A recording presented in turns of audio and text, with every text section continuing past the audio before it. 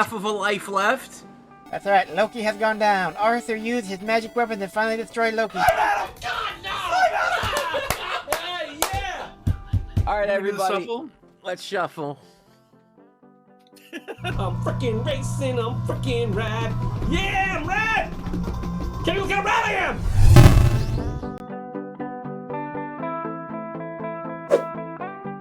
Oh yeah! Let me tell you something about life! You gotta take it by the horns! And take those horns and put it up someone's butt! What is this, my first shooter? Have they never made another shooter? No, blabbity blabbity blabbity blabbity blabbity blabbity. All right, 1, 2, 3. Blabbity blabbity blabbity blabbity blabbity blah blah. Gonna blow your eardrums. My singing is crap. Blah blabbity blabbity blabbity blabbity blah blah. Go up the hill, you stupid hedgehog! Tails can do it! Darkwing Duck! Darkwing Duck! Trouble you call DW. Who? Darkwing Duck!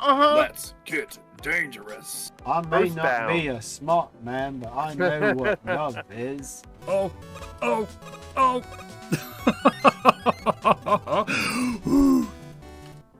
Oh, whatever. That was worth it. Sven! Put the present down, that's not yours! Why is he from Jersey? We did it! That's it? You did it with one man and half of a life left? That's right, Loki has gone down. Arthur used his magic weapon to finally destroy Loki. Yeah! All right, everybody, let's shuffle. I'm freaking racing, I'm freaking rad. Yeah, I'm rad! Can you look how rad I am?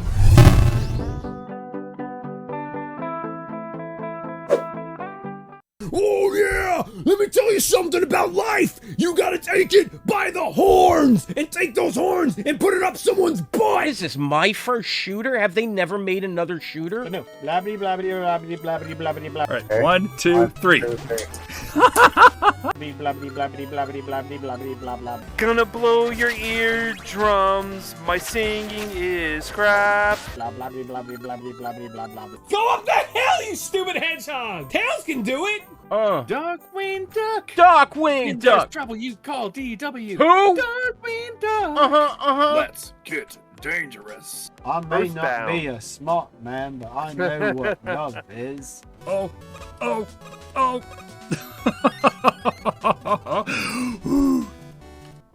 Oh, whatever. That was worth it. Sven! Put the present down, that's not yours! Why is he from Jersey? We did it! That's it? You did it with one man and half of a life left? That's right, Loki has gone down. Arthur used his magic weapon to finally destroy Loki. All right, everybody, let's shuffle. I'm freaking racing, I'm freaking rad. Yeah, I'm rad! Can you look how rad I am?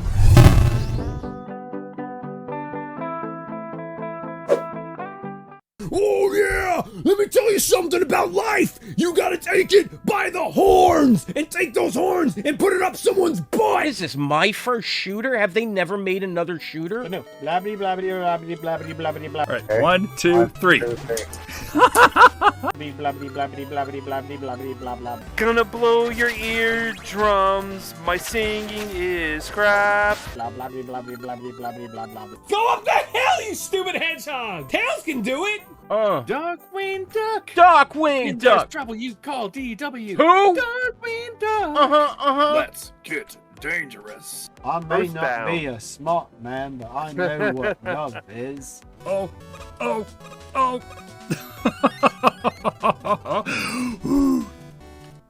Oh, whatever. That was worth it. Sven! Put the present down, that's not yours! Why is he from Jersey? We did it! That's it? You did it with one man and half of a life left? That's right, Loki has gone down. Arthur used his magic weapon to finally destroy Loki. All right, everybody, let's shuffle. I'm freaking racing, I'm freaking rad. Yeah, I'm rad! Can you look how rad I am?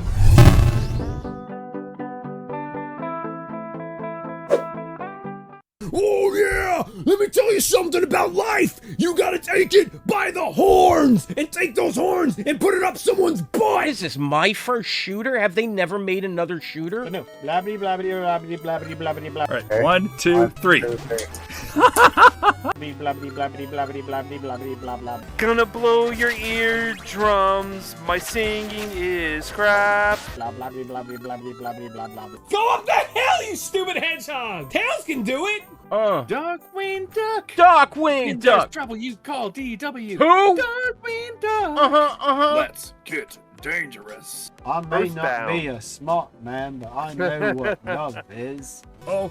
Oh.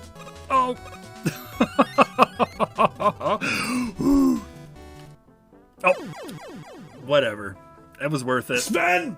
Put the present down, that's not yours! Why is he from Jersey? We did it! That's it? You did it with one man and half of a life left? That's alright, Loki has gone down. Arthur used his magic weapon to finally destroy Loki. Yeah! All right, everybody, Shuffle. let's shuffle. I'm freaking racing, I'm freaking rad. Yeah, I'm rad! Can you look how rad I am?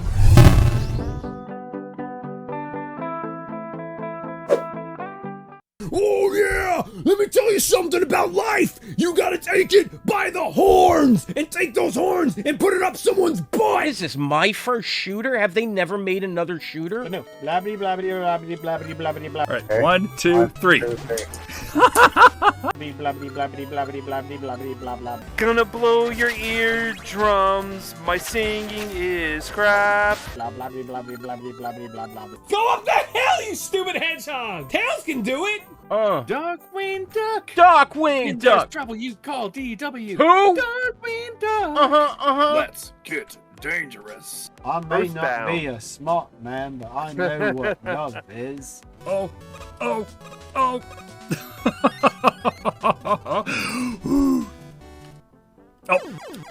Whatever. That was worth it. Sven! Put the present down, that's not yours! Why is he from Jersey? We did it! That's it? You did it with one man and half of a life left? That's alright, Loki has gone down. Arthur used his magic weapon to finally destroy Loki. Yeah! All right, everybody, Shuffle. let's shuffle. I'm freaking racing, I'm freaking rad. Yeah, I'm rad! Can you look how rad I am?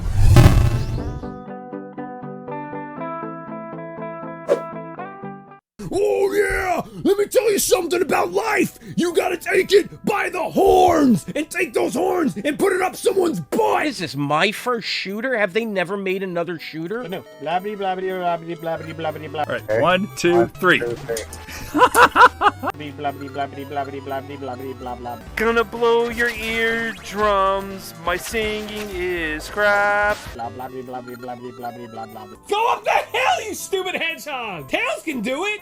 Darkwing Duck. Darkwing When there's Duck. trouble, you call DW. Who? Darkwing Duck. Let's get dangerous. I may not Earthbound. be a smart man, but I know what love is. Oh.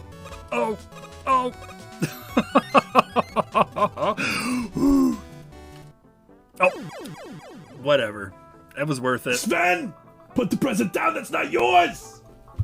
Why is he from Jersey? We did it! That's it? You did. Is this it? Yeah, this is it. Okay. Let me see. Desktop audio's off. I want to see if this is on.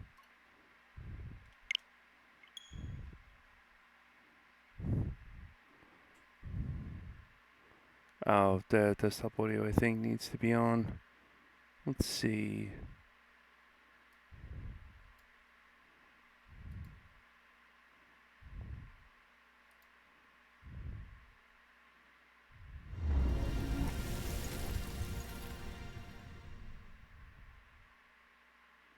Oh, there's also audio capture input too. I always get the audio confused with OBS. It's always crazy to see how this works.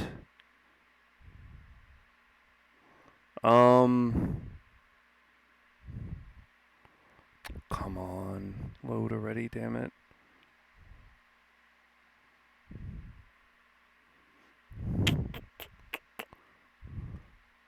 Wow, it's taking like a million years to do the load add-on content. That's nuts.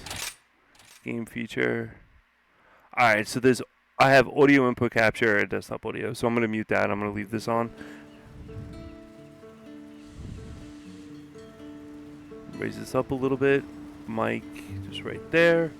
Okay, and I believe that's that, so yeah. Hey, what's up, Cosmic?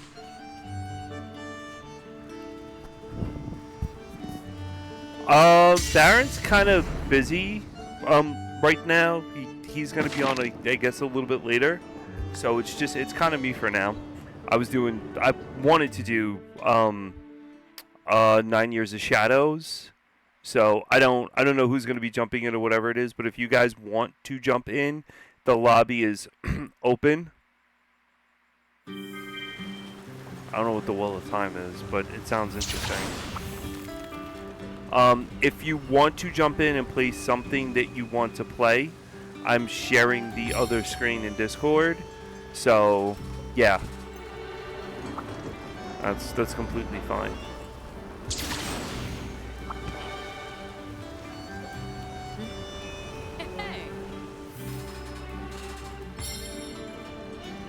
Wow. No, 9 Years of Shadows. It's a good game. It's a solid game. So, whatever. I mean, it's not bad. Oh, and then tomorrow night I have something very interesting planned. Tomorrow night's gonna be fun. So, yeah, stay tuned for that. And then probably Friday, Saturday, Sunday, I'm gonna be streaming again, and Monday. So we'll see.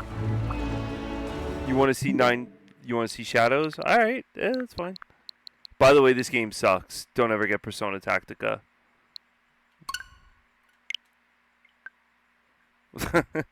Game's ploop. I got a return. I was like, nah, I'm not. I'm done. I can't stomach it. I was like, I'm over it. I was like, I didn't wanna.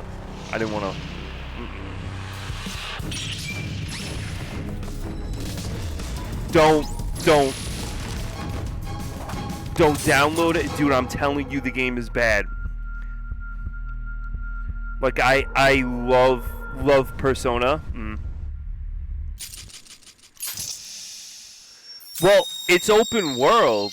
Of course, it's gonna be great. It's open world and everything. I mean, it's awesome.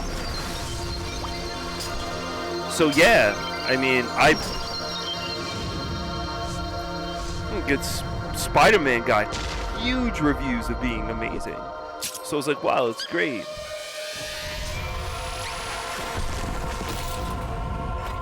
What is this? Yeah, you could kind of I'm sharing the screen, so I mean, kind of kept it open. I don't know if Roto's gonna get on, or if anyone's really gonna. I mean, whatever. I opened it up to everyone if they just wanted to get on. Like, if Baron gets on, Baron will get on, and we'll do like Monster Hunter stuff or whatever it is. But Baron's got a lot going on today. So, this is 9 Years of Shadows.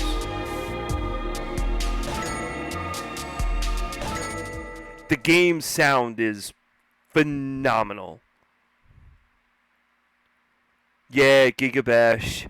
Cosmic was telling me about that too. I was like, ooh, that looks pretty good. So this is like the opening for 9 Years of Shadows.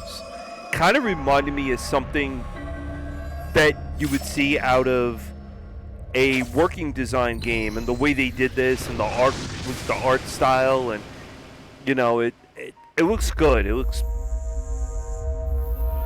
very good. The only problem I had was, like, some of this was not spoken, so they don't do like talking with the text or anything. But yo, and there's Cosmic. it's me. Hello, Cosmic. Hello. I have the audio cranked up all the way. We're good to go with that. Let me just focus on Cosmic screen, and we should be good to go with this. Screen a little bit. I need to show off how in depth this game is. I haven't played it yet. I haven't gotten past character creation. I created a couple characters this morning because, oh my god, it's so amazing just creating a character. But I haven't played the game yet. I've been busy doing other things. But I gotta show this to Slippy because he's a big D&D fan, and this is pretty much D&D 3.5. And wow. Pathfinder, Wrath of the Righteous. I'm just gonna create a character. I'm gonna show off the character creator. There's these other things, I don't know what they are, I just kind of hit main story. I've been using core rules. D&D 3.5. It looks pretty interesting. Yeah, Pathfinder is D&D 3.5, but balanced better. It's basically the same thing though. And I really enjoy Pathfinder. What do I usually change? Remove negative effects on rest. Number of enemies. Yeah, TJ Monster Hunter. I'm running this right now, and then we'll jump over to Monster Hunter.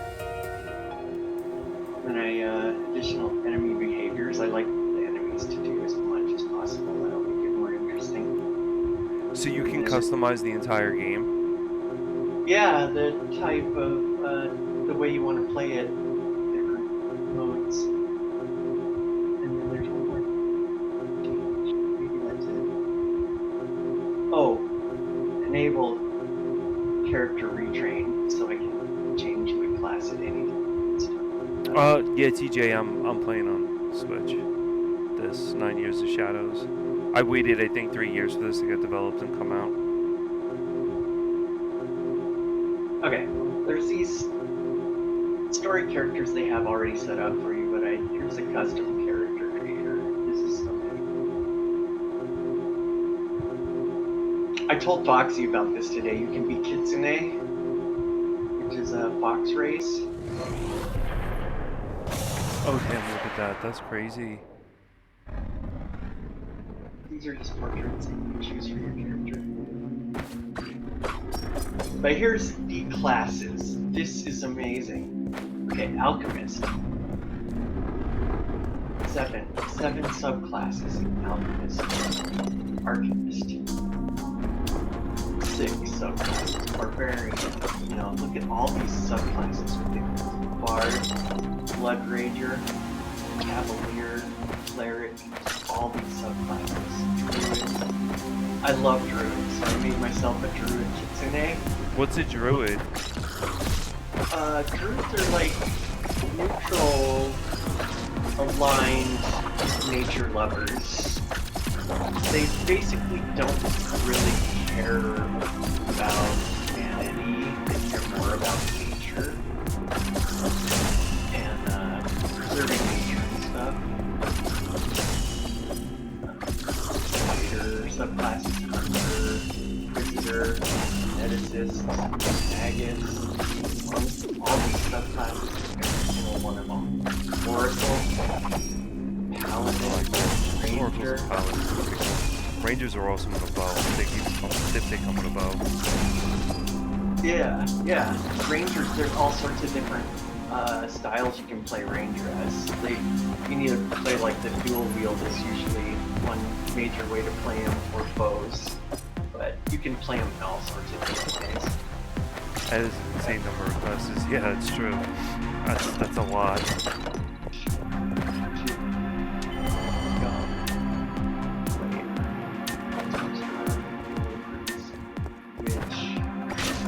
And then I don't know why these are blocked out.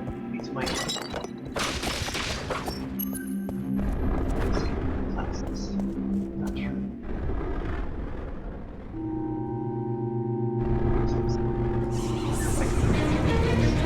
So this game that I'm playing is like, I don't know, it's like a flagrant thing of this castle shows up, kind of like a crawl type of thing, where the castle shows up and you got that enemy that you have to fight at the end of it. So if you look here, she has this guy like coming after her, which is like the enemy, this big enemy that she has to fight, and he's like coming after her now.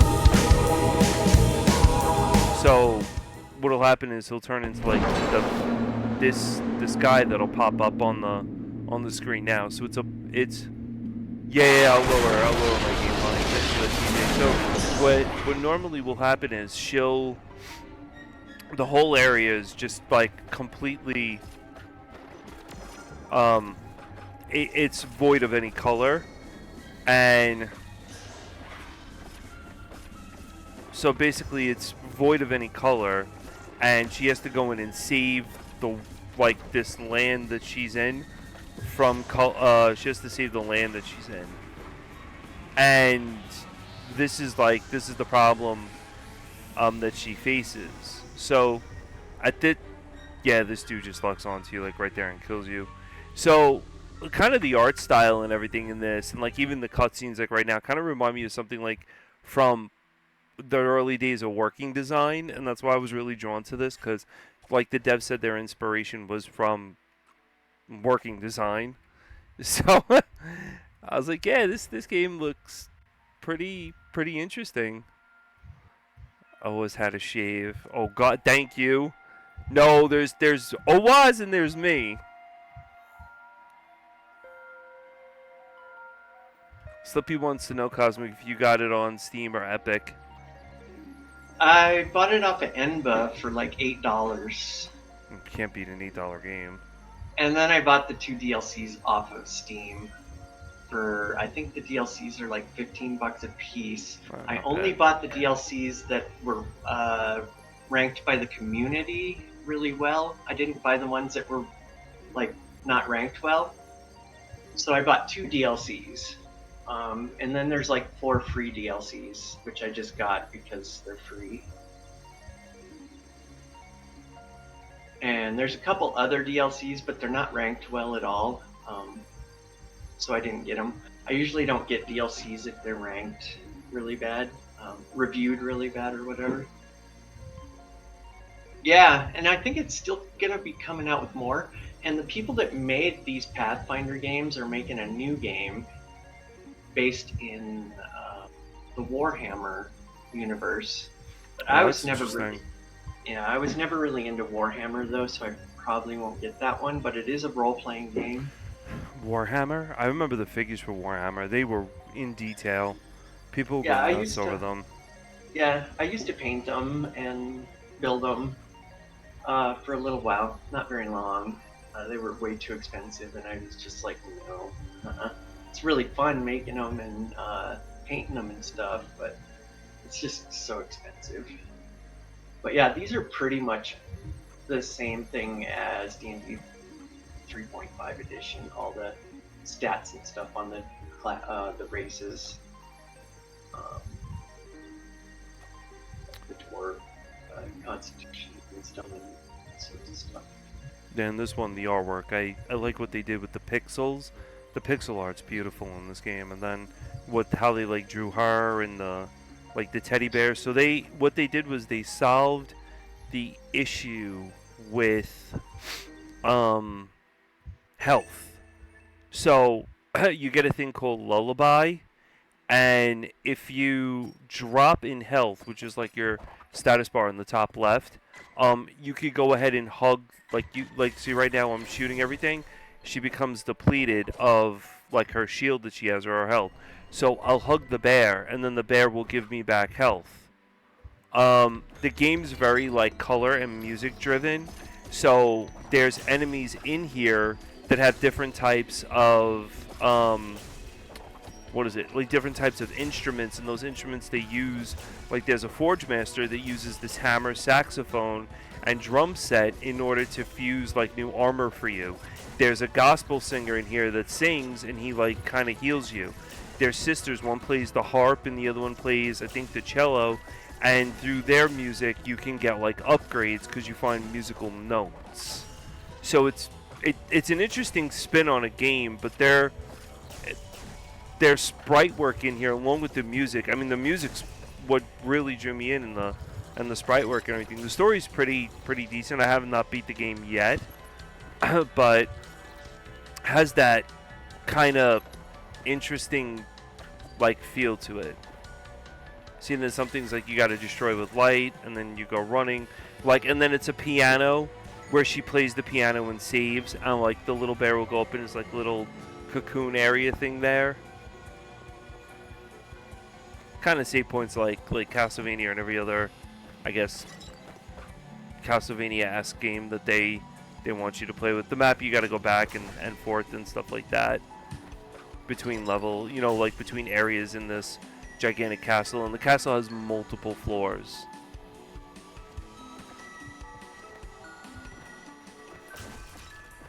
But that's this. Oh no. So that's what what? So that's on PC, right, Cosmic? Yeah, I know it's on PC because it's a CRPG. I learned that saying it's actually a real acronym that is used for these types of video games. What does CRPG stand for? Computer role-playing game. Oh, yeah, common sense. Yeah, it's funny. I actually like it. I'm gonna use CRPG all the time now. It sounds pretty cool. What kind of... I play CRPGs all the time. They're my favorite role-playing games. Like Baldur's Gate, the Pathfinder games, like all the old D&D ones. I really like watching Baldur's Gate, even though I have no idea what goes on in Baldur's Gate. Trap role-playing game. Well, I thought you were a fan of the Baldur's Gates and stuff. He's been playing a lot of racing games lately. Yeah. Crap role-playing games, depending on how much you enjoy.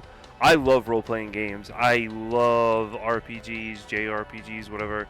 I guess whatever you want to call them and stuff like that. And then I hate using the term Metroidvania because it's such a thrown around term at this point.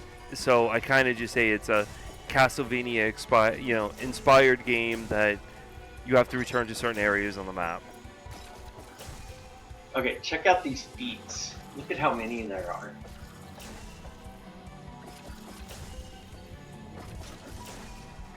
Gee, what does the gameplay look like? Is it There's like... got to be over 200 feats. It looks like a massive game. Yeah, I haven't played it yet, but the character creation is just like playing D&D 3.5. Oh, with customization. And it's actually just like Pathfinder, because it is, but I mean, I'm just referring to D&D 3.5 because some people might not have played Pathfinder. You may know 3.5 a little bit better, but it's pretty much the same thing. And it just blows me away how many characters you can have, how much customization you can have in this game for your characters. It's amazing. I love it. I'm gonna probably start playing it tomorrow. I'm gonna play my Kitsune druid. Yeah, I didn't see Foxy on today streaming. Or I might Foxy's not feeling very good. Ooh. He took the day off. Yeah, I think a lot of people are getting sick.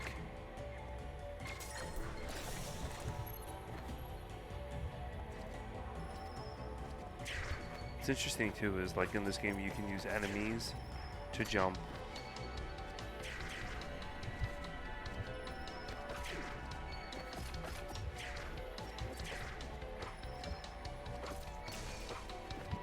And then, like, you hit this. This gives you, like, little upgrade cores and stuff.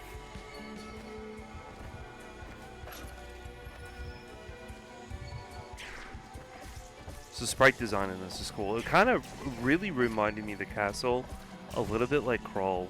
I don't know why, but I had that, like, Crawl type of feeling.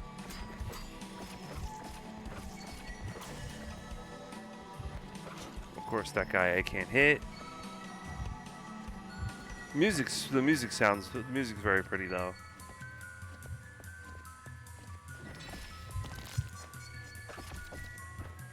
Yeah, the music is pleasant. I find the It's not. cuteness. It's not annoying either. Yeah, it's not like if you're stuck in the same stage like a million times or whatever, like the music's irritating. Yeah. And here's the guy with like the Like Baldur's Gate 3, the music gets it really annoying because you hear the song from the opening scene all the way through the entire game. Oh god. And I don't even really like it. It's like, Ew. oh god, you're gonna drive me nuts, game. I play that game with my headphones off. Like, I don't care. No, I don't want that song stuck in my head for the rest of my life. Foxy was singing it on his stream the other day, and I was like, oh my god, how did he find out about this horrible song? Jeez. Some games just have really, really bad It's music. popular, I guess. I know But the I don't game. like it. I know the game Baron streaming Etrian Odyssey. That game has beautiful music in it. Like wow. I looked up on YouTube today while I was working Etrian Odyssey, and I was listening to the music that was in there. I was like, wow, this game's really good with the music.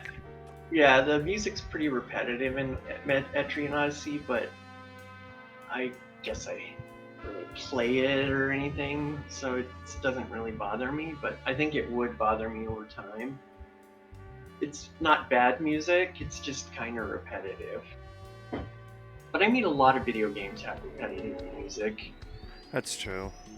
But if it's pleasant and it kind of flows, You enjoy it.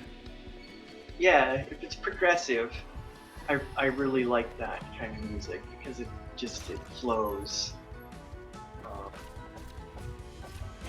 It doesn't like repeat itself. Get all this stuff. You can choose your gods. It seems like there's a lot of customization in there. Yep, it's pretty amazing. And here's your alignment.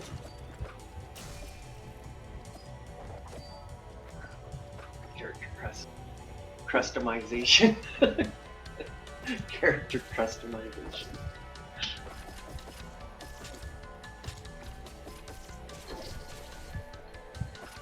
Yeah, it is. I remember playing the first Pathfinder Kingmaker game, video game, and it was definitely not this in-depth. This one is wow. It's like it took all of everything from the core rule books, and then it just added like all the secondary books and everything. It's got like rules from everything in it. Now, I never played any of the Pathfinder games, so how, like, what are they? They're like exactly like Dungeons and Dragons?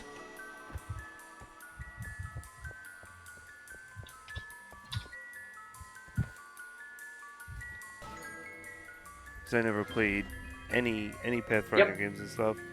Yep, it's just like Dungeons and Dragons. So if you're familiar with Dungeons and Dragons, you would be comfortable with this game. But that's it. That's all I kind of wanted to show Slippy. I was like, wow, check this out. That is just so much stuff packed into this game for just character creation. I think it's the most in-depth character creator I've ever seen in a video game. It's pretty awesome.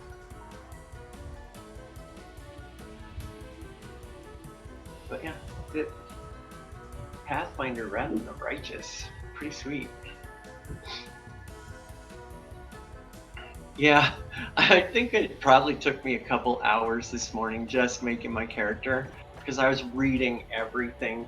I knew exactly what I wanted pretty much, but there's so much in this game that I don't know what it does, and I wanted to know everything, and I created 2 characters. Yeah, but if you have a lot of customization in a game, that's really good. Yeah. I just love making characters. I mean, I keep making characters over and over again in Baldur's Gate 3. But Baldur's Gate 3 is just... I don't know. There's just not enough to it. to the characters. There's like it just doesn't seem like there's enough there. And this one is just like wow, overwhelming, and I love that. I just love it because wow, there's just so much you can make. You Oh, can see, just go crazy. here's the creating guy with characters. the sax.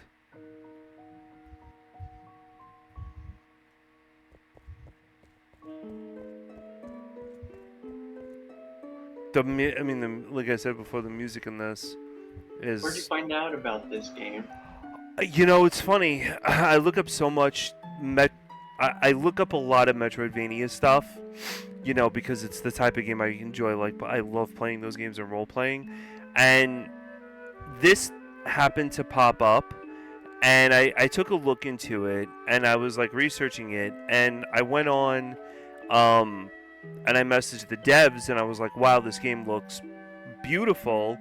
And they were like, yeah, it's going to come out. I asked them like what their inspiration was, and they say that a lot of the guys grew up playing like Rhapsody or Albert's Odyssey, Magic Knight, Lunar 2, and basically they said they wanted to, you know, like even Star, you know, they were like excited about Star Ocean 2. So they were like, oh, you know, we want to come out with a game that has beautiful sprite work, because they felt that the field of like the Metroidvania-esque games and stuff were just, it's so saturated. Like, you throw Metroidvania on something and people are like, oh my god, I gotta try it. But they wanted to give the people like an actual good experience, and that's why they did the sprite work like this. I mean, they you know, so they incorporated a lot of things. I just, it was a really random like find that I found this. I've been waiting for like almost 3 years for this to come out. Yeah, it's surprising I haven't seen it. I have 8 Metroidvanias that I'm gonna stream when I start streaming. I just can't wait for that. I love those games. Those and any like tactical game that has permadeath is awesome. Oh, you like the roguelikes? Yeah, I like the permadeath ones. So then they made a game that was like a Metroidvania and nothing like any of those games you mentioned. Yeah, well, they took the art, so when you see the cutscenes, it's a lot like what you would see from working design with the cutscenes in the middle of the games and stuff. You'll see when like I go further deep in the game. The music, they were inspired by like, let's say Rhapsody, or it was really like Rhapsody, and I think that was really all they mentioned was just like Rhapsody, but probably other games too, like Castlevania and stuff. And you know, they wanted to do the sprite work, and yeah, like, you know, keep the sprite work clean. And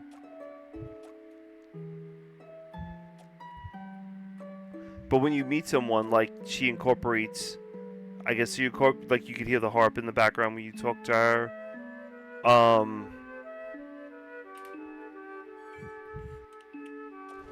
So I don't have enough, but it's very like melody driven. So you're playing that game now, Cosmic, that you showed us? Oh, I'll be playing it. I'll probably start playing it tomorrow. Today I didn't have much time to. I had to do other things. But yeah, this morning I created characters for it, so I'm hop right into it tomorrow. Start playing.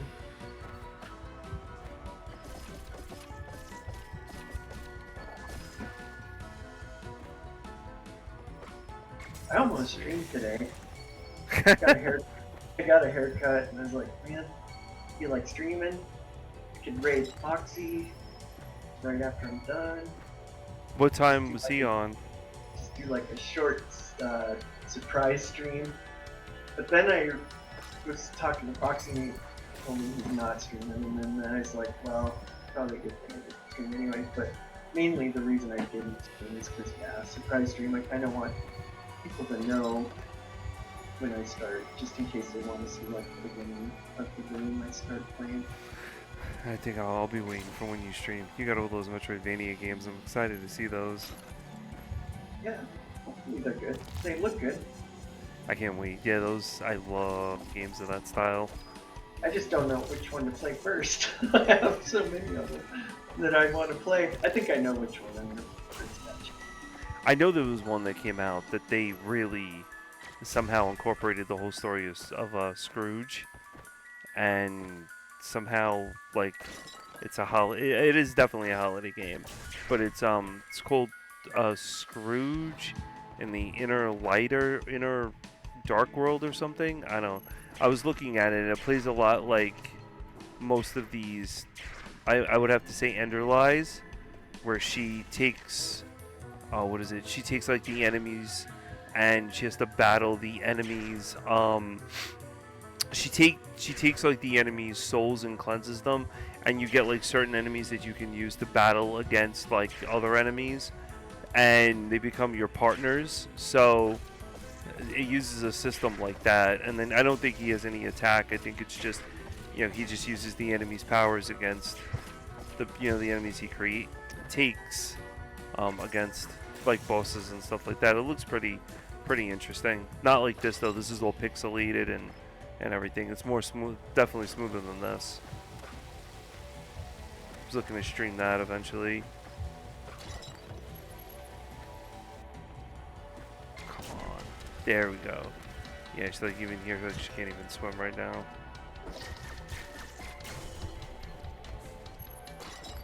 Oh, here, hit him. Aw, damn. Wow, this run through I'm actually doing pretty decent. So are you playing Monster Hunter now?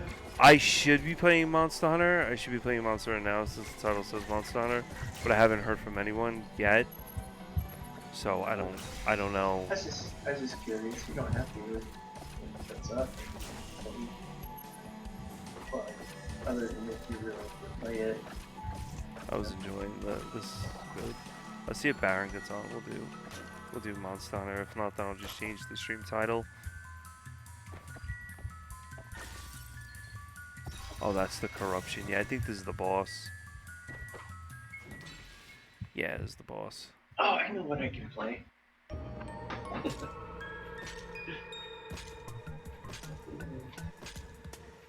I don't know if I'll be able to do this, but I'm gonna try. Yeah, DW, since Baron wasn't really around, I was like, I'll open it up. It's time for, I kind of like it's the season for friends to get together and, talk about games and other stuff. I was like, RA, we always do RA and stuff. Why not just take a break for a little bit?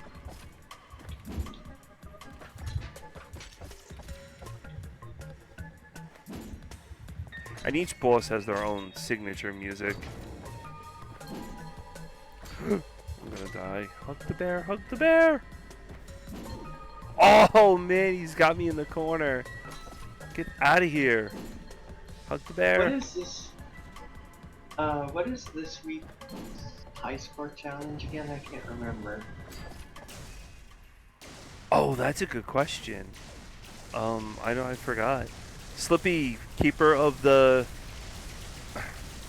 high score challenge information and stuff. What would you like to... What is it? I mean, I could probably just go on Scanlines and see, but... Okay, got my game up. I was just wondering. Yeah, I guess I could just look it up. The high score challenge. Yeah. What's that? I think I put up last. I think it's one of RBK's shmups, if I remember right. Yeah, I think that's what it is. Yep. It's one of RBK's shmups.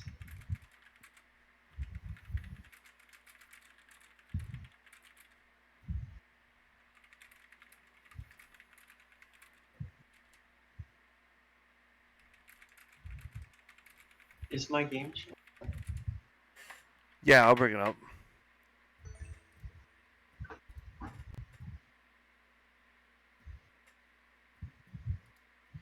Oh, there, now it is. Oh, now she could change armor and do all that other stuff, and then you get like certain elements. Like this adds electric. So the guy's back, but you're stronger than him. Like, there's the first guy you defeated.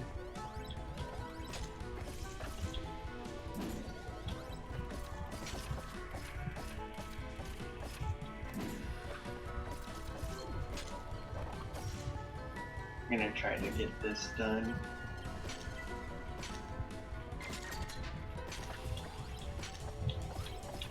Come on.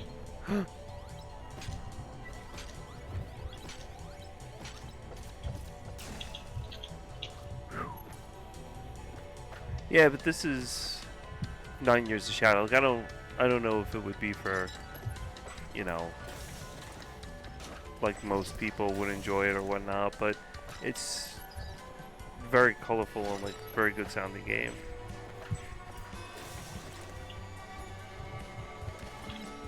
Oh, Yeah, I can't hit that yet, that's for sure.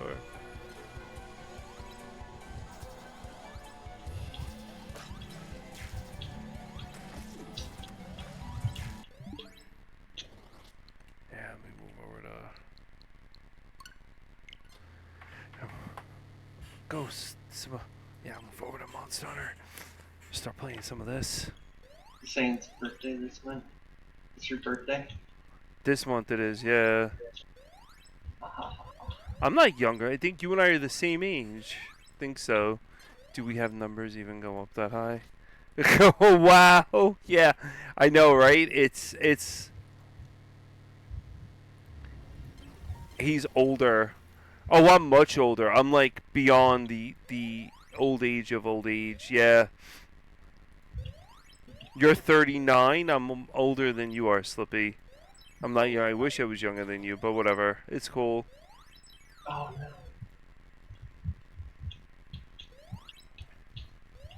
I'm being impatient. I'm gonna lose. Yep, that's it. Dang it. 2 towers is gonna be tough. I can do 1 tower.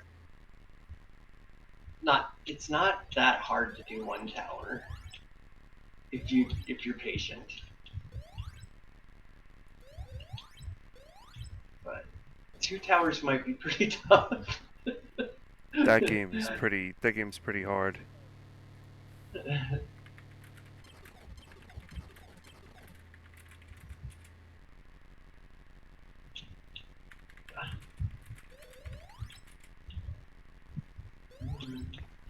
I'm gonna set this up and I'm gonna be right back, guys. I'm gonna load this real quick and then I'm gonna run to the bathroom. Be right back.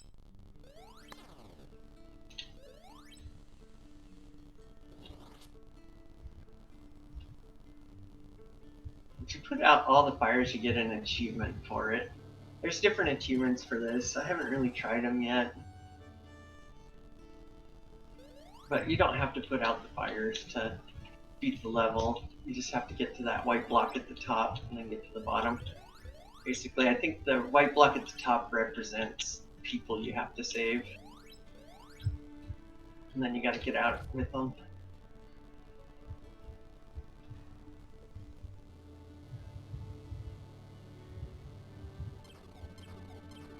Yeah, that's true, Wolfie. My bladder is so weak. It's one reason why I don't stream too much. Why I kind of streaming for a while. I don't like taking so many pee breaks all the time while people are watching. But I always have to take a lot of pee breaks. I can't drink coffee, otherwise I'll be peeing like every 10 minutes. I love coffee too, and I'm kind of addicted to it right now, so that's another thing I gotta quit before streaming. But I'm gonna be starting probably next week, maybe. That's what I'm thinking.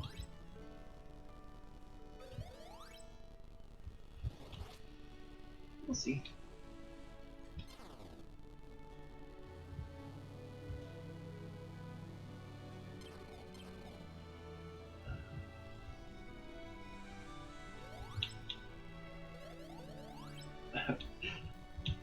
Yeah, Satan invited me to play tonight, and I wanted to show Slippy a game, so that's why I'm on here. Hello, Foxy. Let's see.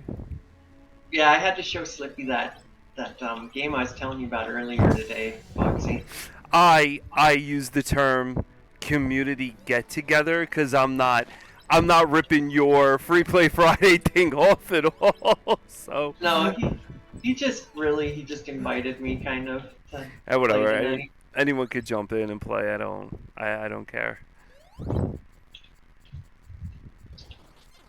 Get out of there, quick. Go. Oh man. I gotta say I was kind of. I know this is gonna sound crazy, but I was kind of lost today. I was like, wait, is today Thursday, or whatever? And I'm like, wait, Foxy should be streaming. And I actively went on Twitch. I think it was around 5:30 my time, and I was like, wait, Foxy should be on, and I didn't see Foxy on. And then I had to check today if today was actually Wednesday, as crazy as it sounds. And then I'm like, oh yeah, we got to do like the Monster Hunter thing or whatever. You get into those you get into those tasks of, hey, it's gonna be Cosmic streaming in the morning, and then afternoon or whatever.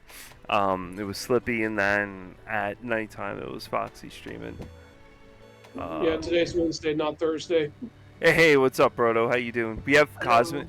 We have Cosmic in here, and he's playing one of an Atari game that's our high score challenge for scan lines. So, and I'm setting up the lobby now for. It's the monthly Melee. One of the monthly Melee games. Yeah, that's pretty interesting. I never played a whole lot of Atari back then. I grew up with it. It was my first console. Oh, nice for you. For me, it's the NES. Yeah, NES was the second one I had. Oh, shoot. So, the lobby ID. I'll send you over the lobby ID, Roto, Alright. when you join in. 4, 2, Y, 7, 6, Q. And yeah, Foxy. Sometimes we need some time off, and that's all. That's really actually good. I'm in the middle of the next 3 weeks. Like I'm basically going to be working every single weekend for this entire month. The only time available I'm going to have off is going to be January 1st. But I said to myself, I'm really tired of it, and I love streaming. I like connecting with everyone in scan lines. I like playing, the games and stuff online. Why am I going to do it to myself just to say no to stream? And I said the hell with it. I said I'm going to keep streaming through the madness, and I just don't care. That's what it comes down to. Let's see. Alright, I sent that to Vance, and Roto, I'll send this to you. Vance might jump in. There you go, Roto. I sent it to you. But yeah, I guess, guys, it's what is it? Just you gotta relax somehow, and blowing off steam or whatever. So playing games or whatever it is a good way to do it. That's for sure. Is that on Twitch Whisper? I sent it to you on the Twitch thing. Yeah. Okay, I'll check it in a minute. Cats are eating. Oh, look at that! I hit the wrong button.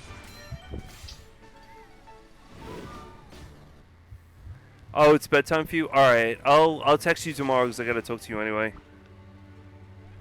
Good night, Slippy. Good night, Slippy. Weapons. Nope, I'm gonna go for switch axes. Those are a lot better.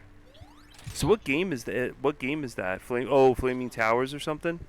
Towering Inferno. Tower Inferno. That's your favorite game, right? My favorite Atari game. Something about it. I just like putting out these fires. I love pole position. What else? Space Invaders, Pac-Man. Then there were these games. No, Baron, it's cool. It's perfectly cool. Like, we didn't do RA or anything today. You and I could do that at another point. But I'm starting up. I started up the lobby info. Everything's in Twitch if you want to join. Yeah, you know, Cosmic. You know what's really crazy? I I said to a friend today. I was like, yeah. I said I set up the 7800 on the desk with the screen. And they're like, oh, 7800. I'm like, what's wrong with the 7800? And they're like, yeah, it's a cheap Nintendo. Huh? The cheap, because when I was streaming before, you noticed the Atari 7800 on the desk, and they said, yeah, it's like a cheap Nintendo. You're better off doing like with the 52. The 5200 like classic. I said, yeah, it's basically a cheap NES. It doesn't have many original games. Most of the games it has are on the NES, but they're not as good. And the sound card in it is terrible. Games sound awful. It's actually, the sound card in it is worse than the 5200 sound card. Oh, wow. The sound card in the 5200 actually sounds good. There's some games that sound awful on the 5200, but I think it's just because of the way they're designed. But I don't know. I just never did look. I tried out all of the 7800 games that I thought I would be into, and just, I don't know, none of them clicked with me. Maybe it's because I didn't grow up with the system, but I don't really like it. I just see it as like a cheap NES, not as good. Worse graphics, worse sound. I mean, it's not a lot of the same games. I wouldn't have, like, back then I never would have known, but Yeah. I like. I mean, if you grow up with it, I'll bet you think, oh, this is the best thing ever, you know? Because that's how I am with the 2600. I love it. It's nostalgia, really. I grew up love with the it, so I have 5200. a feeling for it. I just like good feels because that's what I grew up with. I think the 5200 looks beautiful, like with the wood grain on it and all the switches and everything. It's super nice. Yeah, the 5200 I grew up with as well because my cousin pretty much lived with me on our ranch. And our houses were right next to each other, and we shared games. And he had the 5200, so I got to play a bunch of 5200 games as well. And I just really enjoyed most all of those as well. Oh, Vance, you're in here too? That's just my opinion. I don't like the 7800. 7800 just... Looks like his mic's muted. Oh, it seems that way. Yeah, the 7800s. It's kind of cheap, I guess. I had a lot of issues with it, and it broke and stuff like that. I just had problems with it. You might as well just play the NES, because the NES has pretty much all the same games as the 7800, just better. That's true. They didn't have Crystal Caverns, though. And Crystal Caverns is awesome. Okay, I haven't tried that one. That's one of my favorite games. Even in the arcade, I'll play Crystal Caverns for a long time. It's just, I really, really enjoyed that game. I think it was great. Oh, and the 5200, yeah, the 5200's huge. That's really true. Yeah, it is a huge system. It's like a big chunk. It's a very big system. Vance, Yeah. if you could hear me, I sent you the what is it? The passcode and everything on Twitch. If you want to join in.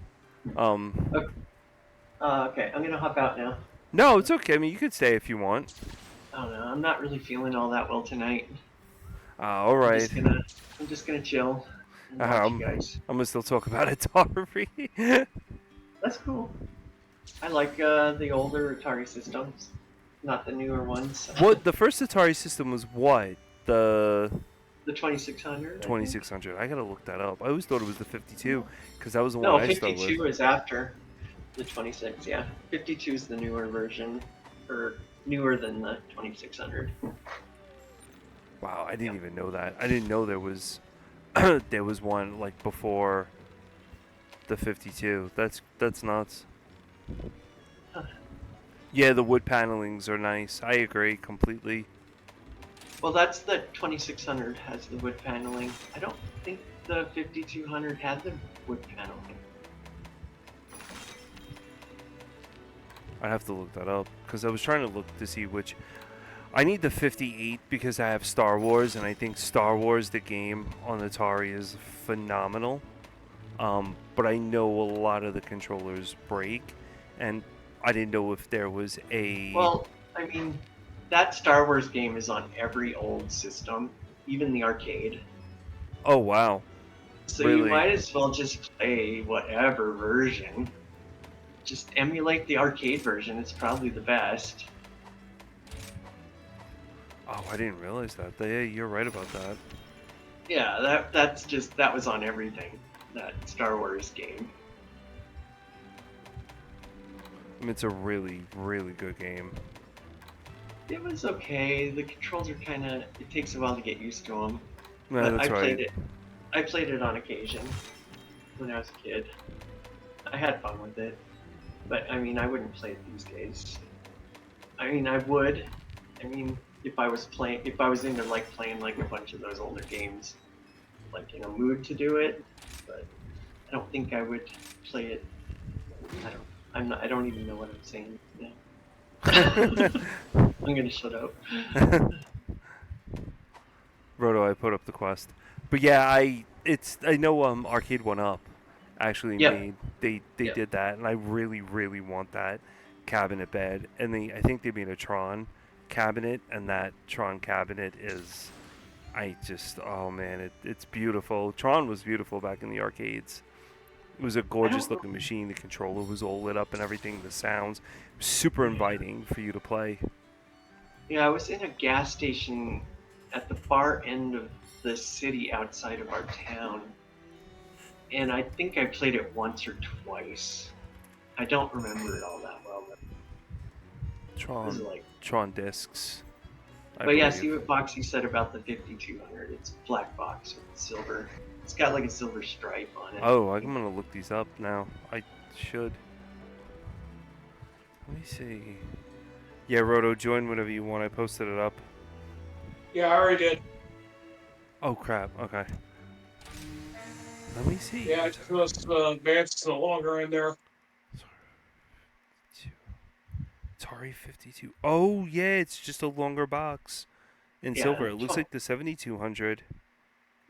Yeah, it does look like the 78. I think it's 78. 78.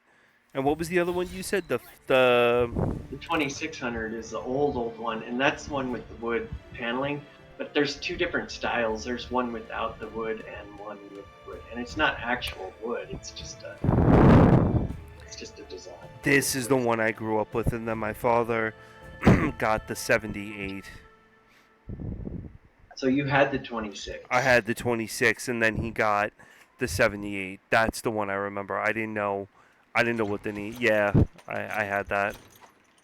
Yeah. So you never had the 58. No, I never had the 58. I had the wood panel one. I didn't know that was the. That was a 2600. The 26. I knew I had a Okay. Fairchild. I still have my Fairchild.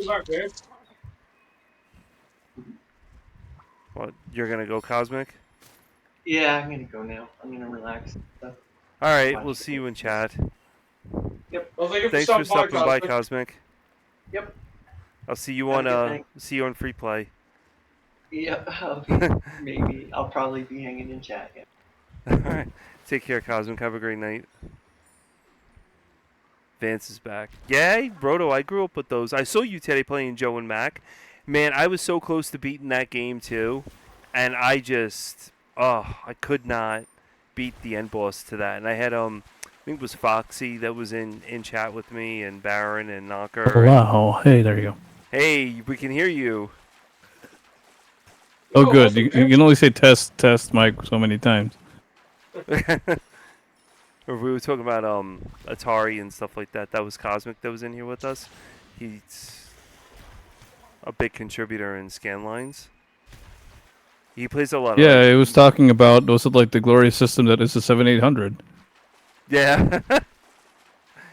Cause I didn't even know I had the first like Atari. Cause when I grew up, my father loved the Atari system, and oddly enough, I think I was the only kid that had a Fairchild. I still have the Fairchild, and so like he would he got the Fairchild from me. I wanted the ColecoVision because the ColecoVision had that damn steering wheel that looked beautiful, and I was like, "Wow, ColecoVision has a steering wheel." But he was big into Atari. I mean, he even now today, like I got him this Atari system. Like they came back with the retro Atari system with the actual controllers and stuff, and they have Genesis games on there and everything. And he plays it all the time. Plays Space Invaders, Pac-Man. Yeah, he asked me about Beat 'em and Eat 'em, and I was like, no, it's not on there. They couldn't do that because of legal issues. Well, I think I made it in. Now, was it like? I know we're not supposed to be like promoting each other, but I like what I want to watch, like what you guys, because I'm not streaming, right? So like I want to be able to like watch the channel while we're playing. Where's this streaming to? Scanlines. Scanlines. Okay. Scanlines. I will send you. I guess I'll send you the link for Scanline. Scanline Heroes.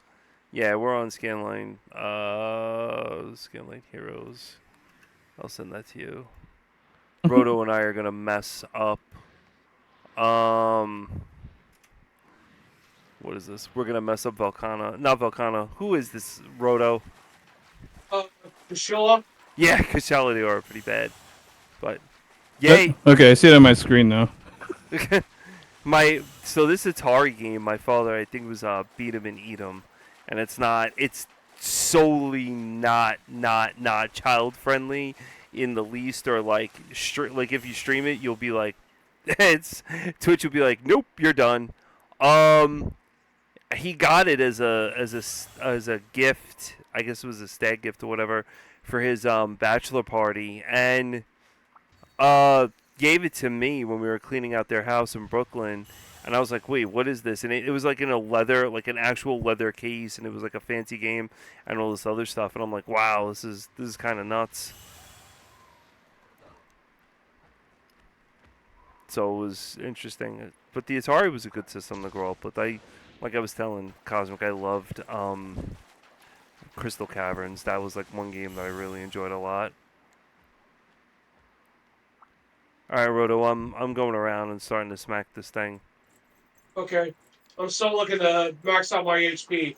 Once I do that, I'll join up with you. It sounds like an actual good idea. This is like a lower level type of thing. It's not like the Risen kind or anything we're gonna be going after. You didn't really get to play that one. It's weird. That one, Custard's Last Stand. That one's super weird too. I heard, I've tried to find on Atari,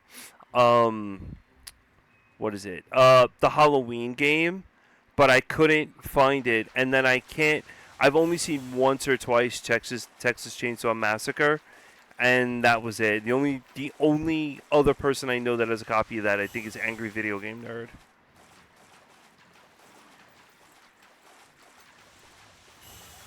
They're on RA? No. Yeah, you can't stream that though, DW. It's pretty bad. Get badge, and yeah, I'm like the worst person to do badges.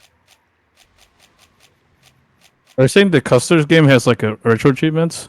Yeah. Like, what would the achievements even be like? I wouldn't even. I don't know. That would be kind of weird. Oh look, I badged Custard's Last Stand. That's a super achievement right there. Oh man, that's like, like that. Oh boy, and even the Texas Chainsaw Massacre ones, just it's like a badge of shame. Yeah, it kind of is up there with like the waifu games. No offense, Baron. No offense, Baron. Waifu clicker is perfectly fine to badge. We won't discriminate against that. Uh-oh, Rose getting hammered. Not really. I'm coming, Roto. Yeah, Joe and Mac, I should do that. That would be an awesome badge to do. I think Joe and Mac's a great game. Yeah. Game, I love I didn't even it. realize it had an arcade version. I didn't even realize they had an arcade version.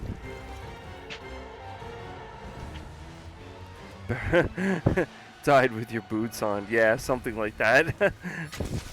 Waifu clicker has nothing explicit. I don't know. The name sounds explicit. It's like waifu clicker. I'm clicking through my waifus. And I only recently found out about that name waifu too, so I was like, what's this mean?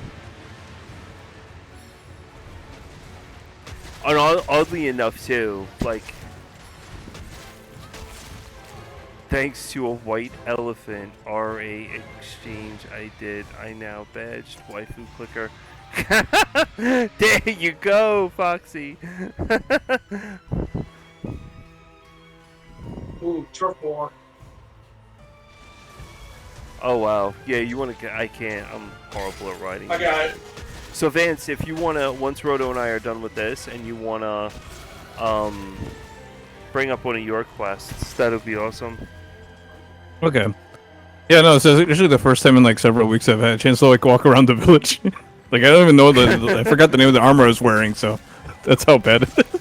So guys, I was in Vance's stream, and he has a redeem for Eco the Dolphin, and the redeem's power is over 9,000. It's not that bad. The redeem is just like try to beat Echo the Dolphin without using a continue. The only problem was like redeem 25 times. That's it. Every time that comes up, I'm like, oh boy. I don't even know if I've played Echo the Dolphin, whatever, 25 times in my life, and I own a lot of copies of the stupid game. That's definitely something to see, though. I mean, the game is really, it's hard, but the music makes it more like chill for a game to stream and play. I'm not afraid to play games like that for events and things. It's a pretty good story piece. Yeah, I could see Waifu Clicker being a pretty good story piece. And then Foxy in chat is our like resident like RA guy that he does a lot of RA stuff, and he's mastered a lot of games.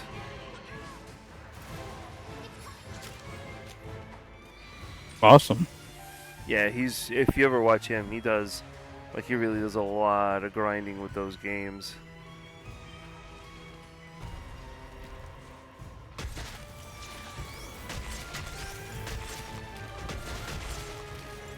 How's that white mage run going? That inspired me because I was gonna throw in Pixel Perfect, and I was gonna play with like white. I was gonna play with white all white mage team, just for the hell of it, to try it and see how it is. You know, was it like unlike some of the other like I don't know how like 4 black mages could do it. Like I see a path to victory with like white mages. I see the path to victory with like black belts because there's only so many ways you can play them, right? So they got to put a winning way in there. What are you supposed to do with like 4 black mages? Run out of magic?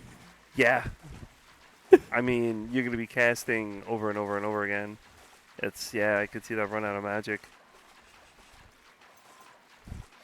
What other characters are in that game? Oh yeah, you're an RA enthusiast. That's putting it lightly. You're like an RA. You get like the RA mastery done. I gotta play. I really want to play that. There's so many games like I want to play eventually when I get like the time and stuff. I saw Baron was playing Etrian Odyssey, and that game's beautiful. So I wanted to try to play that. Do any of you guys, like even in chat too, have like games that are on your list to start playing next year and you want to beat and play, get to play too? Well, I plan to finish up Fire Emblem Engage for one thing. Did you like that game? Haven't gotten that far. That's the problem. I've been playing other games, namely Final Fantasy Pixel Remasters. Oh, okay, yeah, that's what I have, the Pixel Remastered one. What about you, Vance? You have any games that you want to play next year? No, so like the one I wanted to really get done was Super Mario RPG because when I saw the trailer, they announced it. I was okay. I'm gonna take that day off. Make sure I play that game, and that's done. So, coast is clear.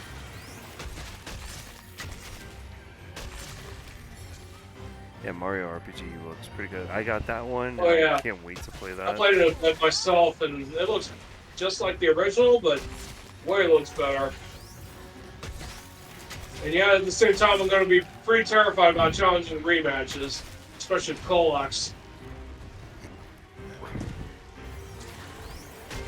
Because I have seen some of the videos with that rematch with Colax, and anytime any of those crystals go down, he and his other crystals get buffed up as well.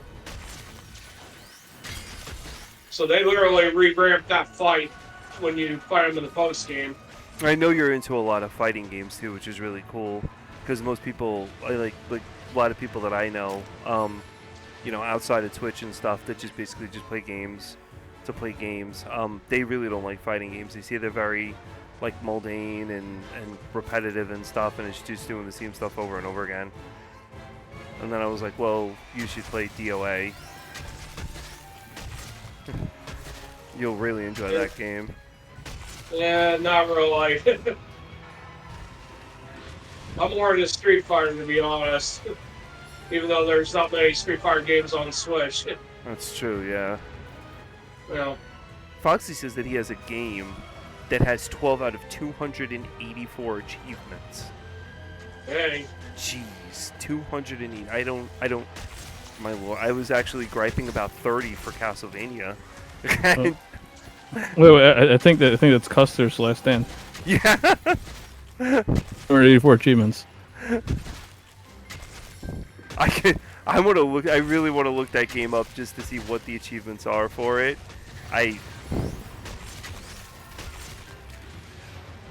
Oh, is it a golf game?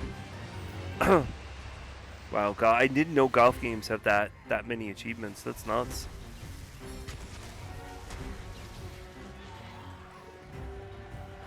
I think for me, I think I want to really try to beat, like I said, Pixel, like the Pixel remastered, and do something like what you're doing, Vance, with the white mages or just a straight team like that. I find that super interesting to do. And then of course there's like, you know, some Metroidvania games, and I really thought about Albert's Odyssey for Saturn and Magic Knight for Saturn too. I heard Albert's Odyssey is really, really good. I had a chance to play it at a friend's house and then just never got around to like either beating it or whatever.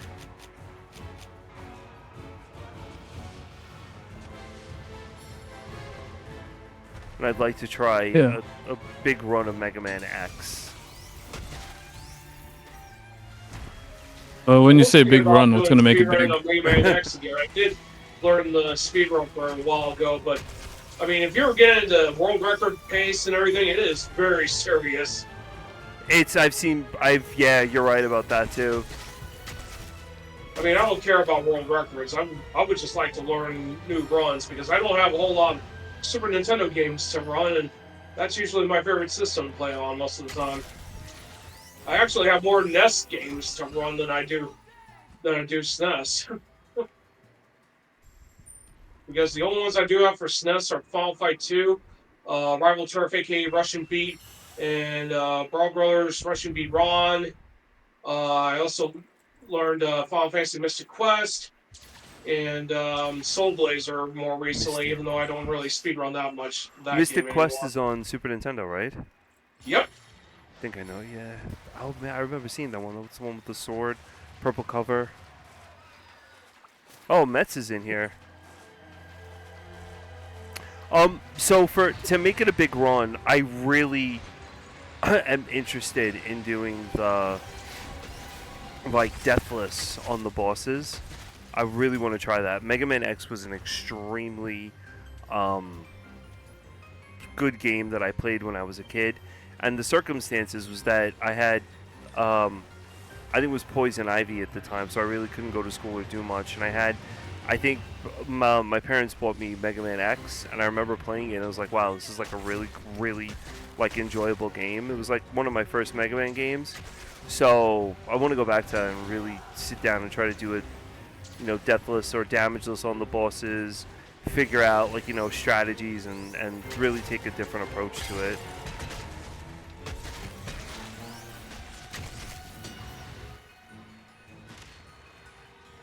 I think it would be kind of fun to run in and do that, and then see like how far I can get. And Mickey's here. Hey Mickey, what's going on? How are you tonight? We're doing.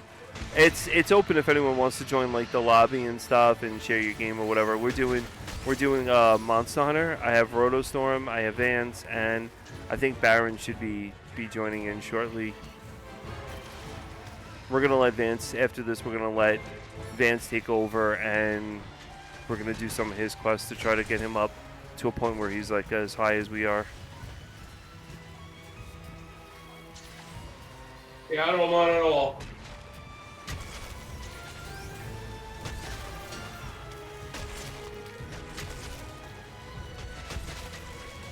Hey, do you guys know any armors that would work well with bows in this game? Any what that will work well with bows? Yeah. What like a bow that's really good in this game? Yeah, and the armor to go with it for skills. Oh geez, that I don't know. I know there's one armor that was a bow armor or something. Oh damn, I fainted, of course. I figures I would.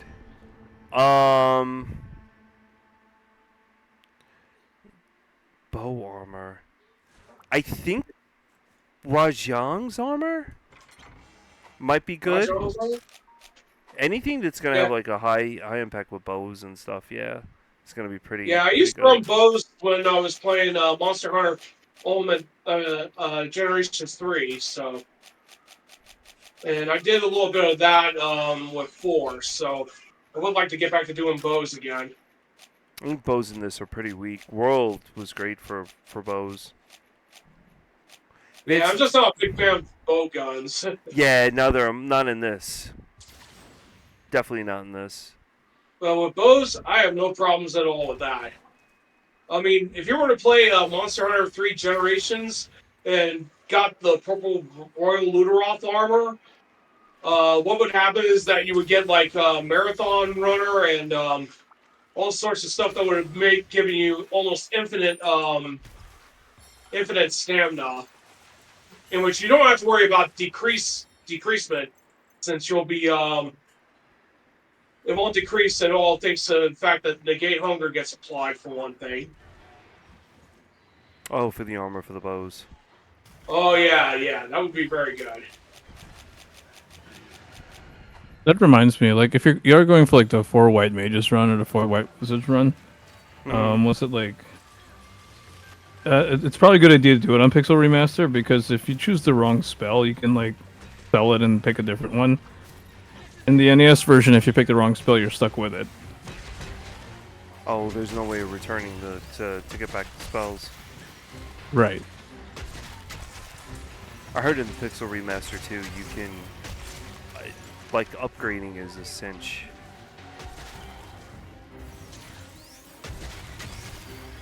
Sounds about right. Yeah, I was like reading all about it and why they did it, and I think it was like an anniversary or something. I wish they would come out with a Mega Man, or did they come out with a Mega Man collection for the Switch, like an anniversary? Oh like yeah, there's 2 collections for each the classic and the X ones. Oh wow, I gotta look into that. And that was like a long while back too. They haven't really released any new Mega Man games since Infinity got fired.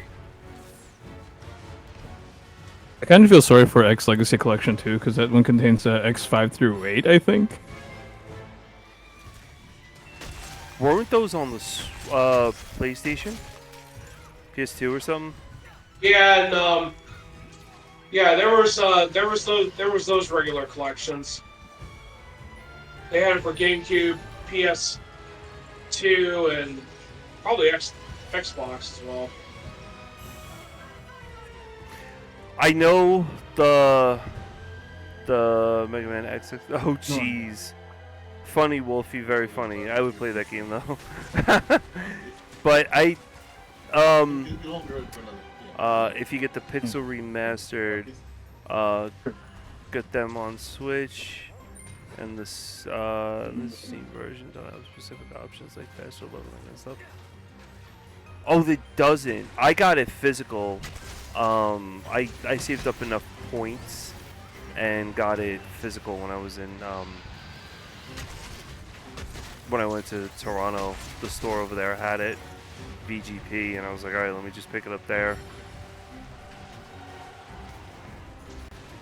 But Mega Man's awesome. There's a lot of people in Scanlines that love like Mega Man, the original Mega Mans and stuff like that, to the point where they've given each other challenges and stuff, kind of like what you do, Vance, for your redeems, and they call them like cosmic challenges where you can only like do this or do that. So yes, it's pretty cool. Yeah, what's it like? I think everybody, because like Mega Man's such a vast franchise, like you gotta like put your own spin on it, right? So like for me, it was like trying to beat the game Mega Man: The Wily Wars without dying. I heard that game was crazy. Yeah, I did it. That's what I'm proud of this of. That was the one for Genesis.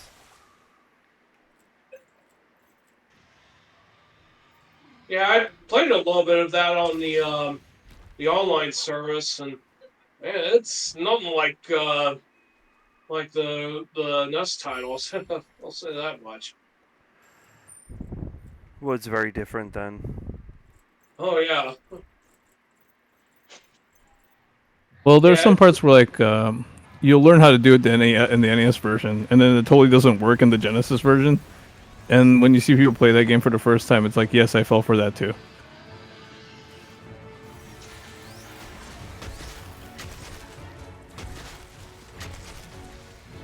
Where are you dragging already? Oh, that's awesome, Cosmic. So you bought them, and then they let you upgrade them for free. Wow. My apologies, Paramats. No, that was me, totally, because in my head, as I hit him, I said Baron's probably annoyed that in my head it said bomb time, and I just tapped the button.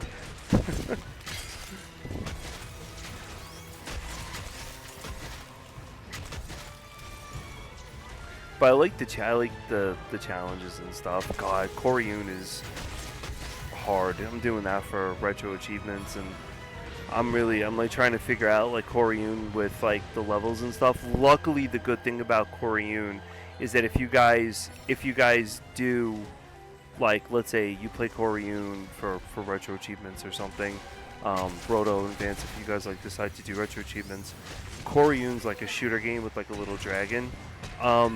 It does allow you to go back to do the levels, which is a good thing. So if you beat the entire game, you can go back and just just do the levels.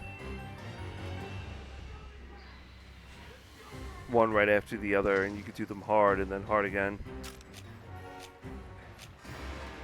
I think, why is that Blanca wannabe here?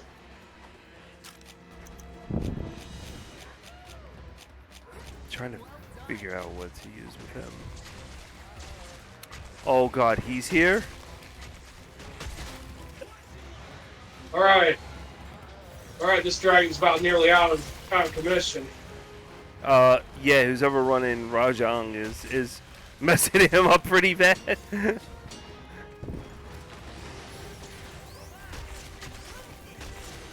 So Vince, when do you think you're gonna do another eco stream?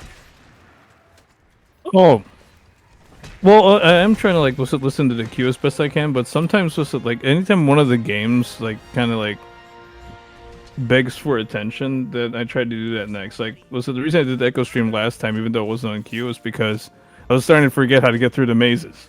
Large Elder Dragon Jam in the house. Yeah, those mazes are tough. Yeah, you pretty much have to like. Dora Hardhorn. Yeah, it's 25 stages you have to remember in a row. Yeah, that's nuts. That's nuts. Yeah. Is that the one where Eco's in the where Echo he's in the what is it? Or is that Tides of Time? Where he's in like the thing above the world and he's spinning around and he's gotta go through those tubes. I think that might be Tides of Time.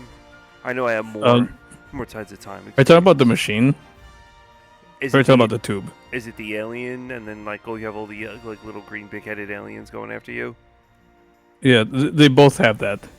Oh God. Okay. I like what they did with on the Dreamcast, where it shows you he starts swimming and then jumps like through the hoops like that, and you got to navigate around. The Dreamcast one's pretty good.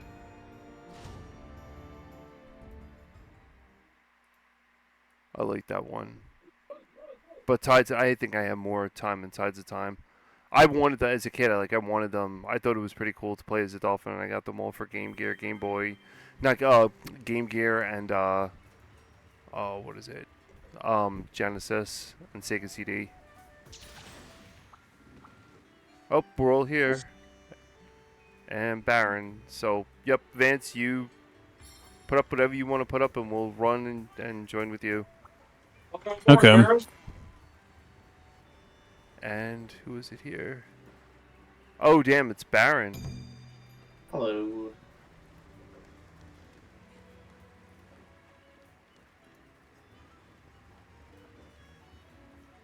Alright, time to get some Dangle.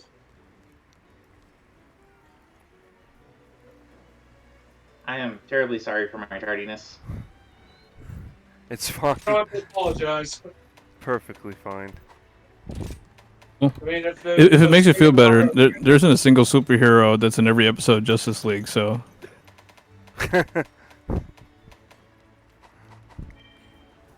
Yeah, family comes Are first. you calling me Aquaman there? Is that what you're doing? Well, my favorite Justice League member, at least the way they wrote in the show, is Captain Atom.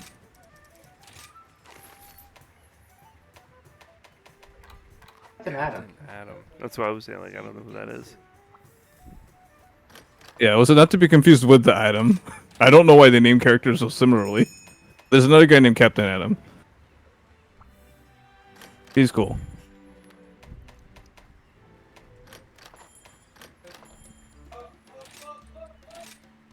What are we changing goods here? Oh, energy drink, light powder. So what are we taking on this time? This is a threefer? That's a good question. Oh, blast is not good for this one. You know, I have not pulled out my poison gear in quite a while. You're funny, DW, that you talk about me needing to know Centrum Silver for seniors. He thinks I was born around the time of, you know, the parting of the Red Sea. I saw the comet hit Earth and wipe out the dinosaurs. I've been living like since that long. Jokes like that are so fun. Like, was it when people ask, like, what's your first gaming portable? I like to say the Abacus. Yeah. Nice. And the Abacus probably plays better than the PlayStation Portable anyway, so what's the sense? Ooh. There you go. God. I read a review on that, and it was interesting. So, guys, like, yeah, I took it 500 miles from my house. I was on a business trip, and I wanted to play my games, and the lag was just ridiculous. I even paid the extra $6 to have the upgraded internet at the hotel, which is even worse. I think for this one, Baron, is just going to be ice. I pulled out my my poison weapon because I haven't used this one in a while. I'm gonna try to go to the item box, but yeah, it just let's see.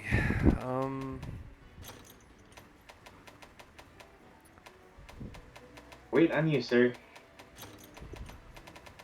I'm always the last one. Let's see which one this is. Oh, this is enjoyable. We should take Vance to fight. Oh, who is it? Malzeno. We'll get there. We'll get there. In due time. Mm-hmm. It is kind of funny. You guys were, you and Cosmic were talking about the Atari stuff and talking about the Abacus old games. I actually played. I pulled up Adventure on the Atari 2600 I last night. love that game. Got through the first Adventure. It's the most square hero I've ever played. For the longest time, I thought those were seahorses. I'm not kidding you in the least. I have the box. I have it boxed with the manual, and ever since I was little, I always thought those were seahorses. And I was like, why are the seahorses coming at you? Because I thought it was a diver, and I thought it was seahorses, like dragon seahorses coming after you, because that little thing he has, like the little arrow, I thought that was like his harpoon gun. I mean, that works too.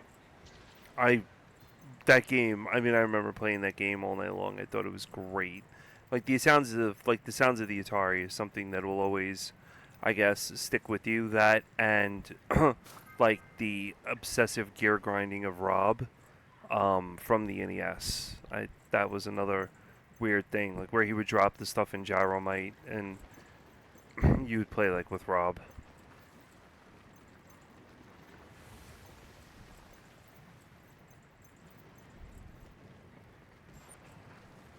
The Atari was an awesome. That was a great system. Like, what were your first systems that you guys like played as kids? Atari 2600.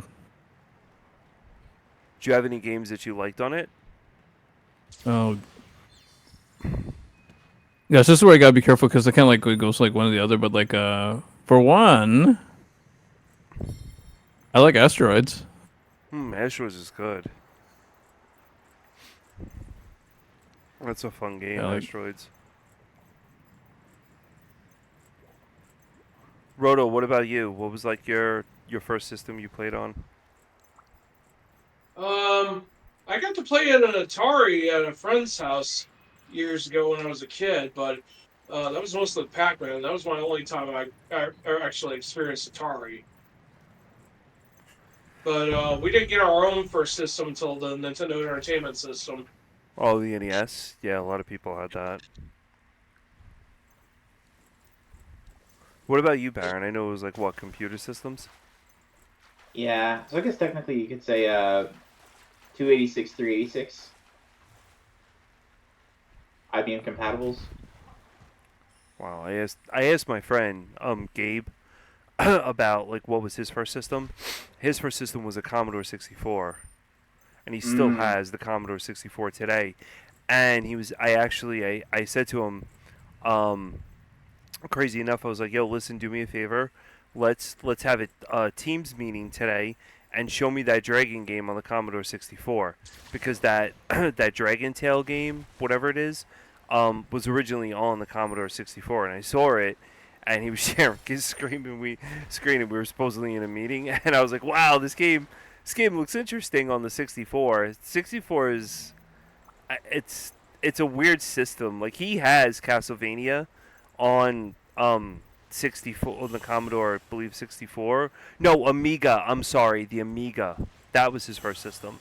Yeah, I've seen some of the other versions of Castlevania on those systems, and they are nothing like what I would normally see. Right, it was the Amiga. The second system was Commodore for him. Amiga was his first, and that Dragon game, yeah, it's on the Amiga, and I saw Castlevania on the Amiga too.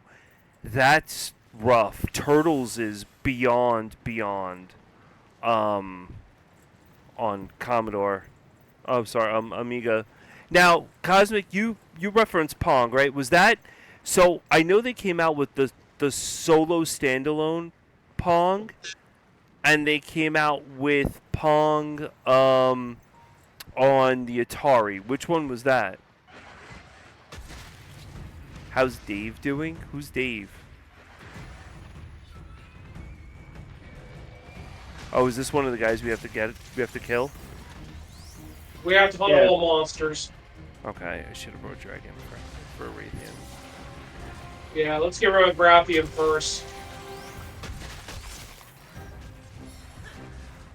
I think he actually went out too and bought an EverDrive thing for the Commodore. I'm sorry, God, I keep on doing that for the Amiga, and just it's wild the way it looks. Yeah, no, I'm definitely. Yeah, someone was caught off guard. They thought, "Is like, am I streaming?" No, I'm not streaming.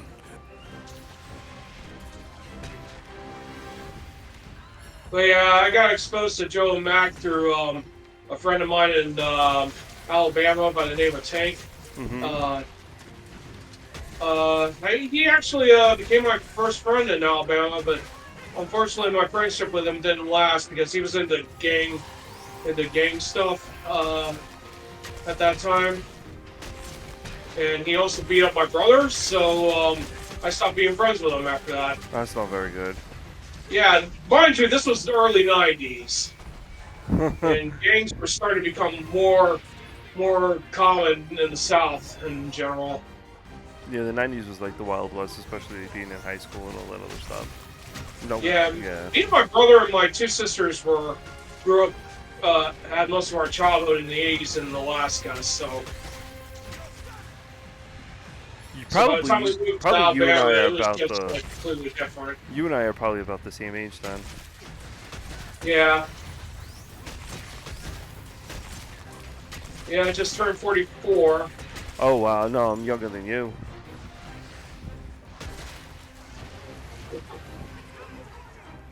Yeah, I'm not getting any younger, but I can't help it either. Come on.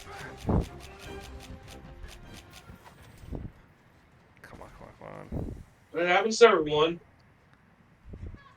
Whether we Wow. like it or not. That is true. But yeah, Alabama was kind of the worst time to be living around that time, especially since I was almost virtually friendless while I was there. I had plenty of friends in Alaska, yet in Alabama it was just horrible. Alaska's probably awesome. God, I've heard the fish in Alaska are, like so fresh. Yeah, we done ice fishing there when I was younger too. So.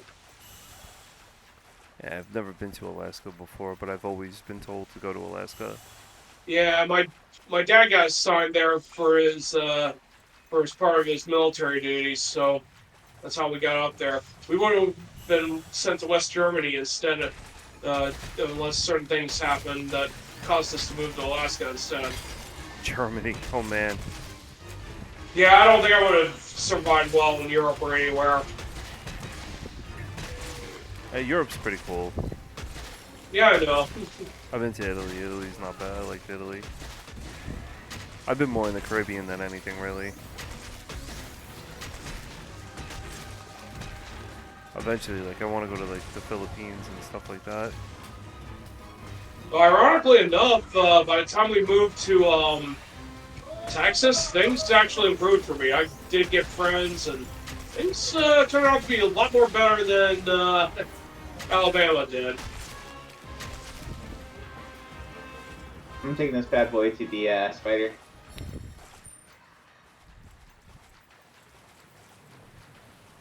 But yeah, if there's one thing I've learned from reading Berenstain Bears books back then when I was younger, it's that when you move, you have to leave all your friends behind.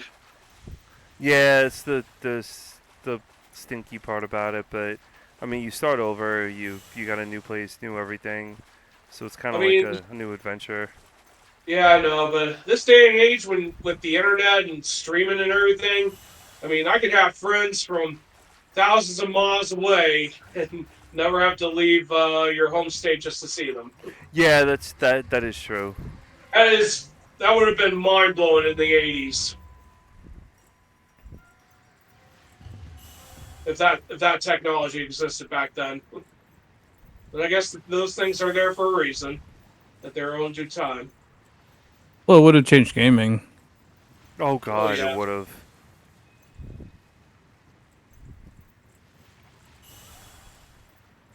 But then again, we wouldn't have all these games and systems if it hadn't been for those that paved the way. Yeah, and then we wouldn't. I mean, like, you would like be riding your bike, and then the kid that had the most bikes in front of the house was the kid where everybody was over. So you would just leave your bike there and then just run downstairs and play all the video games and stuff. I only knew one kid. One kid. His father was a lawyer, and he had a Neo Geo, and that was like we just went over his house to appease him. We all kissed his ass just because we wanted to play the Neo Geo. Oh boy. Yeah, I really wish SNK didn't set an absurd price that no one could afford it. Yeah. I'm still friends with him, and it's funny because I sent him. I got my AES like I think 6 years ago, and I said to him, "Hey, look, I'm like I finally got an AES after after so long."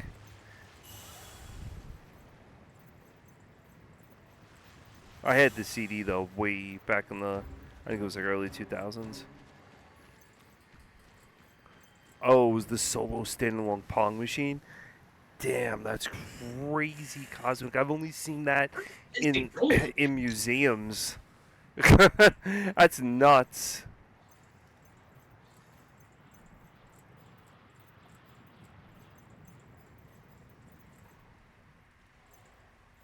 All right, T-Rex.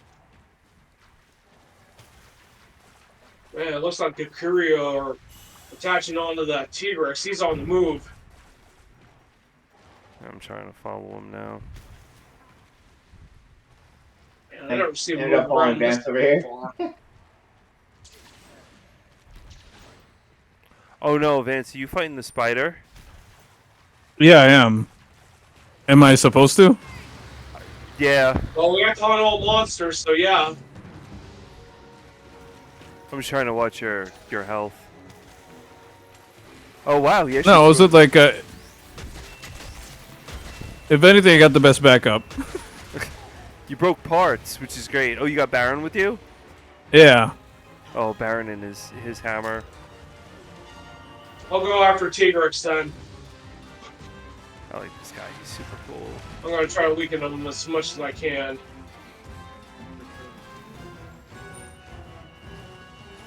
Yeah, there's a lot of Kuro on T-Rex's back.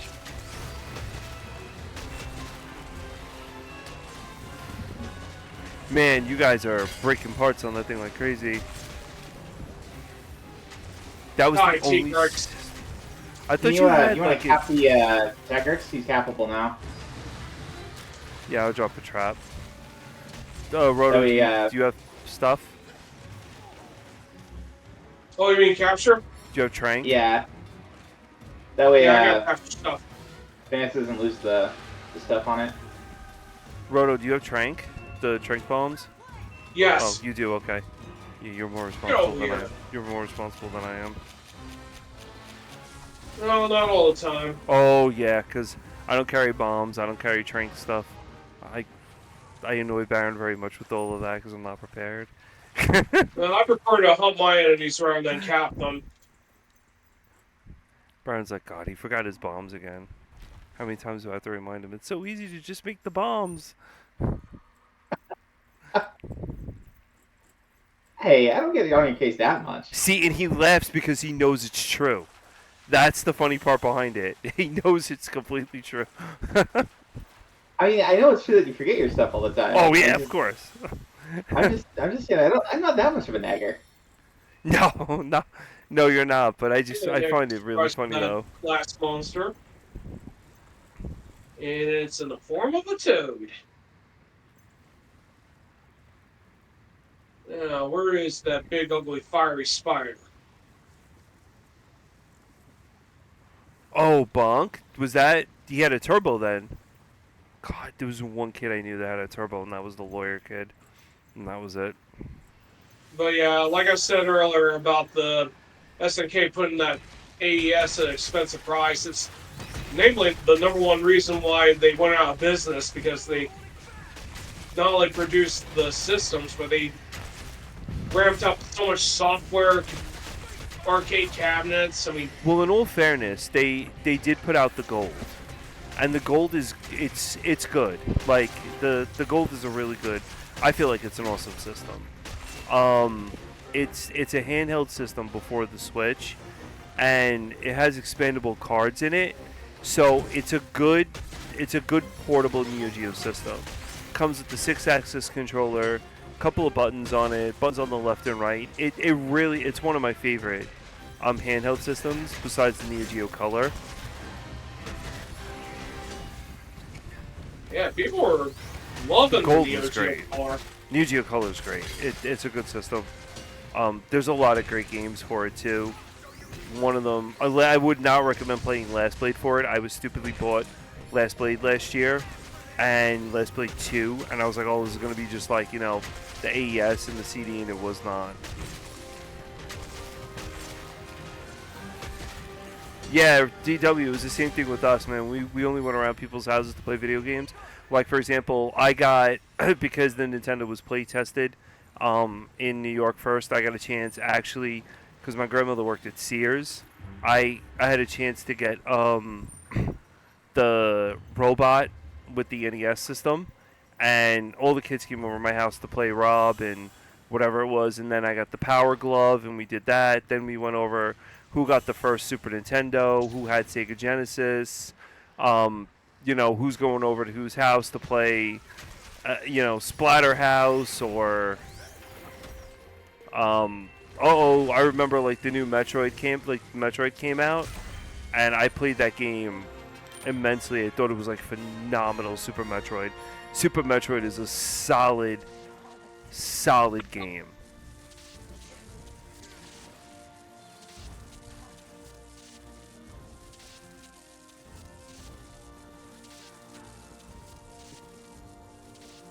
Yeah, a lot of the games that I used to get or play were from other friends' house and Yeah, whatnot. that's all.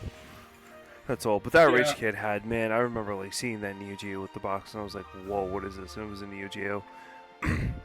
my aunt was a nurse, and like she never had any kids, and she would buy me like whatever. But I was like, yeah, I want that Neo Geo bed. And she's like, are you kidding me? It's $500. What the hell's wrong with you? You're insane. And I was like, okay. So what did I get that year? Aladdin.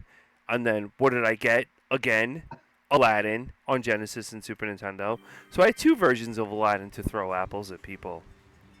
You had all the add-ins. I had a monopoly of the Aladdin games. And then of course Chris, so that's a good topic actually we could talk about, is like Christmas blunders. So I got Darkman, God bless my soul, for Nintendo, and I don't know whose idea it was to get me Darkman, but they thought, oh my god, they looked at it and they were like, wow, this game looks great. And then of course, I see this with like the utmost disgust. Somebody bought me Dino Ricky, and the reason why they bought me Dino Ricky was because back then everybody was into dinosaurs.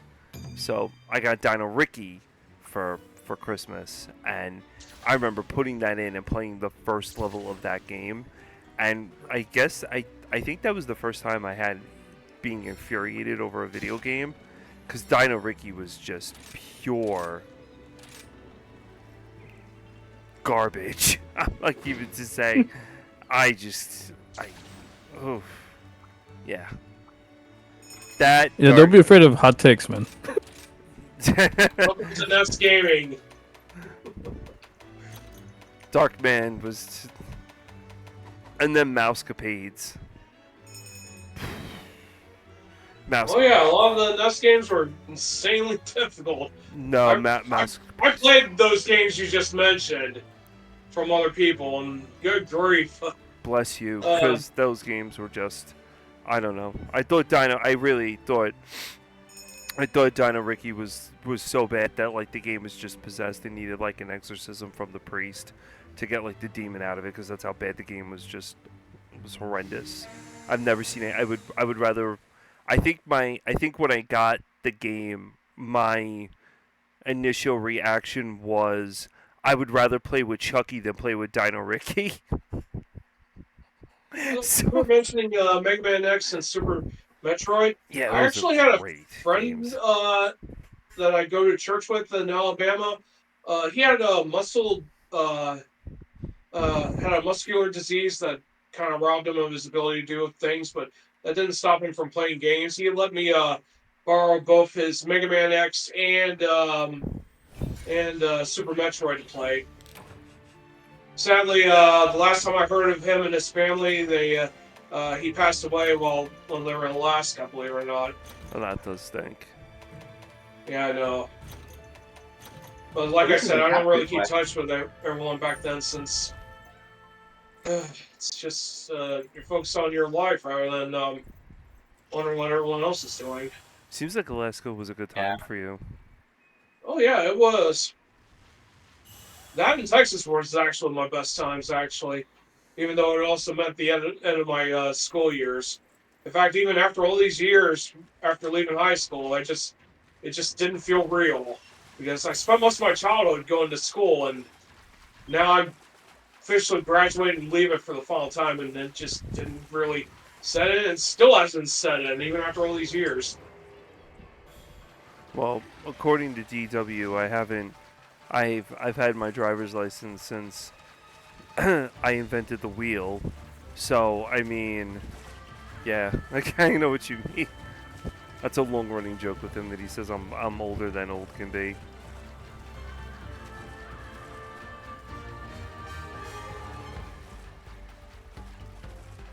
Oh. Well, I mean, like before you got your license, you had to invent the printing press. Right, and then I did the wheel, the combustible engine. So yeah, it was kind of like that.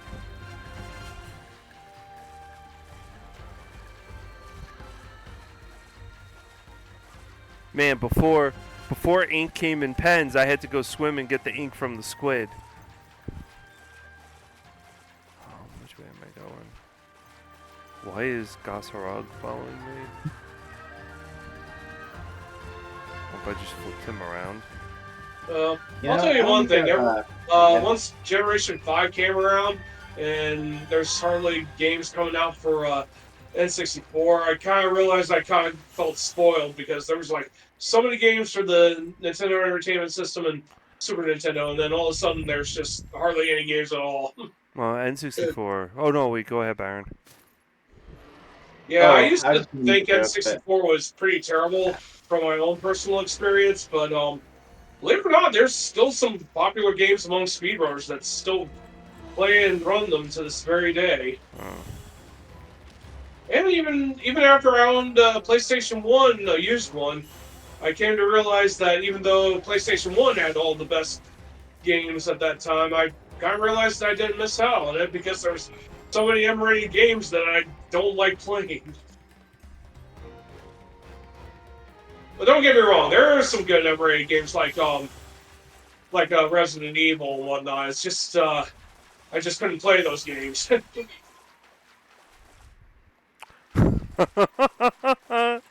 he said when I say I'm middle aged, I really mean I was born in the Middle Ages. Oh shit, that's actually pretty good, I gotta admit. Oh man. I'm a big fan of that kind of joke, and most of like the quality of jokes I'm getting from here is just like the difference between our 100 ranks. Man, for some reason I was trying to get up that wall and I felt like someone was just knocking me over. Oh, Baron, what were you gonna say? My train of thought has departed. I was gonna make another H-related joke, but when you say train of thought, I think of Shark Boy and Lava Girl. Shark Boy and Lava Girl. That was a good one. Was that a cartoon? Oh yeah, you stink mink. No, it was one of those. I forgot what it was. Shark Boy and Lava Girl. So what kind of, like, did you guys get games for Christmas? And if so, like, what were some of like the crappiest games that you really did get for Christmas, or like whatever holiday that you do celebrate? I think for me it was Gradius 3. No, are you kidding me? Really? I mean, most of the games I got for Christmas and birthdays were pretty good, but Gradius 3 wasn't exactly something on my top of my list. But I did get better at it as time progressed.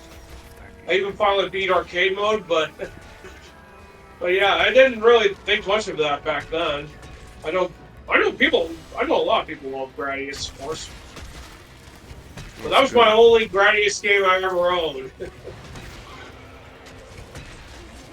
Well, believe it or not, when I got Final Fantasy Mystic Quest for my 12th or 13th birthday, I wanted to get Battletoads and Battle Maniacs that came out at that time. Oh. Problem was, the money I was allowed to have, I could only afford Final Fantasy Mystic Quest. Was Mystic Quest good? I wasn't sure what to expect because I didn't care much about RPGs back then, but when me and my brother started playing it, on the other hand, we started loving it. I think the music had something to do with it, and not to mention it was more simplified with the monsters being shown. But for the longest time, for a few months that we got the game, we got held up at Falls Basin. We didn't realize at the time we had to use the blocks of ice to get on top of use them as platforms. So I had to send a letter to Nintendo Power about that and a few other questions. And it took quite a long time. Mind you, this is like early 90s when you had to use U.S. Postal. So eventually, that day in January, not only did I get that letter from Nintendo, but I also got a letter that I sent to the Colorado Rockies as well. I got a lot of, I think I still have it to this day. I think I don't remember, but I did get a letter with an autograph of all the players on there, as well as some tickets and stuff on there too. So that was a very eventful day for me. What about you, Varen and Vance? Have you guys got really bad video games for Christmas or whatever holiday? Like that data game, but I didn't quite know what I was getting into. I got Also, I could tell you if I got Gradius 3 for Christmas, I would have been super happy. Yeah. Yeah, sorry about that, but my interests were a little bit different back then.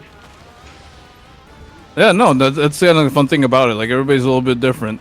I remember it was that somebody asked me what the worst Capcom game ever made was. Bomb time. And that's already kind of a loaded question, right? But so, my response, because we were referring to Super Nintendo specifically, was Wizardry 5. Never heard of that game. You never heard of Wizardry? Capcom ever done Wizardry. I never heard of Wizardry. That's one of the first RPGs. Up there with Ultima and Calbat? Calbat, I think is the other one? I never heard of Ultima either. Oh. Well. Was it to make a comparison between Wizardry 5 and Monster Hunter? If you're going to take one of the central mechanics from that game and put in this one, imagine that the characters we're playing right now will never get strong enough to beat the last people in the game or something like that, or the last monsters. So you have to wait a couple of generations to get there. That sounds horrible. Yikes. Yeah. Yeah. For those of you that never played Falcom games, I think my Aunt Kim and her daughter got me exposed to two of them, namely Legacy of the Wizard and Xanadu. Both of those have connections to the Dragon Slayer series. Baron loves Falcom games. Yeah, Falcom games are extremely rare in the West. Of course, if you're into the East series, that was the one game that, one series that kind of evolutionized the action RPG genre. Mm-hmm. Probably RPGs and among other things too. Of course, Falcom's a pioneer of PC gaming as well.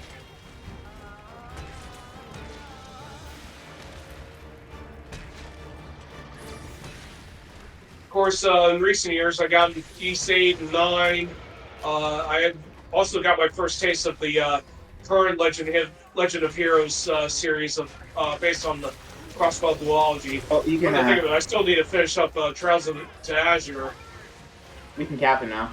Well, I definitely love playing Trails from Zero, though. It took quite a while to get used to that, though.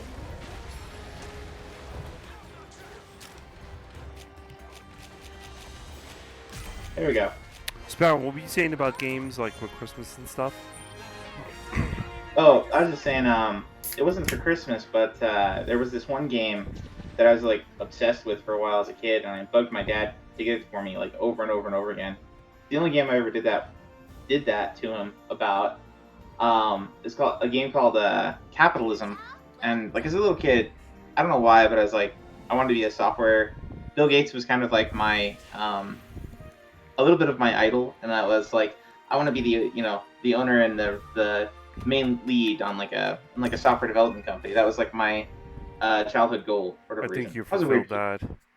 I was a weird kid. But yeah, that was before all the bad news about Bill Gates and his involvement in eugenics programs and stuff like that. But anyway, he got me this game called Capitalism, and it's like a business simulator, and I was like 6, so I really didn't know what I was getting into. I played it, and I felt obligated to play it because my dad spent like $60 for it at the time at like Newegg, and I had begged him for like 4 months before he got it for me.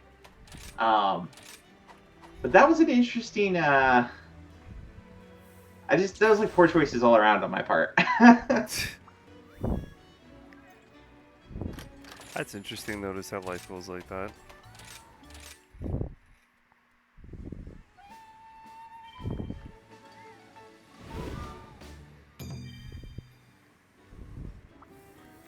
Yeah, if you ever want to play like a business simulator where you have to like set up factories and then set up retail businesses to sell the stuff, and also set up like mining and oil wells and stuff like that, with graphics from like 1992. It's an interesting one. It predates a lot of the I guess now you have stuff like what was it, like 80 20 40 or 30. Hey Vance, this is an urgent. This one was I think Vance posted it, right? Yeah, it's posted it. Yeah, I was wondering if that was an urgent.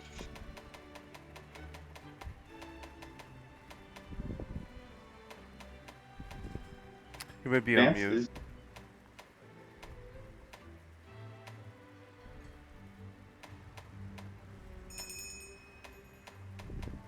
Is Vance there?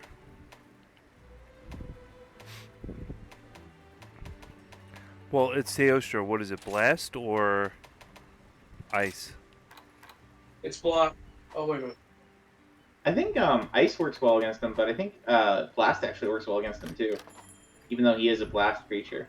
Oh wait, he's an Elder Dragon, so wouldn't Dragon work best too? Hunter's Notes. Let's see. Teostra. Yeah, I could check it out. I'm pretty sure Dragon works too, but let's see. It looks like Water is the best regular element against him, and Blast and Poison work well against him as far as other things. Yeah, according to this, water and ice are effective against him. Dragon and lightning deal 10. Probably the weakest is fire, which does zilch.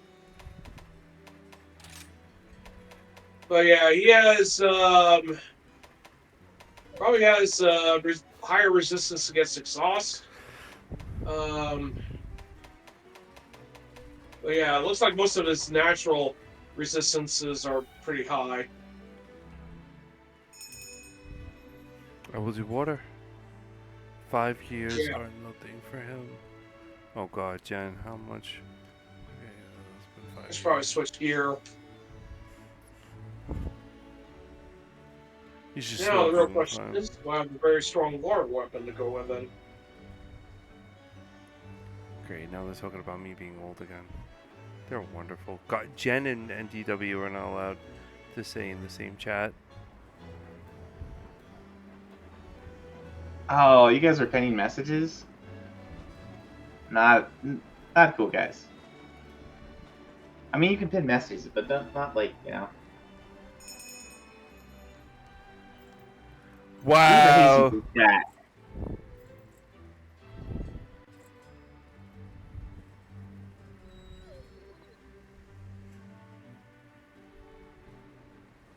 I think the stream crashed. No. Did it?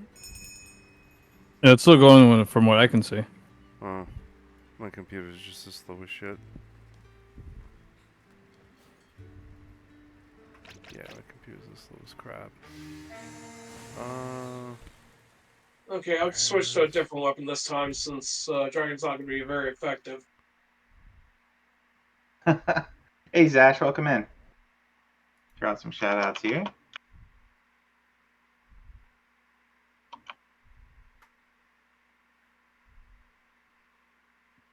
Do you really need a retro arc for achievements, or you could just try those out without it? And, Retro Arch is... You could do it with like anything that's compatible with Retro Arch. Thanks, Baron. Oh, Jen, stop There's sucking up.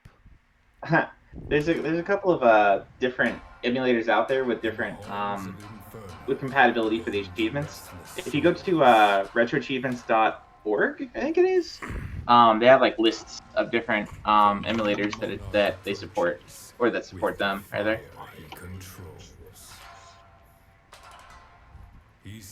And I think they also, if you set up an account and you just have like streams of you doing stuff, and you get like screenshots and stuff, you can submit them for manual unlocks as well. That's kind of tedious though, so that's not a route I would suggest.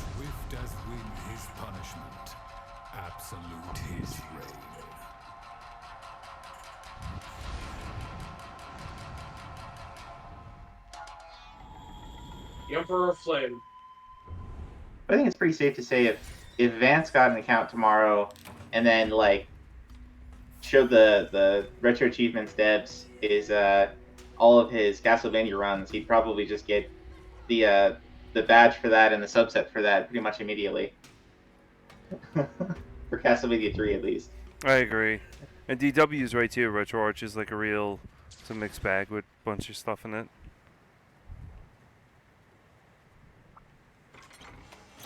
What the heck? Okay. And Splatterhouse too. And Gradius. And Gradius too. And Bomberman. I actually think like the easiest one to like badge, just based off like, would be Double Dragon 3. Have you seen that one? Mm-mm. Yeah, that one's probably like it's one of those where like what you'd want to do is what they have listed as the achievements.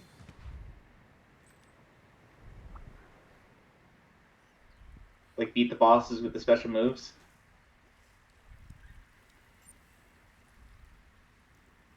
I just know one of the hardest achievements on the first Double Dragon, or maybe it was Double Dragon 2, was the beat the game without doing the spin kick.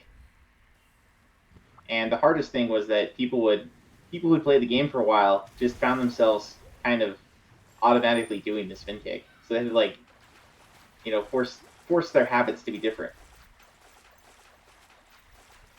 It was almost like a demastering to the game instead of mastering the game.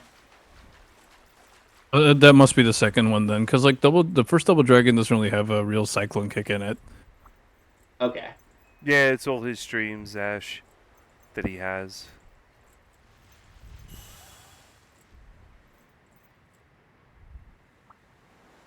And I think it's all done like on the Switch and like other systems like that. So you really can't cheat on the Switch or anything. There's no real like save states or any of that.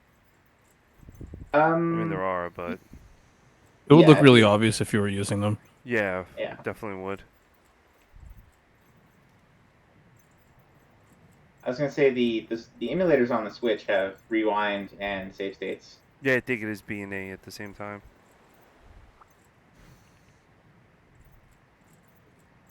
I had one run where it's like to Turtles Tournament Fighters using Michelangelo without losing a round or something like that. Oh, that's horrible. That game is. That game's rough. Well, no, was it like I pulled it off, right? But like, I looked back at the footage and I saw that for like a couple of frames, though insubstantial, I had accidentally pressed rewind.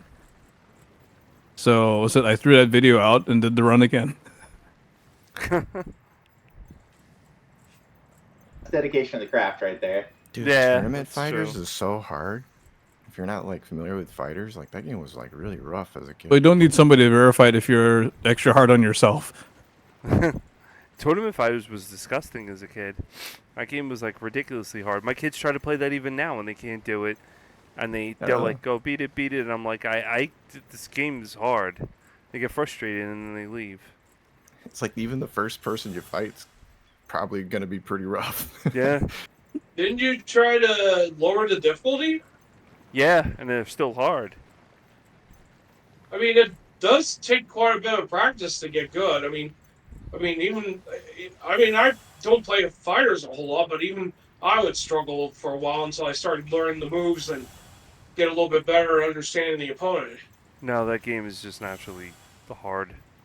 I have played Tournament Fighters recently, like a while back, and I've done pretty poorly, but I can still get through pretty well. What character do you play? Most of the time I play as Wingnut. Oh, is that the bad guy? He's the one with the Moonbuster projectile. Oh, the bat? Yes. All you have to do is just jump in the air, perform the corner front attack, throw your Moonbusters at your opponent, trap them. You can also use power dive as a means to pressure them. Like, keep doing those dive attacks. You can also use hovering as a means to cross over them and hit them. And if you try hovering on ground, it becomes a dash punch. A little bit of a short range one, but still. But each of the turtles and the other characters has their own unique move sets. So once you figure out how to perform them well, I mean, it becomes almost second nature. But Wingnut just has some pretty horrible normals, but or at least in the heavy ones. But his light kick and punch, I think the light kick is actually probably his best utility tool. Doesn't Leonardo have like a crazy spin attack or something? With the double swords or whatever. I think so. You mean double katanas? Yeah. Endless Screw. Yep, Endless Screw. Runner Cutter and Shining Cutter. I mean, if you have the Cowabunga collection, go look up the strategy guides. It has most of the move lists for all the characters, including the bosses. It's kind of frightening that Rat only has one move to use for super specials. That toy was pretty cool, Rat King.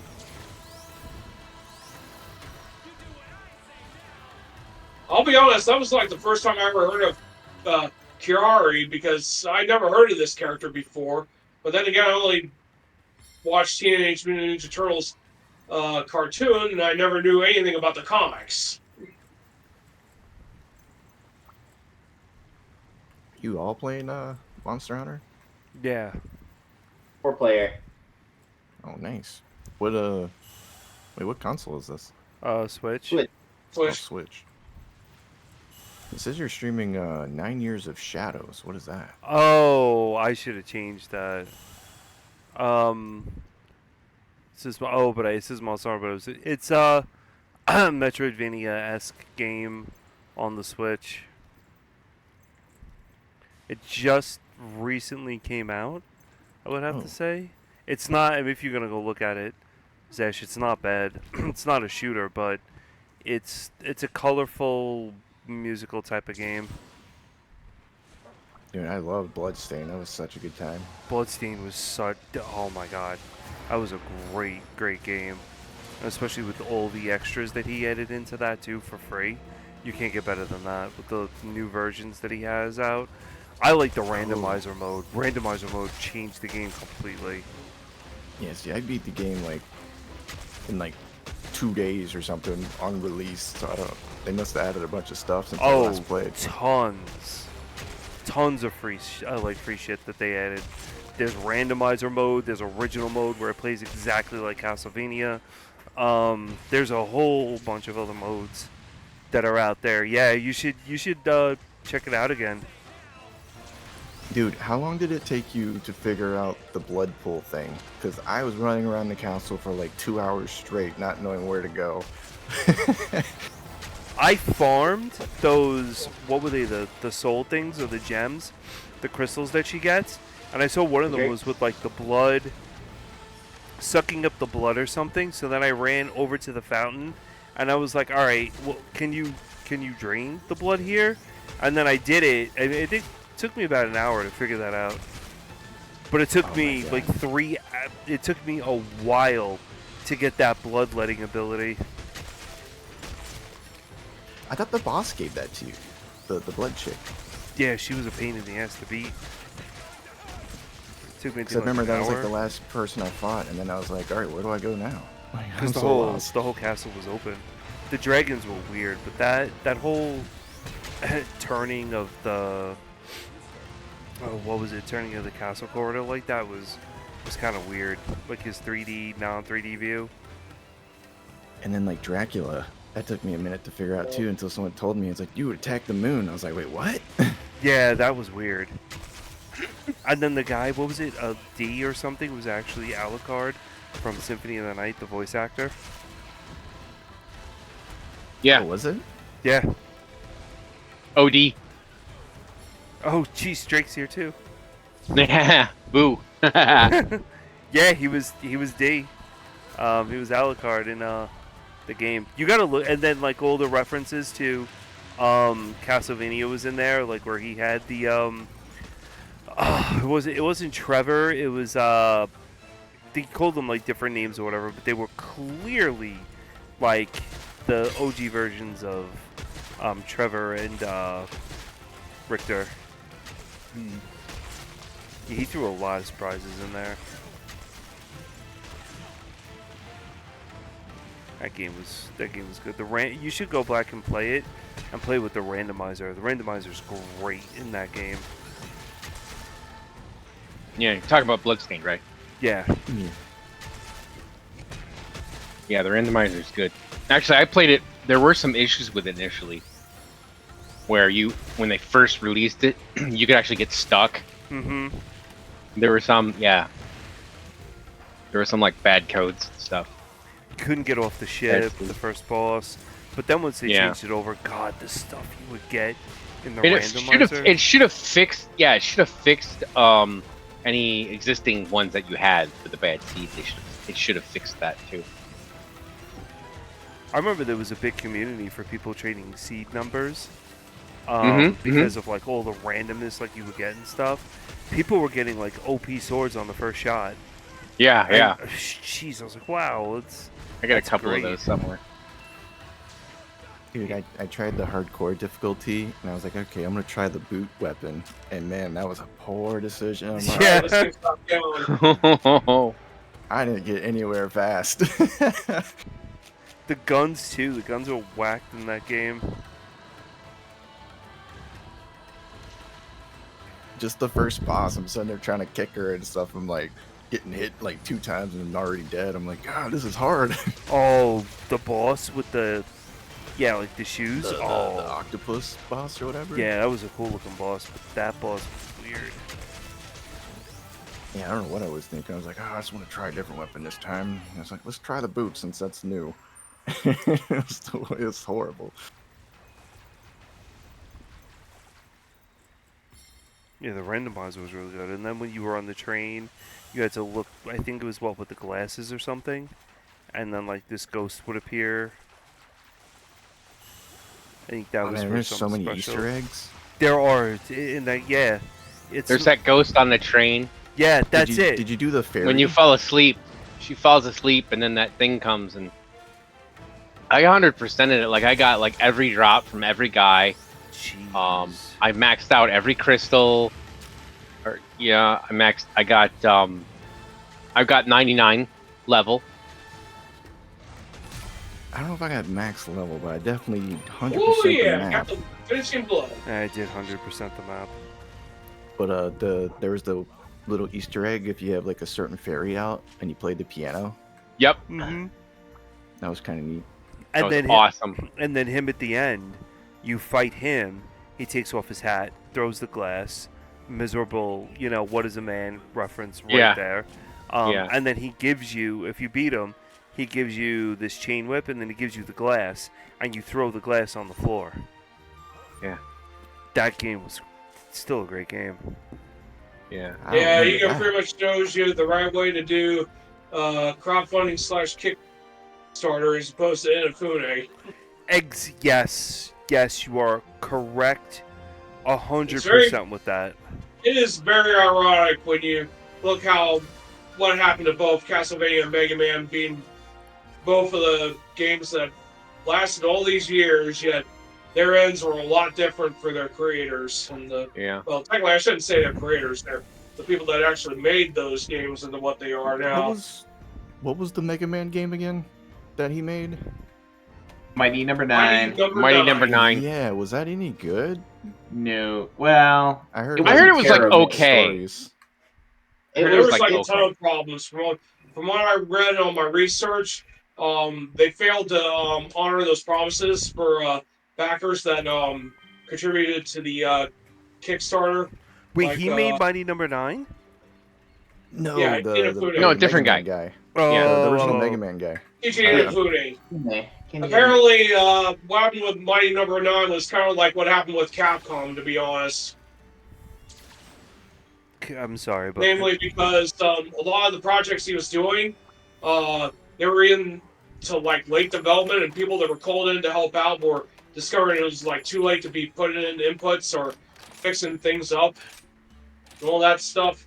I mean, there was like problems with the first-person shooter as well as probably that would-be Mega Man Maker game that caused Capcom to pretty much cancel them.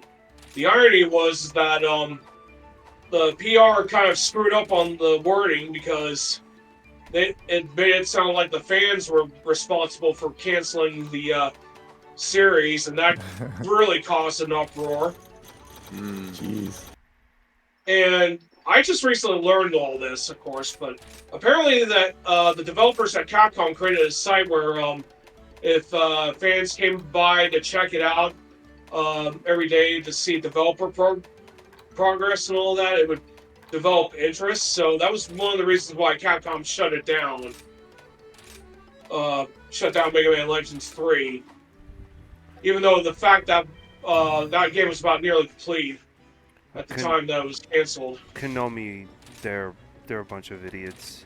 Because they had a really good series on their hands, Castlevania, and they just completely shit the bed with it. I mean... Well, they screwed up on Metal Gear, too. Oh, the Switch Metal Gear release? Yeah. I don't think it was that. It was actually, the one I was talking about was with, before Kojima left. Like, they sacked him and got rid of, pretty much got rid of his, company. I mean, the production team. Right. So it was Konami was Silent Hill, right? Yeah. Yes. Silent Hill, Metal Gear, Penguin Adventure. Dude, that playable teaser game was so awesome. Like when they were teasing the new Silent Hill. Yeah. Dude, that game was amazing, and then it just got dropped. I was like, what?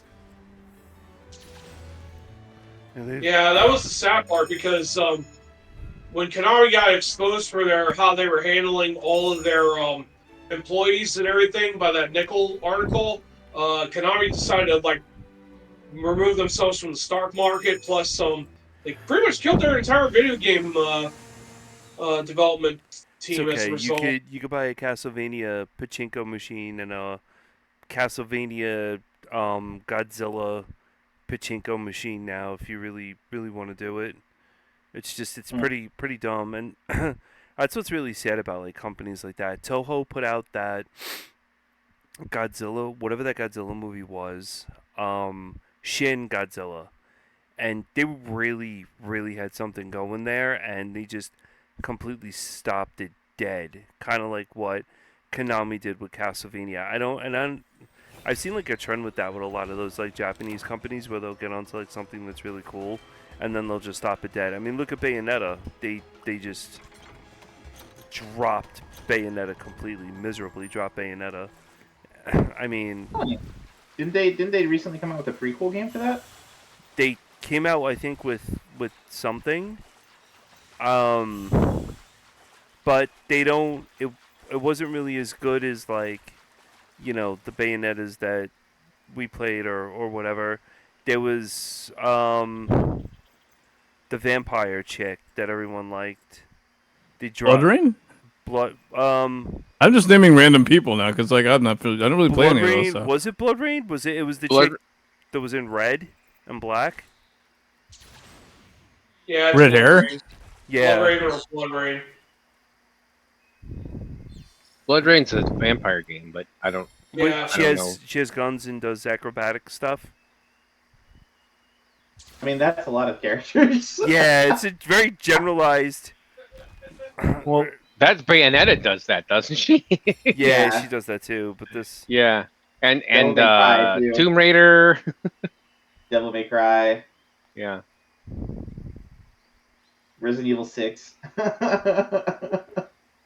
No, Vance is right. Blood Rain. Yeah, Blood Rain. I never understood the hate for 6 was. I mean, most people were enjoying 4 and even 5. I don't get the whole deal with 6. I know that it was one of the complaints about it was that it moved away from the survival horror, but then again, you're dealing with 3 different campaigns.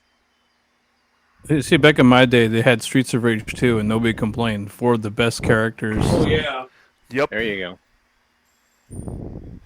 Well, Yuzo Koshiro. I mean, enough said. Yeah, believe it or not, he actually got a start at Falcom, believe it or not. Yeah.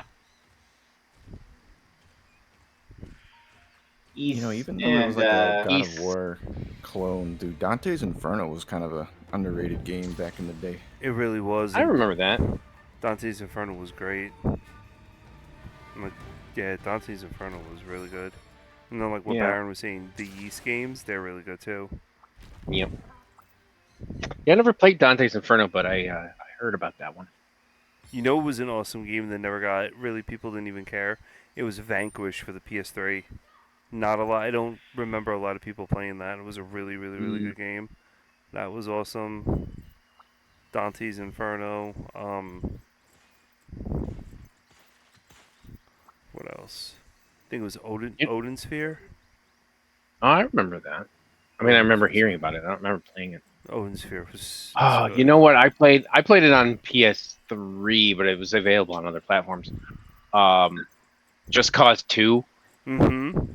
I love that game. Yep. Except you can't 100%. I almost 100% it, but you can't because it's broken.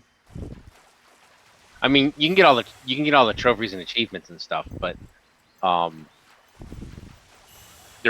fortunately there is not one for getting 100% of like the destroying things or whatever. You can only get like 98% or something like that because there's like a few things that are like they're broken, like they're under the map or something like that. I was hoping with Sega's acquisition of Atlas that, because Atlas is notorious for being a pain in the ass with, you know, putting out mastered versions of games and stuff. Like, I'm hoping that like they come out with Riviera, because not a lot of people remember Riviera. And that would be a good one. Right, Crusader Ascenti, which will probably be another one. And then, really, I mean, I couldn't think of another Atlas game. I mean, they, like, for example, they did the Etrian Odyssey stuff. So they came out with Etrian Odyssey 1, 2, and 3 for the Switch. And Baron, you know, he streams that and teases me all the time that the game's awesome and I should play it. But it's, in its own right, it's great. And I'm glad they did that. But they need to bring back a lot of the classic games, because they're getting a lot of revenue. Like, look at Nintendo. They're getting a lot of revenue from these old games that they're remastering. Mario RPG made Nintendo, like, buckets of money that they can go swimming in it like Scrooge McDuck. Yeah. Yeah. And they... Crusader Ascenti came up for Nintendo Switch Online. Yeah, but that's not... It's not like a standalone like a standalone version, where they would like physically Okay. release it, or like a remastered version, like they did with Mario RPG. Right. I mean, I would love to have a Nostal HD master for Saturn, but I think those games are lost to time. That, like Albert Odyssey, you'll never, I mean, the rights are gone for, what is it, the working design games. I don't even know who owns the rights to those anymore. That would be pretty cool to get those. If you don't know who owns the rights, it's probably Pico Interactive. The dark hole. And yeah. But I have to ask, where did you get that sweater, saying? That sweater looks so Yeah, comfy. that's one of the problems with Sega. All they do now is smart games, and they don't really do anything else. My wife got it off of Shein. What's that? It's some, I don't know, fashion thing. Okay. That comes from, I think it's China or something that she orders the stuff from. That literally looks like a comfy blanket that was just turned into a sweater. That's what it feels like. It is super warm and comfortable. I've been wearing it like all day. And I have a tank top underneath it too, and I went outside all day today and it was really warm. You're up in what, New York? Yeah. What's the Turbo Bros? Are they in New York as well? Yeah, I think they're about like 35 minutes away from me. Oh, okay. Yeah, I was supposed to. So it's probably getting pretty cold up there, right? It's about 40, 42 today. That's unheard of in Florida. God, yeah, Florida, man, I love. My friend, like, I was playing with him the other night. He was like, "Oh yeah, Florida," and he's like, "Yeah, I pulled a water moccasin out of my pool." I'm like, "Your pool's still open?" He's like, "Yeah, of course." I'm like, what? Yeah, it's like 39 here. 39, 40s. Hey. Yeah, it's getting cold here in Kentucky. It's good to go to sleep in like that kind of cold weather. Oh yeah. Find the snake dude. It's also kind of weird when you take a look at SNK and Sega. They both relied very heavily on arcades back then, and by the time they survived the worst of it, they only rely on one video game series to support them. It's just very weird. I just like I was saying, I really hope companies. This is the most clothes that I've worn on stream. Well, there's nothing wrong with wearing a tank top, but yeah, I really hope companies start seeing like these old IPs are really good and like they start remastering them and stuff like that. I heard there was supposed to be a like Silent Hill remake of all of them, or Parasite Eve, like one of those that they were going to come out and remake like Silent Hill again and stuff. Yeah, I think it was one of those Hollywood directors that pretty much vowed never to work on video games again after that Silent Hill got canceled. Yeah, that was I'm trying to blank on his name. I can't say his name for some reason.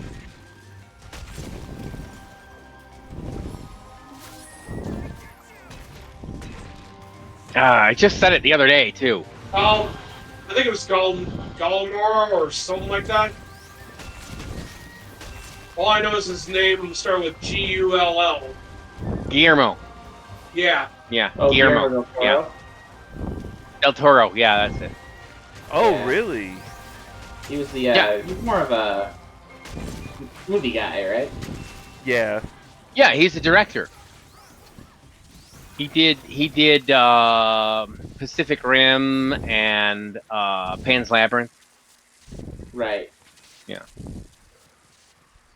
But he was directing the Silent Hill stuff that got canceled, and he got upset about that. He's like, I'm not doing this again. Right. Yeah, that's right. He's done with it, which is too bad because it's it's not really video games' fault. It's just who he worked with, you know. Yeah, it's Konami's fault. Yeah. Well, do you know Willow? Everybody probably knows Willow, right? Yeah. The George Lucas movie? No, the Or I mean, not George Lucas. yeah, I know who you mean. Opie. Yes. Yeah, Willow. They came out with a TV series, and Warwick Davis did. Thank you. It bombed. Yeah, it was good. Like a lot of people enjoyed it, and they had tons of people streaming it. But I guess it bombed. Disney pulled it off, and it cost Disney $11 million, and Disney said the hell with it, and they pulled it off stream. You can't. There's nowhere you could watch it unless you do like torrents. But right. Yeah, Warwick Davis spoke out and said, "Screw Disney." Like why would they do that? Like why would they pull it off of streaming? They had a good idea to bring it back, but. No, it doesn't help that Disney's got a bunch of boneheads that don't know how to do anything running. Yeah. Yeah, it's like children running a grown-ups company, pretty much. And yeah, the sad thing is that most of the supposed children are grown-ups that don't really think they. So I'll say from having experience dealing with their let me see how I can word this correctly.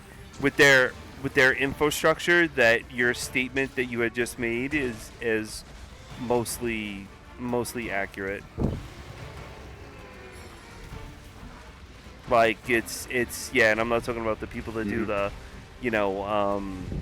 what is it, the dances and they walk around the park and all. I'm talking about like the behind the scenes. Oh yeah, those guys are the real troopers. They are, yeah. Oh, That's true. That's very true. I'm talking about the corporate suits. Yes, exactly. That's whatever. Oh, come on. I was surprised though that they took that off because I think it was a merger with like Hulu or something, and they just decided to take that off, and that was like really upsetting. I would have went back and watched it again. Then again, I love Willow, so. And it's Ron Howard. Ron Howard, yeah. The Willow arcade game's pretty fun. Yeah, it is. Yeah. It is. That's true. And I hear that was done by NES Capcom, one's not too bad either. Both the arcade and the NES title. Yeah, the NES title is really good. I got to admit. I think that's. Yeah, I actually played that at my cousin's house back then, but I never could get the whole gist of it. But then again, that was more RPG and less the action game, because I did see the Willow arcade game in Chuck E. Cheese in Alaska back then. So, but I never really played it like all the way through. Unregrettably, they closed up. There was a Chuck E. Cheese near me, and it closed up. That was really sad to see. Yeah, weirdly enough, we still have a Chuck E. Cheese in Florence, Kentucky, believe it or not. I don't even have I don't even have a Pizza Hut. Like, there's no Pizza Hut here at all. Oh yeah, it was baffling as to why they can't close all those stores down. And malls are starting to go too around here. Oh yeah.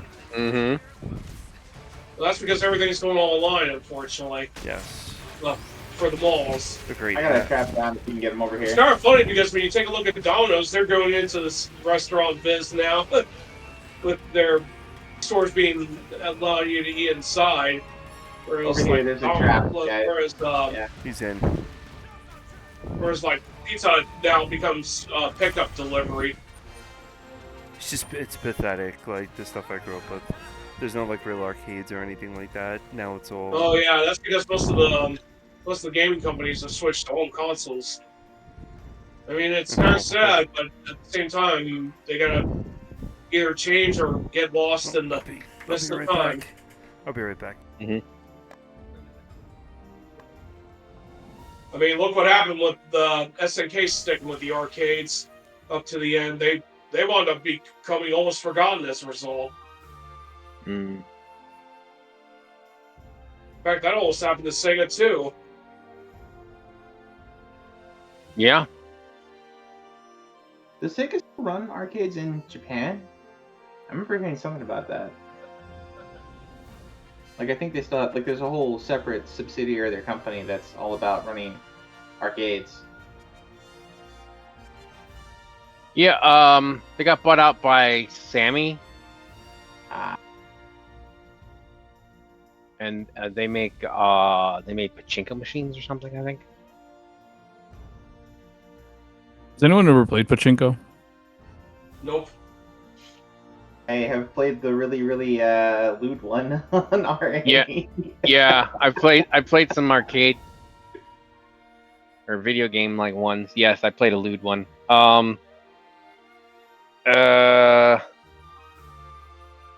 It's kind of like it's really. I've seen one of the machines too, because like one my friend's uncle had one, but it wasn't like running, so I didn't play it.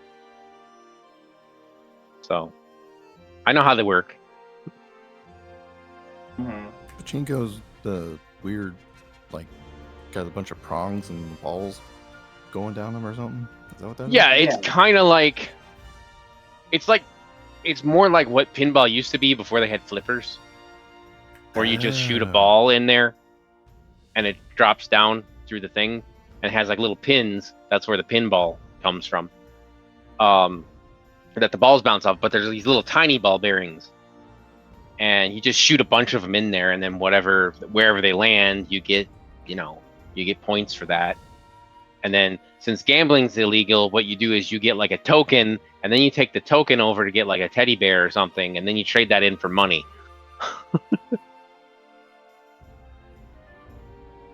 It's a workaround. It's like it's legal to do it that way for some reason.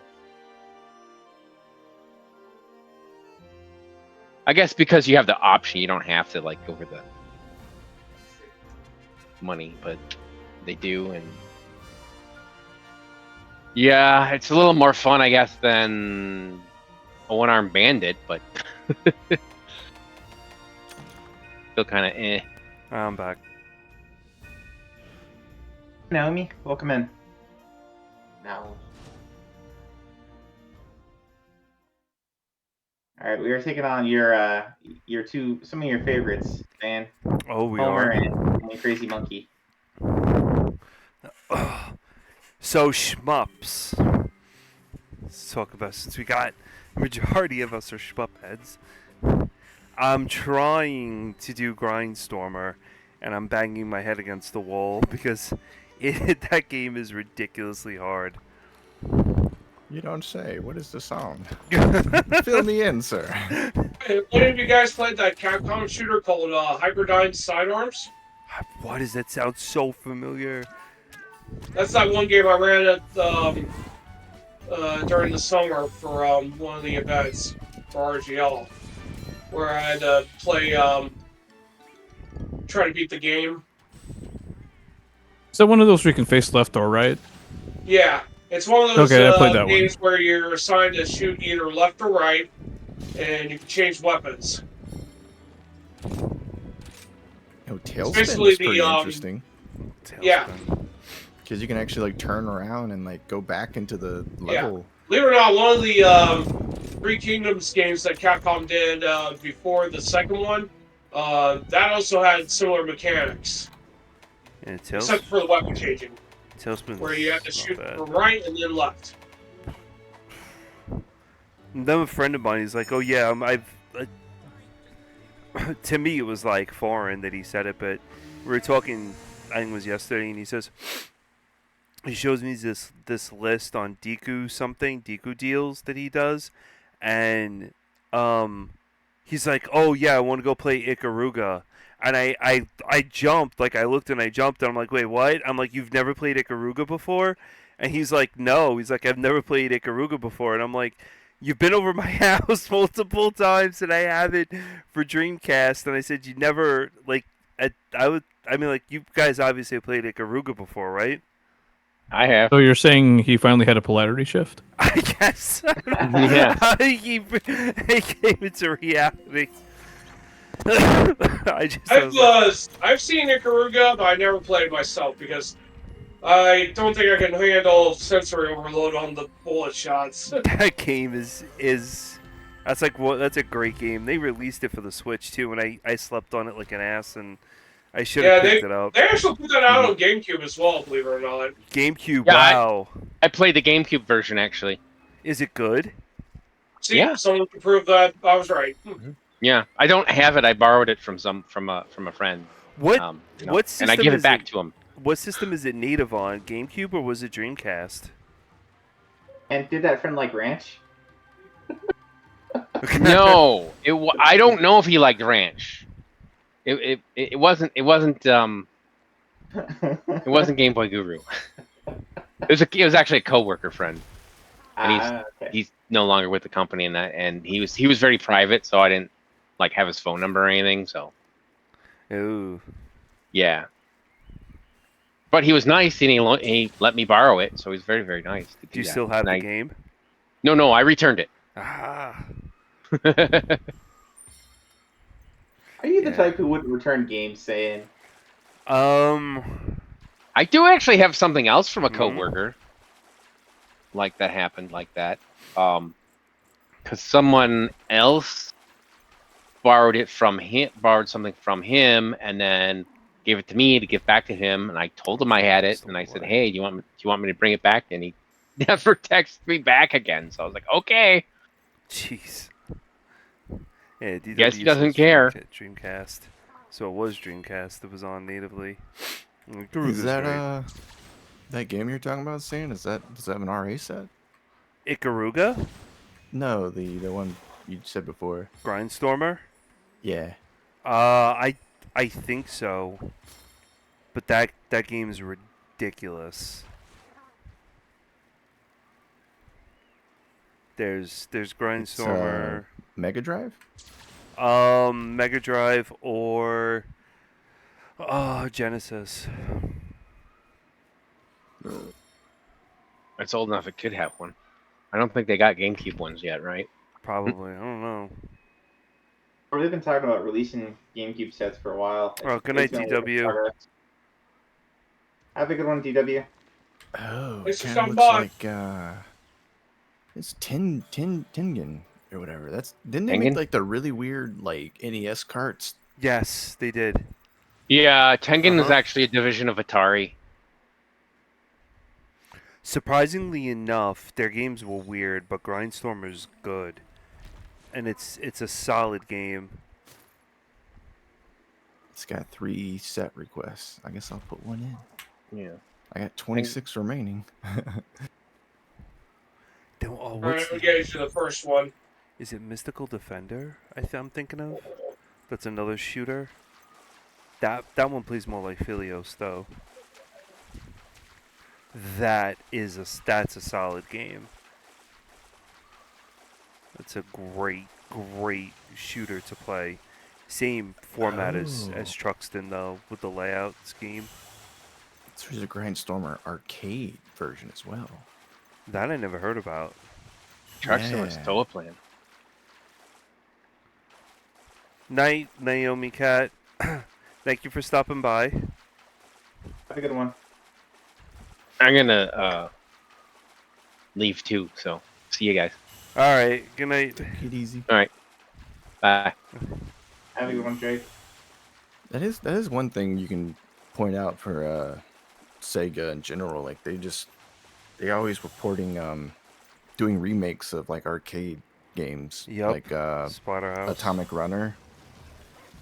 Yeah, Atomic They Runner. made like a way better version of the arcade and put it on Genesis. That game was tons of fun. Alter Beast. Yeah, I feel like everyone when they first got their Genesis, like it's almost like Alter Beast came in the box with it or something. It's like everyone had Alter Beast. It did. I think it was like when Genesis first came out, it was Alter Beast.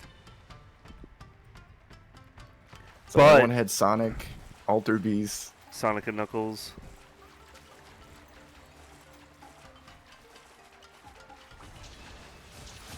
Oh, what was really good? But there's an Alter Beast version for PCE CD, and it's better than the Altered Beast that you get on Genesis, and it comes with a full backstory, and the backstory is amazing. It's like a full video too of it. See, I hear the opposite for Darkwing Duck on PC. I didn't even know there was a Darkwing Duck on PC. Oh yeah, dude. I hear. I haven't played it, or I haven't seen any gameplay of it, but I've just heard rumors that it's really bad. I'll look into that. Then there's Vance, I don't know if you have this on the Turbo Mini, but you have Sapphire? Oh, you can go for KZS Sapphire? Yes. Yeah, was it like not only do I have that game, but that particular game was it like I'm the moderator for the speedrun.com boards for it. You speedrun that game? No, I happen to run the board for it. Oh, I was about to say, geez, wow. But generally, usually people speedrun the games if they're like, run the board or whatever. So do you like verify like submissions and stuff, or? Yeah, no, was it like it's a great deal. It was like occasionally somebody will stop by. It's like, hey, I played this really fun to watch shoot 'em up. You want to confirm my run? I'm like, sure. Sapphire is amazing. You should try that, Zash. It's a solid game. That and Sypha for PC CD. Yeah, no, it's on the Mini. Oh wow! So they did port that out on the Mini. I know Rondo's on the Mini, and they didn't even skimp with the original. It's like original German opening and everything. I never understood. Yeah, why no, they what's it did like? that. No, those two games were like two of the main reasons I picked one up in the first place. Oh, Sapphire and Rondo. Sapphire I bought eons ago, when there was a Japanese import store, and he had it, and I was like, oh, I got that with Rondo. I think at the time when he imported in Sapphire and Rondo cost me like $100 for both of them. That's an amazing deal. I'm trying to remember that arcade game we played for, what is it called? Is it not Credits and Continues, is it? Might have been. The where you guys do it for a week and submit high scores? Credits and Continues. Yeah, what's I can't remember that dude's name. He RVK? Yeah, I think it was RVK. Yeah, he did some arcade game, and man, that game was tough. Like, you get to stage 2 and you're literally sweating bullets. It was intense, and like he had like the high score for like the longest time, and then like I kind of like started researching it, and I was like watching YouTube videos, like scoring videos, like how does this game work? I still don't understand how that game works, but I somehow beat his score like the last second. It was an arcade game. Yeah. And it begins with a... I think it's one of those cave games. Begins with an cave company. Is that Espeluna? Espeluna. Yeah, that was it, dude. That game The was... one about the psychics. The I love that scoring game. in that game is weird. Like, the way you can combo stuff, it's just crazy. Yeah, it's kind of all about getting the what is it? Like, you use the charge shot to turn everything into to turn all the enemy bullets into points. Yeah, so like basically if you learn like the level and you know like which enemies put out the most bullets, you save it for them and like try to keep them on the screen as long as possible before killing them, and then you get like a crazy like multiplier combo. Right. Yeah, you gotta chain the enemies to get the multiplier up. That was a good game. Vance, did you ever play that Espeluna? I played it on a smartphone. What? Oh my god. That sounds horrible. That game's hard. That game's hard with the D-pad. I couldn't imagine touching the phone. And Yeah, jeez. Come on. You're insane. You want to tap this guy? Put down a pitfall. Or not? Oh, Sane, did you ever check out that game? You might have forgot. Hold on, let me make sure I'm naming it correctly. Let me see my Steam real quick. I always get the words mixed up. Advance, come over here. if we can get him into this pit. Yeah, that game in what's the other one? Death Smiles. That's a shoot 'em up, right? Love Death Smiles 1 and 2. Oh yeah, Oh, yeah. Damaku Unlimited 3 is so fun. No, I gotta. What platform is that on? It's on Steam. I gotta try And that. it's got a whole original soundtrack. It's like a metal like Japanese band that plays like Really? instrumentals. And dude, it's so Alright. dude, the music is so good, and the game's really fun. It's like a hell shooter. I gotta look that up. I'm always, I can. always playing. Always. I'll send you a. Will love to I'll play just send you a shooters. Steam link to it. Koryun's kicking my ass in RA. Who's that? Koryun is Oh, Vance knows it. I was talking to him about it too. It's a so it's all about a dragon that has to save like the princess, and it's a PC Engine game, but it's a Hue card game, but it plays phenomenal, and it's a shooter, but it's like one of the like Twin B style where you get the different color bells and it changes like whatever your main output of the gun's gonna be. Yeah. So he picks up little orbs, and it like changes his color completely. But he's got this one orb that just like when you play Airzong, and you get the dump truck and it's with the fire, he gets a continuous fire like that, and you could just tank enemies. It's like a colorful little like shooter game, but Koryun it's hard.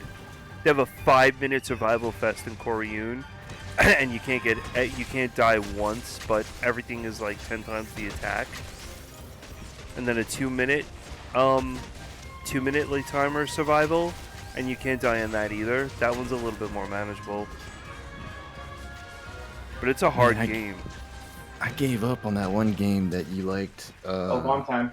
The RA achievements were just Or not. insane. No, it was God, what was it called? I think it was an arcade. Is it an arcade game?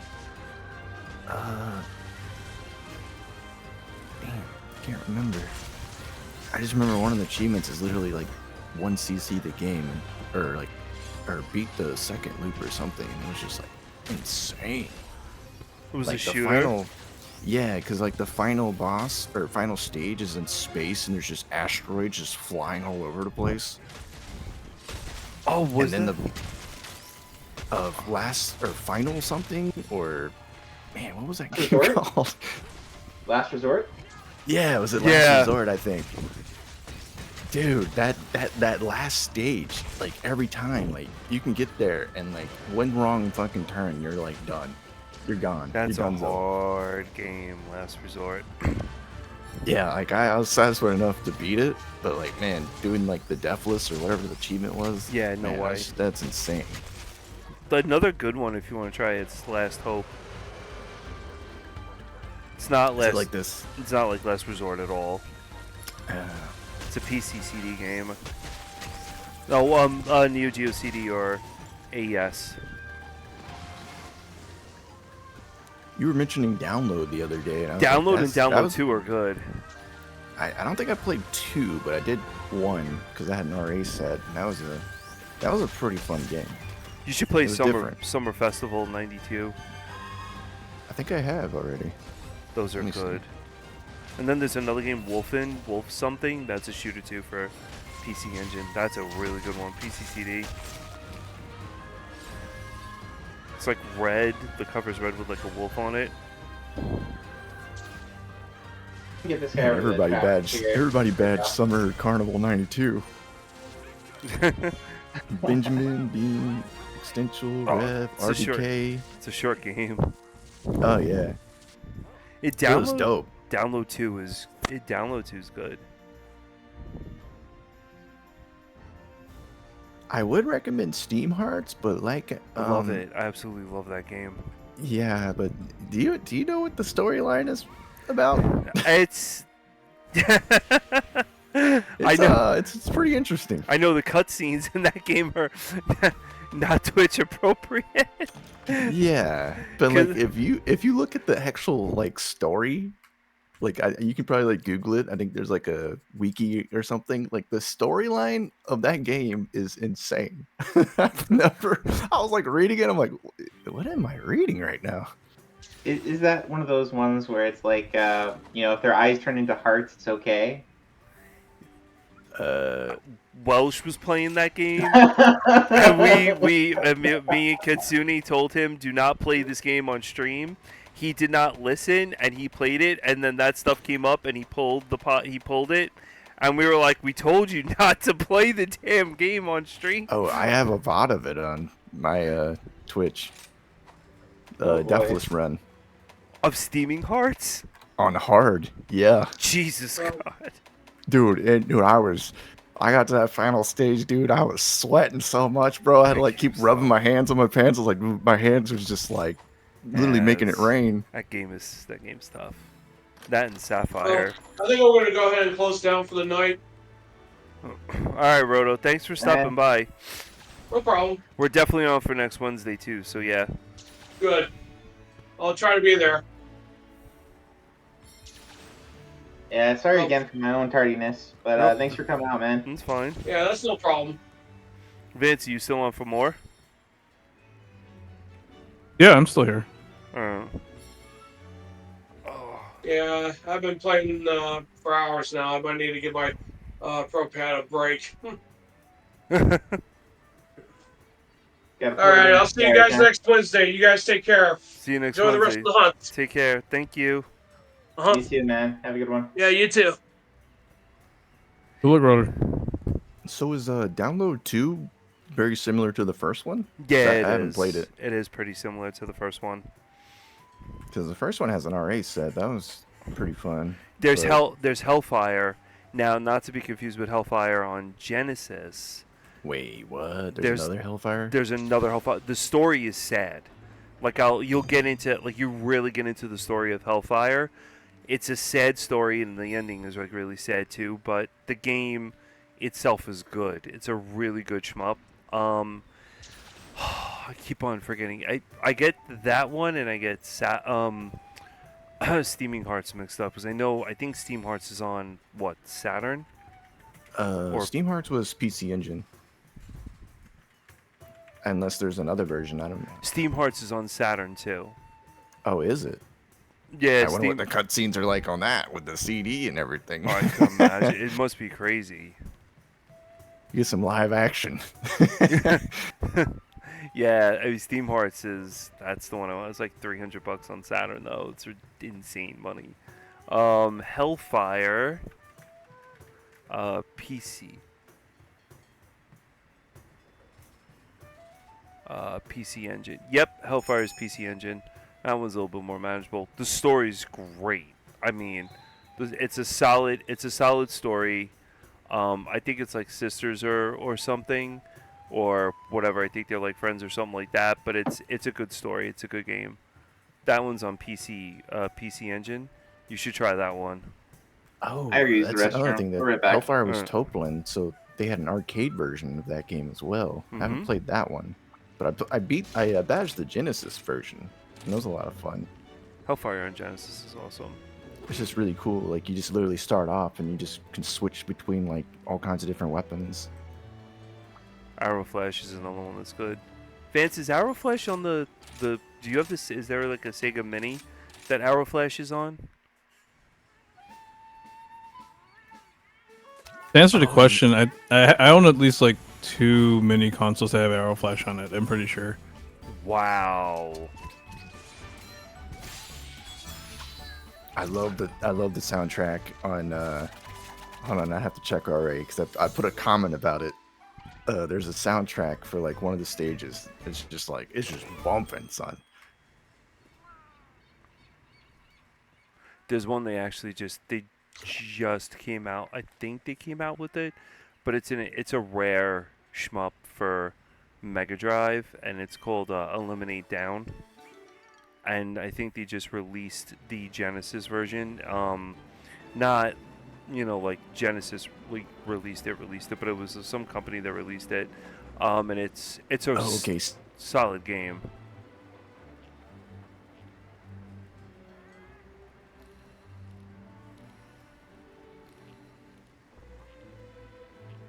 That I've ever heard. Let me see. Is it?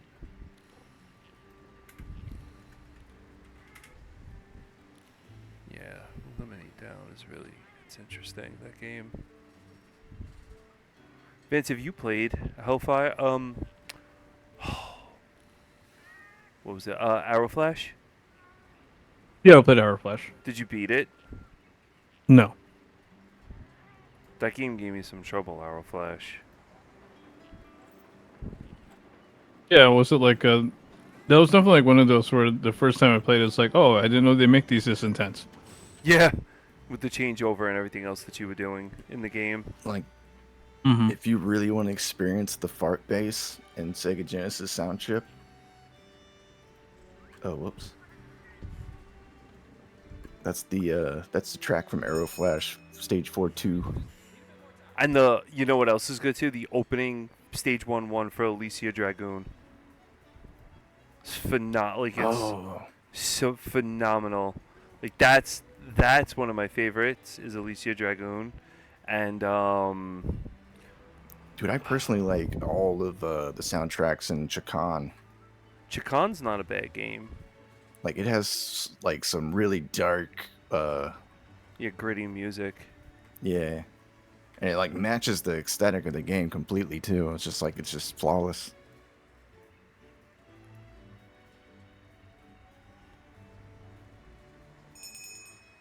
Let's see. Alright, sorry about that. I'm back. Did you bring me some snacks? From the bathroom? I don't think you want snacks from the bathroom. No snacks from there. I always like shmups were the best because, you know, growing up as a kid, you would play shmups and you were just like trying to figure out what strategies you would use and stuff. And I kind of felt like it was like an RPG shooter to me. Like, what would you choose? And Soldier Blade is. I was talking to Foxy about Soldier Blade. Soldier Blade's amazing. Soldier Blade is like one of the greatest. Did you know you games I can ever beat played. bosses with the thruster? No, I did not. Literally, you can put your ship on the top of the hitbox of a boss and just flutter your speed, and it will damage the crap out of them. Oh, jeez, that's actually pretty good if you're gonna do like an RA set for that.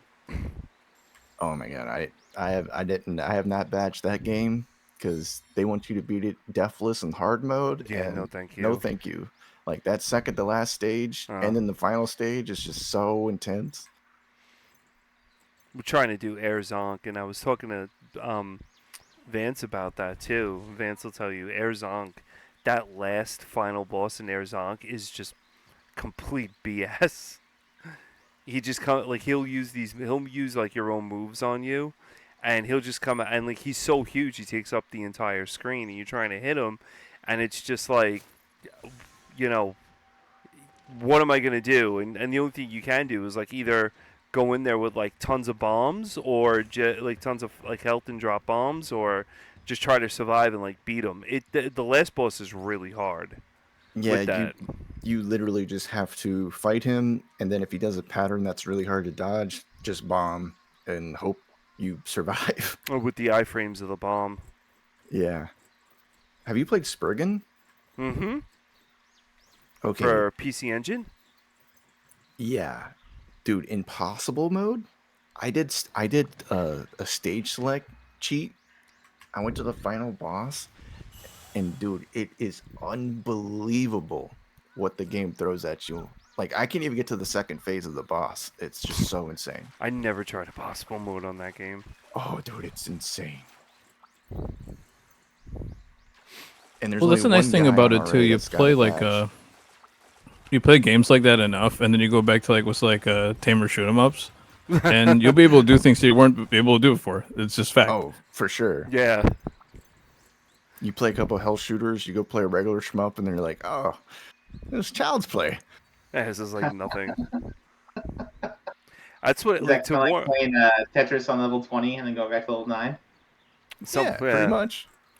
Like what I'll do is like to warm, like what I was doing to warm up for Corioon, I was playing Grindstormer on Genesis and purposely putting myself through hell just to get for Grindstormer, and I was like, all right, Corioon's it's not bad. I mean, I beat Twin B before, so I was expecting something like that from Koryun, but it. I've had Grindstormer since I was a kid, and I still can't beat that game. And I put a lot of hours into it, and it's a good game, but it's hard. It's notoriously hard. My only thing with shmups, like there's certain games I can't play at all. Like I just refuse to play them because they make the bullets the same color as your bullets, so everything just blends in. Which is hate confusing, that. yeah. Yeah, so everything's red. So like you it's like so hard to dodge bullets because their bullets are blending in while you're trying to shoot stuff. I think a couple of the what is it, Ryzen or what was that? What are those games called? Hold up, I know. Oh, Raiden.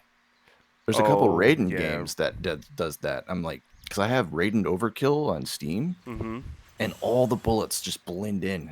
It's just so frustrating. Did you get Makoto? Makoto? What's that? Raiden, I think it's Raiden Makoto. I think it's like the new one that they came out with. Oh, Mikado, yeah. Mikado, thank you, Baron. No, I haven't heard of it. That's the new Raiden, or Raiden one that they came out with. That's the easiest way to tell if you've been playing Shuma for too long. If you're starting to dodge your own options and homing missiles. Yeah, like dude, like I'm like dodging my own stuff. I'm like, oh, that's me, my bad. Yeah, that's so true. That is true. Nah. Or if you play like Star Proteus for too long and you have like nightmares of the woman stepping on you with the shoes. That game I played a lot of because it was fun at the time. I have it for PC Engine, and I just it was Sexy Proteus. So I think I have Sexy Proteus for the Super Famicom. And that was nutty too. Wow. That game.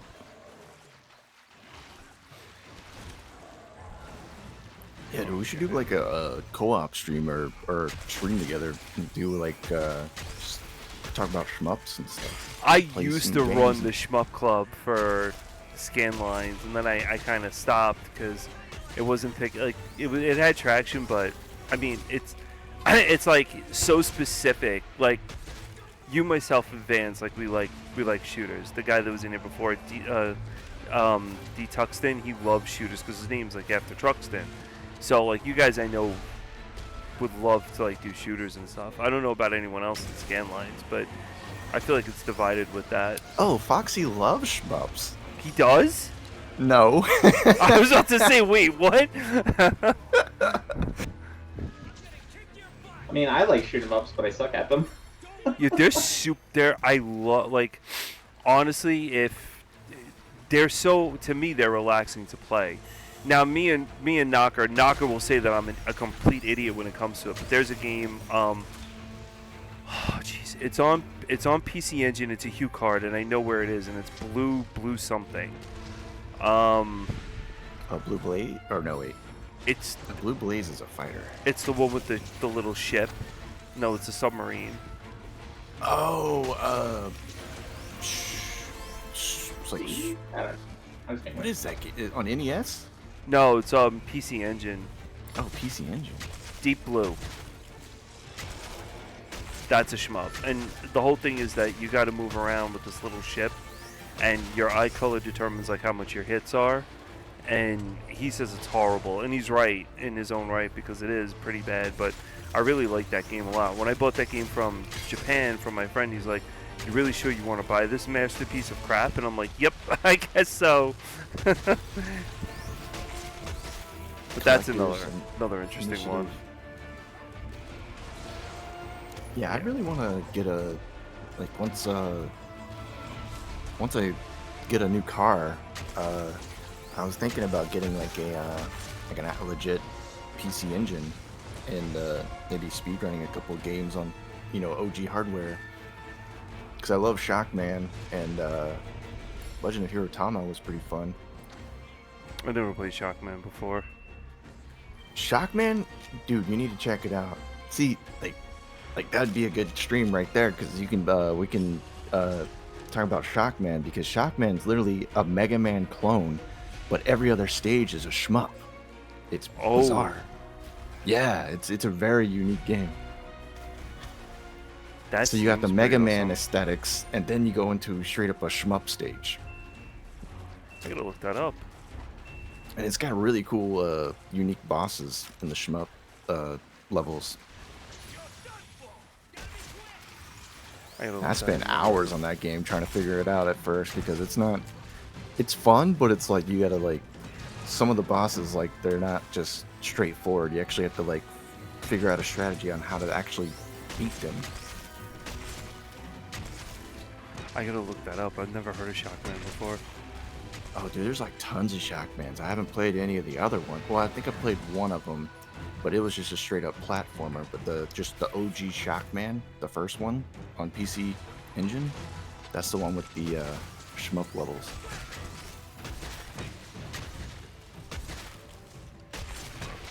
Another shooter that I played on PC Engine.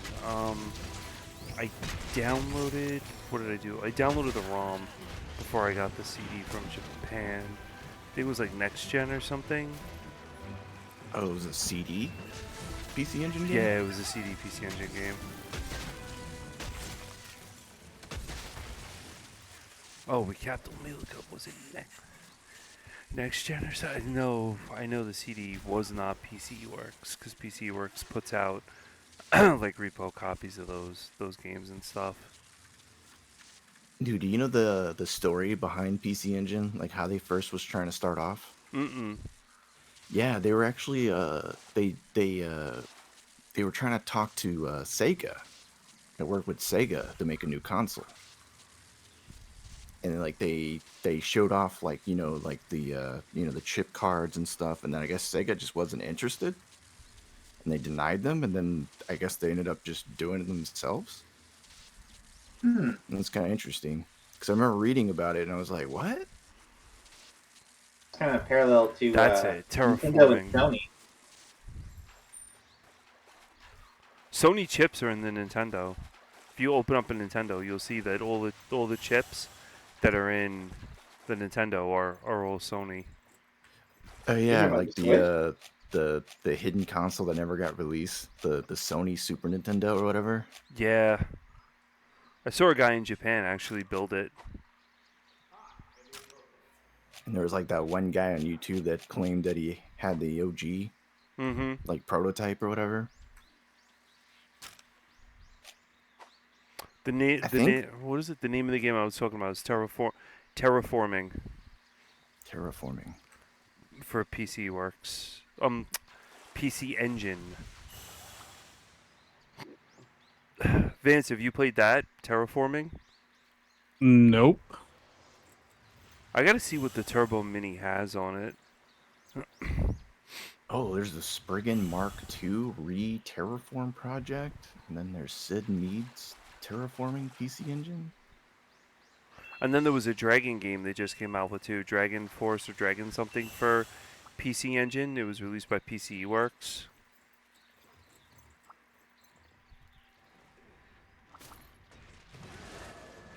Oh no, we gotta Of play course, them. there's no RA set. These games are so archaic that unless you play shooters and you really know, like you really like love to play shooters, no one's really gonna. You know, it's a lot of platformers and popular shooters and stuff like that. That's on there. Yeah, I'm gonna get. Well, back even like the into, really good ones, right? I don't think anybody like starts up Twitch and goes, "I'm gonna go search for Ginka Fukade that says Sapphire, please." Right? Yeah, I know. When I was playing when I did a stream for Sapphire and I did not have the arcade card for it, and mine was sealed, and I opened mine up, and one of the guys that was on, and Baron remembers this because he was in the stream. One of the guys that was there, his name was Katsune. He blew a gasket because I opened up a sealed copy of Sapphire, and he's like, "Do you know how much that goes for?" And I said, "Okay." I said, "I wanted to play the game." I didn't realize that I did not have the arcade card for the PC Engine. So I was like, "Oh, I don't have the arcade card that can handle this one. I only have, whatever arcade card I had at the time." And he was like going nuts. So I played it on what was it, on like an emulator and stuff, and no one has ever seen that game before or knew what that game was. It's like, Wait, it's ridiculous. What's an arcade card? So, PC Engine, at the time, kind of like, do you know Saturn's RAM cards? No, I never had a Saturn growing up. So Saturn, there are certain games, like for example, Dragon Force, or Magic Knight Rayearth. Those games they're really graphical intensive, and they really have a lot of It's like an expansion pack, like the N64. Yeah, it's kind of like a RAM enhancement. So think about adding like more RAM into your computer. You would be adding like more RAM into the machine. Those arcade cards were more RAM for the PC Engine. So first, like Facet Armor came out for PC Engine that required in like the first stage of like arcade cards. Yeah, they did you did just it. fall down and drop? Yeah, I did. Then So wait, I gotta buy arcade cards if I get a PC Engine? if you're gonna play these, you could buy the newest EverDrive. Does the EverDrive Yes, have it does. The Yeah. newest EverDrive will do it. Okay, Yeah. that'd be sick. Because that's what I was planning on. Because I was like, I ain't gonna be able to afford to buy fucking like the legitimate games. Because a lot of them are expensive. You could buy PCE Works. Those are the repos of them. Yeah, but the EverDrive route would probably be the best. The EverDrive route would be the best. Yeah, you're right about that. 100%. I'm not sure how much which one is the one to go for, the Japanese The most one, expensive, right? I think, is like the white PC CD Duo. So it would be the PC Engine Duo. That's Yeah. the one you want to do because that one's backwards compatible with American games as well. That's the one I have. Oh, okay, cool. That is one of like the most played systems that I still play on to today, besides the AES and Neo Geo CD. I have a question. How is the controller? Like, Amazing. Is the D-pad pretty good? Oh god, their D-pad's great. Oh, really? The control you get on it, yeah. And then you could buy like old school. Old school came out with a regular controller for it, like an extension. So, because the controllers for the PC Engine Duo, they're kind of, the cords are smaller, so the lengthwise they're not longer cords. So if you want to sit like on your bed and play, and then whatever, I would say go ahead and get like their old school, like the old school controller. That's the name of the brand. What would be the Old best School. way to play the turbo? Like, would I get an attachment to plug it to like my monitor, or would it be better to play it with like So it has a TV? It has a white and yellow cable that come out of it. I think those are composites. Those are the only two cables. You could buy, I think, they do have enhancement cables or whatever. So what you could do is you probably could just like buy, I guess, composite to HDMI and play like that. You would just have to set the ratio right, because if you're gonna play shmups, that's important. What do you mean by the ratio? It's either 1:4 or 4:1 for the aspect ratio for the screen. Oh.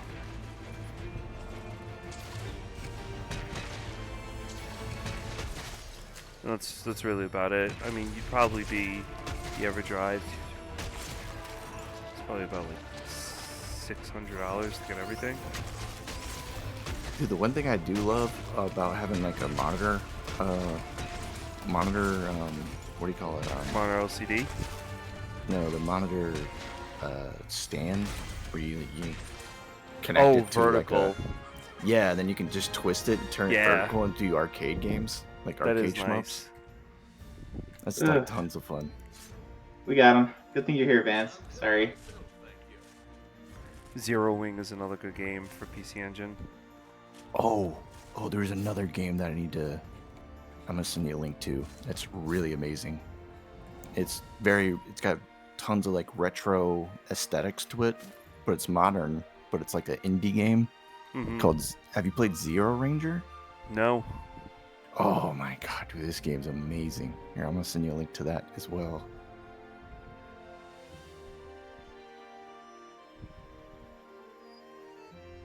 It's super cool.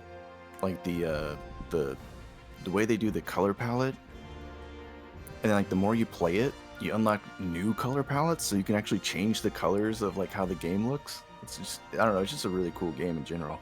That does seem pretty cool. They released a vampire edition, Rondo of Blood, for PCE Works. And what is PCE Works? PCE Works is the company that makes the repos of the original PC Engine games. So they're a little bit more affordable. And they made a Rondo of Blood, and it's the vampire killer thing. It's got a wooden cross, steak, holy water, garlic, all this stuff like in it. It's got the game. It's got Dracula's teeth, a full whip that they call the vampire killer with the crest of the Belmont on it. Yeah, like they went all out with this set. What is it, like Castlevania 2? Yeah, it's a pretty cool set. I would not be burning money into that, but it's still cool to have. You guys want to do another one of these? It's up to you. I can go. I don't care. So Zero Ranger is $12 on Steam, but they also have a demo, so you can play the demo and try it out and see if you like I don't it. even know why there's so many of these. Challenge 1, Challenge 2, Challenge 3. There's a lot of This them. one's- Here's Challenge 4. A lot of them were like DLCs, or it's like they released the game and then like every month or every 2 weeks after they released the game, they were adding stuff. Mm-hmm. And I think the most recent one that they added, they said was going to be their last one, or no, that was like 3 ago. So they've actually done 2 past where they said they were going to. So Capcom has been pretty good with just adding content for this game.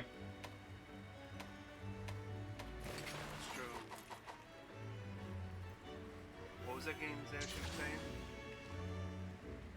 saying? I DM'd you 2 of them. Zero Ranger and Unlimited Damaku 3.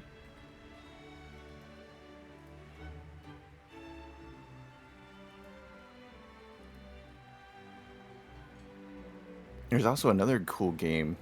I'm just gonna be like constantly sending you links to games at this point. It's called Monolith, but they had to change the name because of copyright issues or something. So now it's called Star of Providence, where it plays like Binding of Isaac, but in shmup form. You're a ship, and you kind of explore random generated dungeons. Binding of Isaac was good. Yeah, it's a really unique game. This Unlimited 3 game looks gorgeous. Oh, dude, and wait till you listen. Dude, the reason why I played it so much is because of the soundtrack. Like, I just want to hear the music.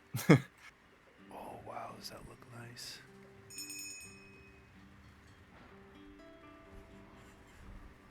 That does look pretty good. Vance, what are some shmups that you enjoyed?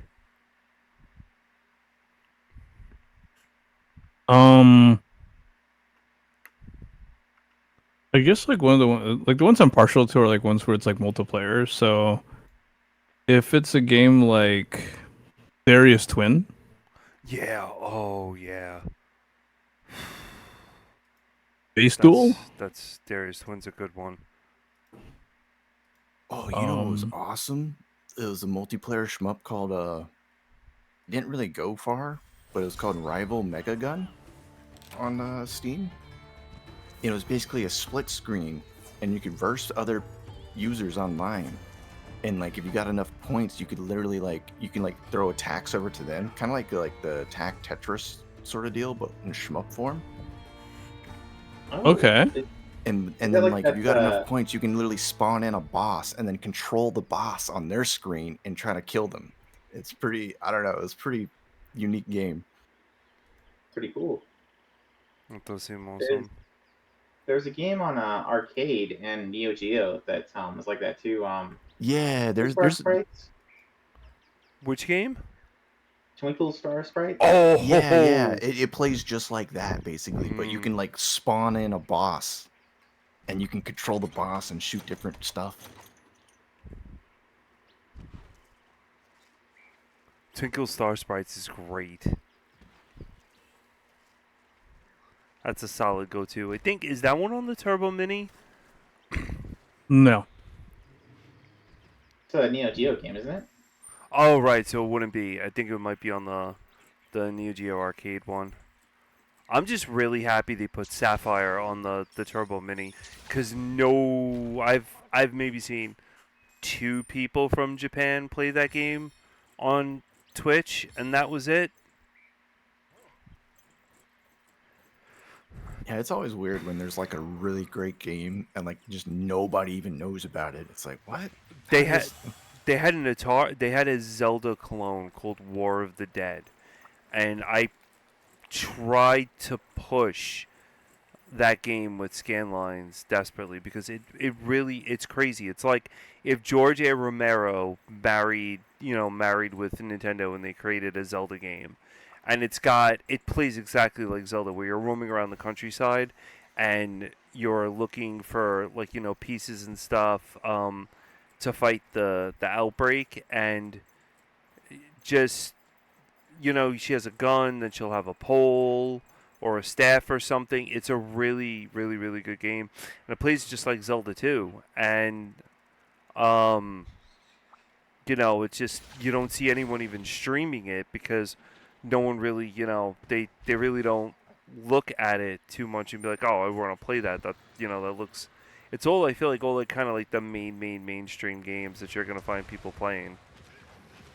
Like when Vance plays Bomberman, it's enjoyable to watch because not a lot of people play Bomberman. Or when, like Zash, you play like either a shmup that no one's really heard about. People don't, you don't see that every day. Or when Baron plays like either, what was it, The Scheme or Etrian Odyssey, there's not a lot of people that are playing EO.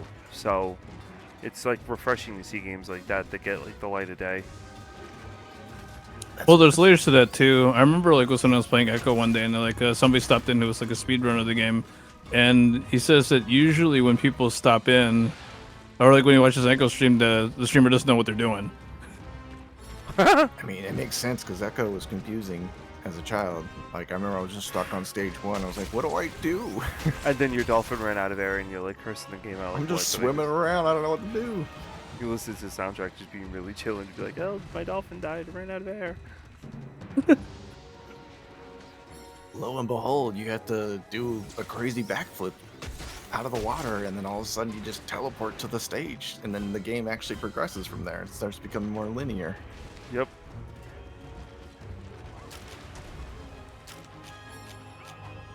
Yeah, that's what mainly got me into RA was finding like games that were never released in America. It's like I mainly played Japanese only releases and just experienced, new games that I never got to play growing up. I thought that was like a lot of fun. Ghost Sweeper, and oh yeah, Ghost Sweeper. I need to play that one.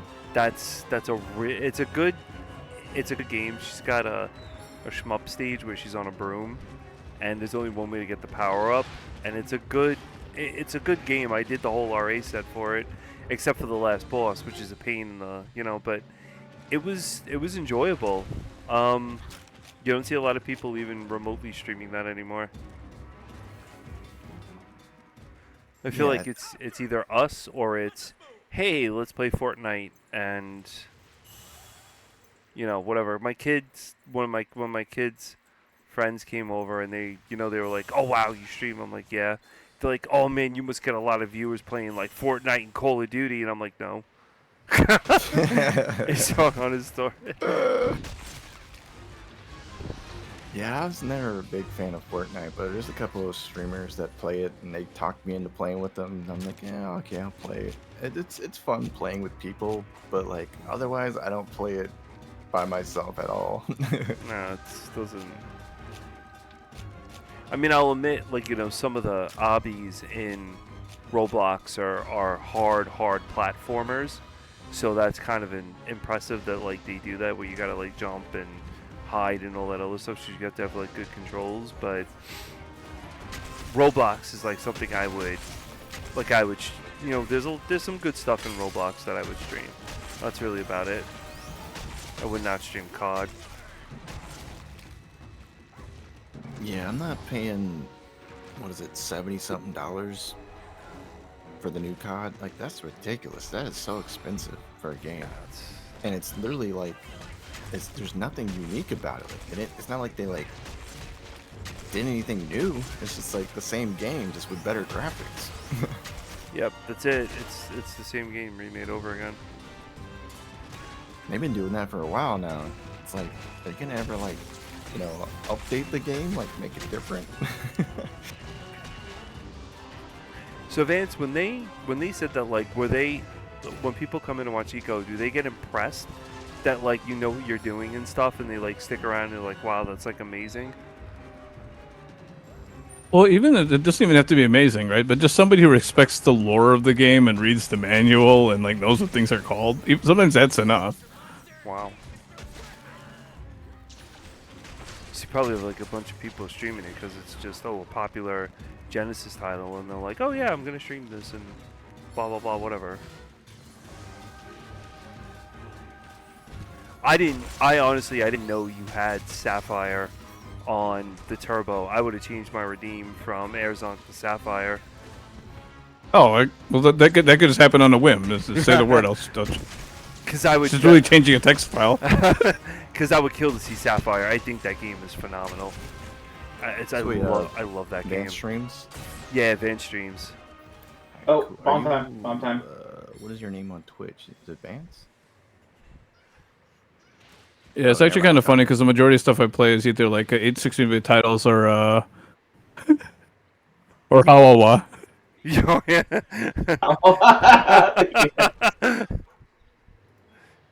I was looking at the user list in the chat, and there's a person named Senpai Waifu Guy. That's Yeah. like the most dopest name I've ever seen. And he will play, like, he'll play waifu games. Senpai the Waifu Guy. Yeah, he used to be called Senpai Loves His Sentai, so... Yes! Improvement there. I would say so. Oh, I would so take Sapphire over Airzonk any day of the week. Oh yeah, dude, Airzonk's kind of like a game that's just like, you play it once, you beat it, and then you're like, okay, I'm done with this game. Never gonna play it again, probably. I'm gonna try for Airzonk, for high score challenges for RA, to see how much I could do to get high score to knock someone off the list for that. Nice. We used to play that. I mean, honest truth, disgustingly, my friend that had the Turbo, we got Airzonk, and we would play it on a Friday night and get pizza, and a 2-liter bottle, I think it was like Pepsi or something, and play Airzonk for almost all of Friday night. Like, I would take turns, he would take turns, you know, we would try to take turns on the boss or whatever it is. That boss we couldn't beat. That boss was hard. I think we spent close to about 3 months just playing the same game over and over again. Isn't there an Airzonk 2 as well? I heard it's horrible. It's for the it's CD horrible. version, yeah.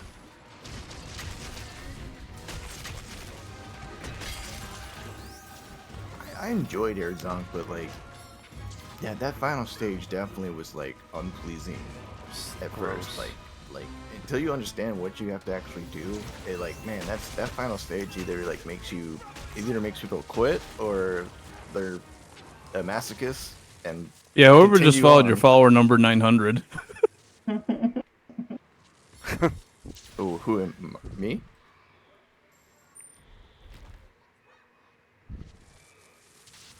I think it was, yeah, it's Zash probably. Oh yeah, you're 899. I just followed, so now you're 900. That's dope. I got a dope number. Congratulations, Vance. Congratulations. Well, congratulations mean like beating up on this Tigrex. We did a good job with it. That Airzonk, and then, oh my god, that boss in Airzonk, that stupid DNA boss that shoots those green waves at you, and you gotta learn the pattern. You gotta start at the bottom, then go up, then go in the middle. Oh my lord. That one killed me a lot of times. So I finally was watching it the other day, and I did a recording of me playing it, and then I watched the preview, and there's a pattern there with him that you could just follow pretty easily. So he's not bad. And then when his stupid, what is it, the flower that comes out after you beat him, that thing has a pattern, so you just got to learn the pattern for that real quick. Just drop, I think it's like 1 bomb and like 3 shots, and it's done. Oh, dude, I hate that. Like when I watch like a video of like me beating a shmup, and then like I notice another pattern. I'm like, holy crap! I could have just sat there the whole entire time. I'm making it way harder on myself. Yup. Like I just notice it because like when you're playing it, it's hard to like visualize patterns like that when you can just watch a video and then you're like, wait, oh, I see now, because you're not controlling the controller. You're just sitting there watching and observing. Yeah, so you'll definitely like learn the patterns.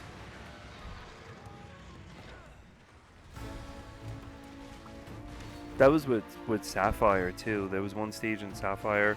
It's like she goes back in time to the medieval era, and there's like a bunch of these rocks and stuff, and you're like near the castle. And I think it's like an ogre or something you fight or whatever, and that one's hard. So I was like trying to watch videos on that.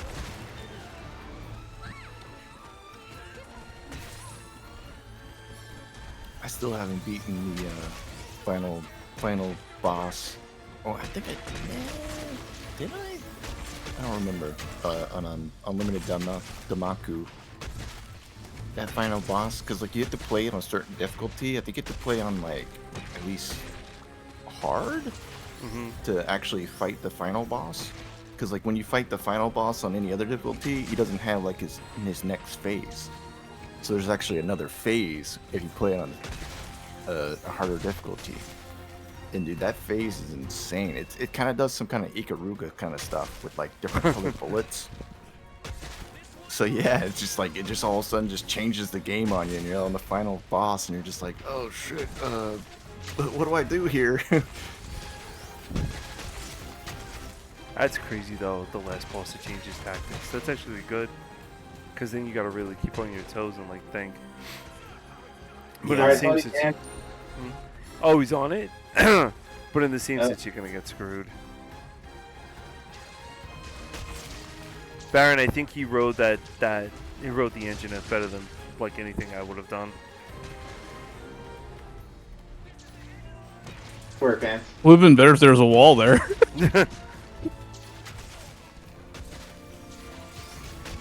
Meant Zingerstein. That's me. What does that mean? Is there a meaning behind it? It's a character in a Edgar Allan Poe story. I still think I'm there. Okay, just get a little bit of distance. Shoot. Okay. Yeah, but there's an Edgar Allan Poe story called Baron Metzingerstein that I was a big Edgar Allan Poe fan as a kid. So all my early video game character names and like MMOs and stuff are like Metzingerstein or Red Death or Tarpaulin, etc. Excuse my ignorance, but that's German, right?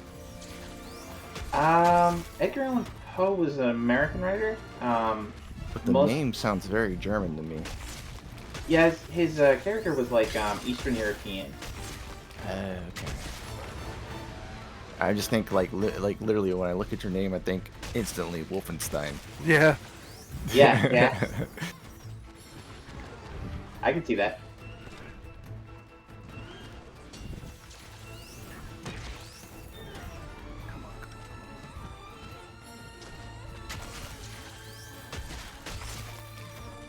I didn't hit his face, that bastard. Oh, he like teleported. That was weird. Yeah, it was ridiculous. Baron, do you have like a giant spoon? What is that weapon? You know, I'm Are you spooning this guy? He's got his hammer. Yeah, it's a hammer okay, weapon. it's a hammer. Like every time he swings, it sometimes looks like a spoon. Like it looks like he's fighting with a fancy spoon. I've never heard of that before, but yeah, that's a good way of putting it. Well, you know, I'm just such a fan of the Tick. Oh, what? Oh, that's right. Yeah.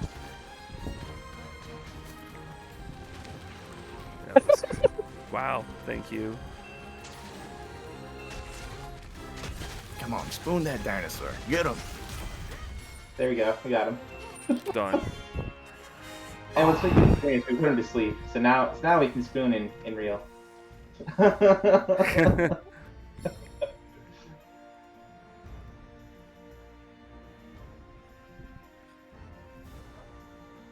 yeah, Kikyo Flying Squadron. Oh my god, dude, that game tormented me, bro. The Kikyo? RA set.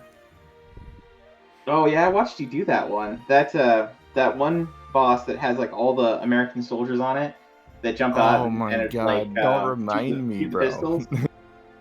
It was so horrible. That was the worst boss, I think. Yeah. I mean, the final boss is kind of stressing, but like that boss on like the hard mode is he popped out so fast. It was just like trying to dodge all those What guys were bullets. saying? What is it? What is it they say when they pop out? Something really annoying. Here I am, or some shit. Yeah. I'm over here. Yeah, that. You missed me.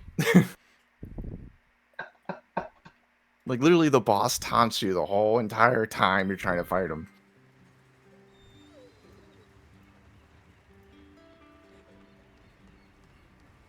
I'm over here. In Kikyo? Yeah. I never played that. I only knew one kid that had it. And I was just It's a really cool game.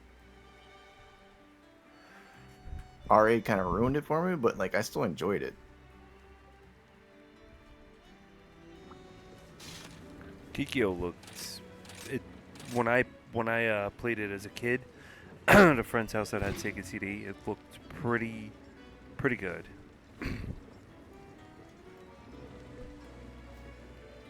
I think I'm gonna do ice for these guys. Ice works Yeah, best for both of them. honestly, I thought like the worst weapon was the spike ball that you can get. Kikyo? It turns out, like that's like the best weapon to get. Like it kills bosses way faster. Ash, what do you think of this one?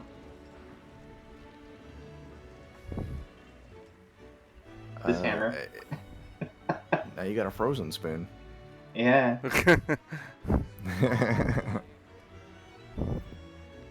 It looks pretty dope though. See, when it's on your back, it looks like a hammer, but like when you were swinging it, it looked like it kind of had like a concave in it. I thought you were swinging a spoon. I'm like, what? This guy's attacking this dinosaur with a spoon? Some of the hammers are really interesting looking. Let me see here. Was there one?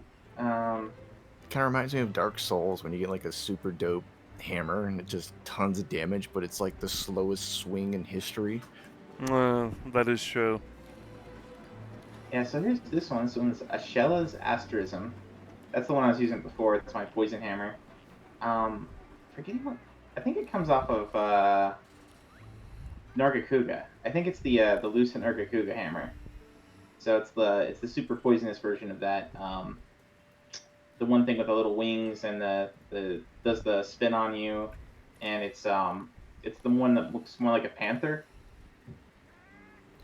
Yo, so like in Monster Hunter, like you basically like the more monsters you killed, like the more what is it, resources you get that you can like craft new weapons? Is that how it works? Yeah. Mm-hmm. This one's basically a monkey head on a stick. It's the Rajang head on a stick. Oh, Burning Angels. Oh wow, you literally just murdered a monster and put his head on a stick. Yeah, that's what it did. Yeah. and turn it into a hammer. That's the game. Yeah, that's true. That's pretty sick though. And then I've got this one that looks like a 6-shooter. And then when I like charge it, it spins. Looks like it's the first. Oh, the gun one. Yeah, this one's that kind of one's cool. pretty cool. Oh, interesting. What's I got here? You guys are making me want to play Monster Hunter now. Hey, we always love more hunters.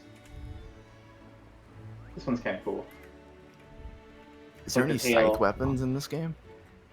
The long swords are kind of scythish. There's one, the dragon one is definitely very scythish, but I don't have that one equipped. Who Let are me we see. fighting? A Rathalos and something else. Here, I'll show you. This is probably what you're looking for. Something that looks Yeah, like it's like- this. Some of my favorite weapons, like if I can play a game This one. and I can have like a scythe weapon, that's like my go-to because I just like the aesthetics of a scythe. Oh yeah, dude, that looks dope. It's folded on my back, so it doesn't quite look as much. Oh, you as guys scythe. both have scythes. Oh, yeah, that's sick.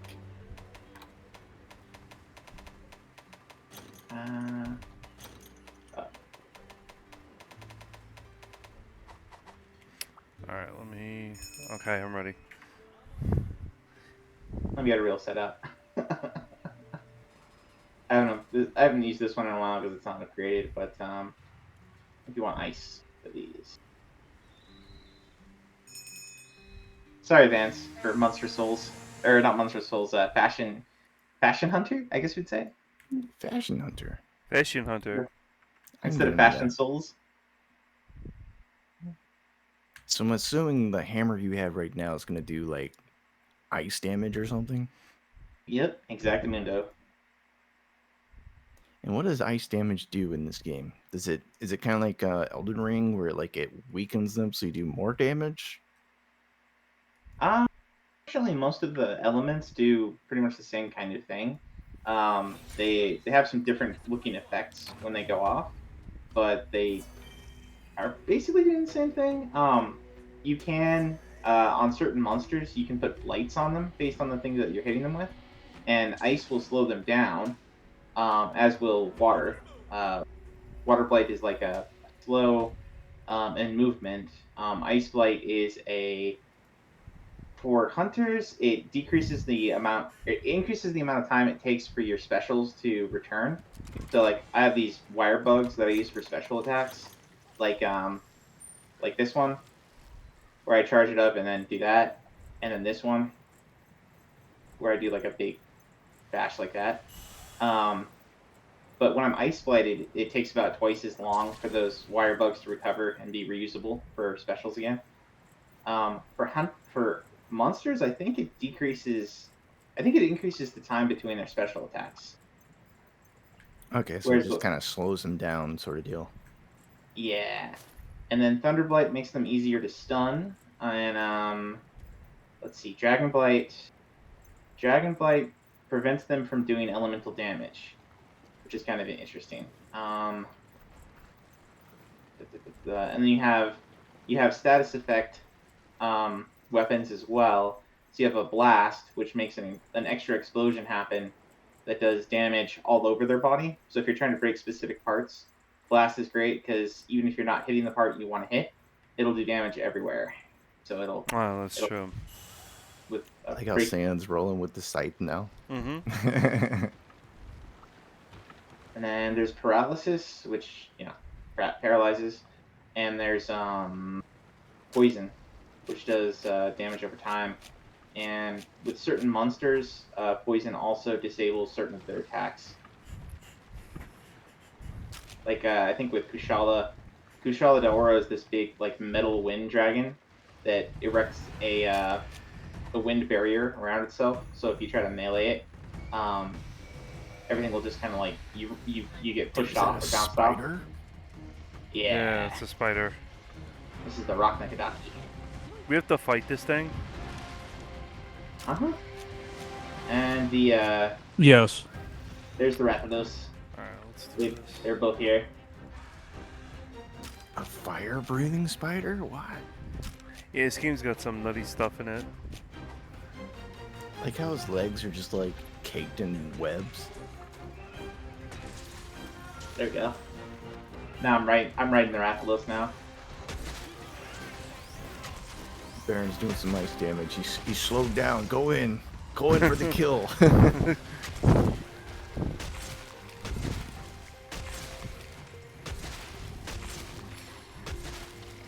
Come on.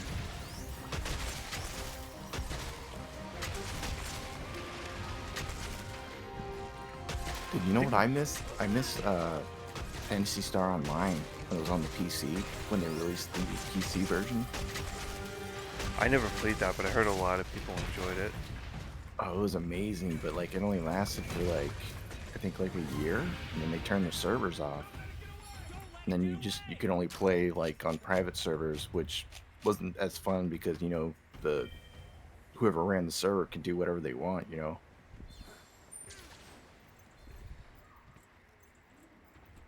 I gotta give it a try. It's on my list. Because I think there's a lot of single player content for it that I think there's Yeah, I RA was thinking about matches, doing the right? RA for it. Yeah. I For wonder the- if we could do multiplayer and still get Chivos. That'd be awesome. What system is Yeah, that for? that'd be dope. Dreamcast. You can emulate Dreamcast? Yeah, Dreamcast is on RA. Oh wow. There's essentially an Armored Core game on there too. Oh, you had a lot of Armored Core Yeah, games. because I on was your doing list. what is it? House of the Dead 2. Oh, that's a good game.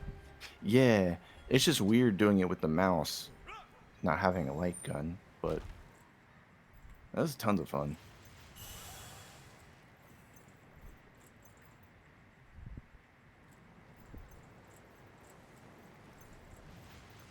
Fighter taking it to fight the Rathalos.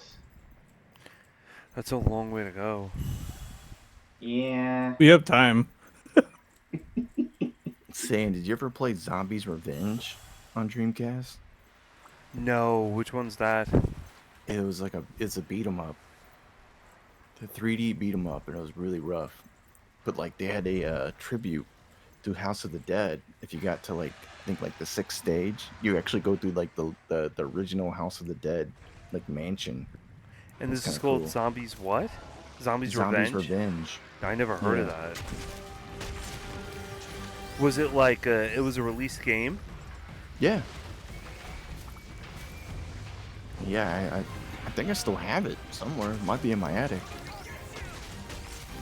My Dreamcast died, sadly, and my mom threw it out. So it was probably something easy to repair too. It was probably just a bust capacitor or something.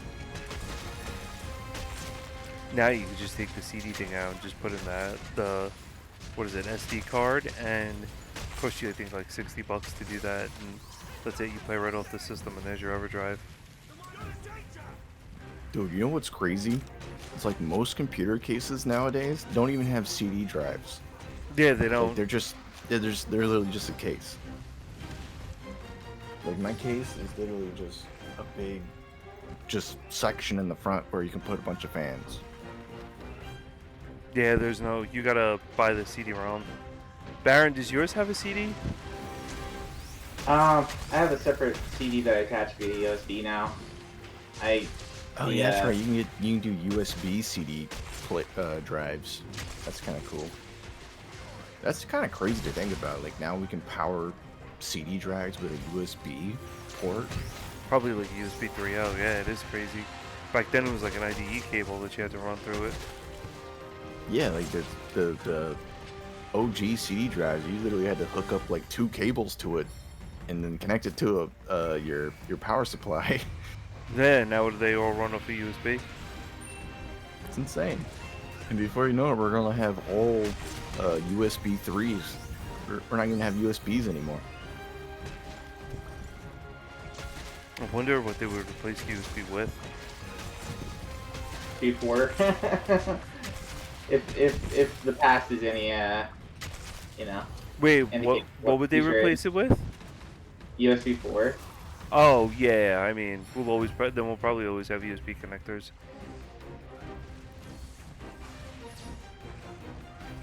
I mean, hopefully they don't change the design of it to where we have to have another different port. Like, that'd be kind of annoying. Because USB-C is like kind of like basically all modern phones uses. I think Apple now is starting to use USB-C. Yeah. Oh, are they? 'Cause I remember Apple had like their own unique thing, and I felt like that was kind of annoying. Like, you know how SteelSeries has like their headsets? They had like their own unique input on it, and like if that thing broke, you're basically screwed. You can't just replace it. You had to actually go to fucking, you know, like Still Series and like order a new one.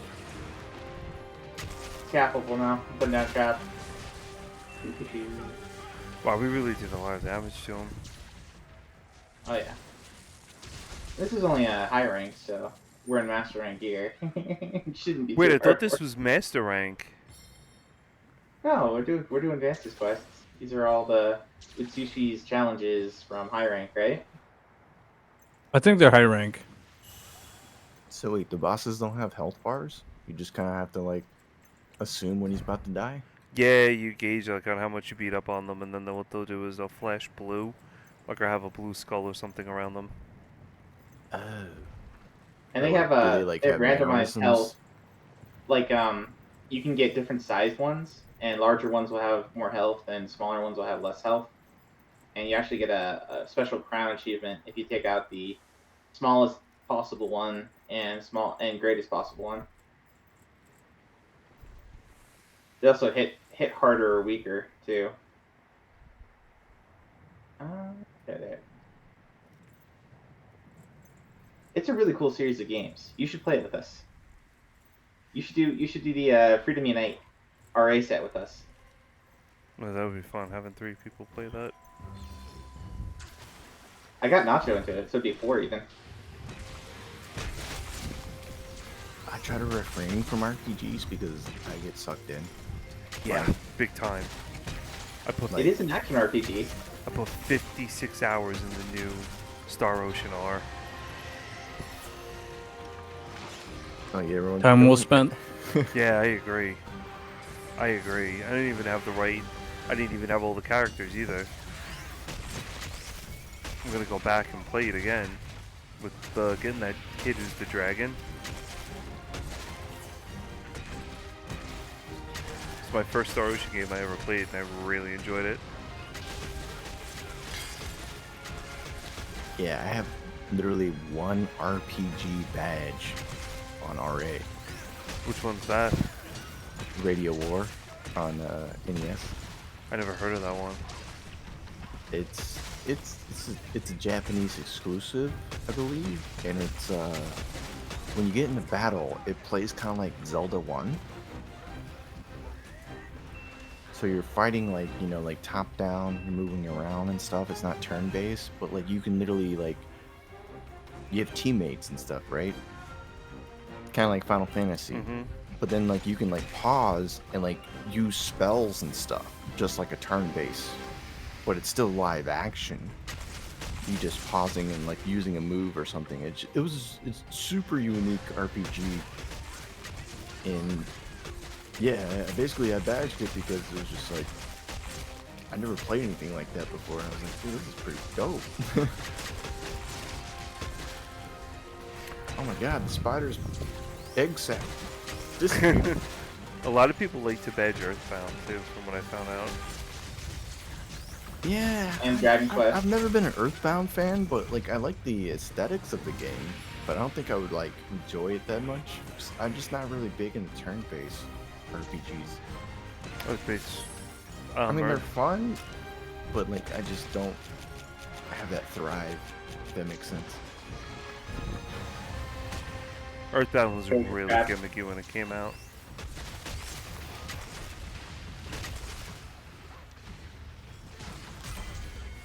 Wow, that was quick.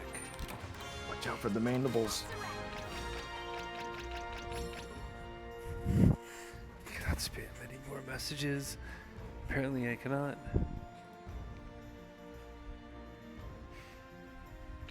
You've unlocked Spider Mandible Scythe. Does this? I don't think the spider gives you mandibles or anything, right? There's a bunch of weapons you can make off of it. I think mostly like stuff that uses the webs. It's like the bow, and I think a bow gun.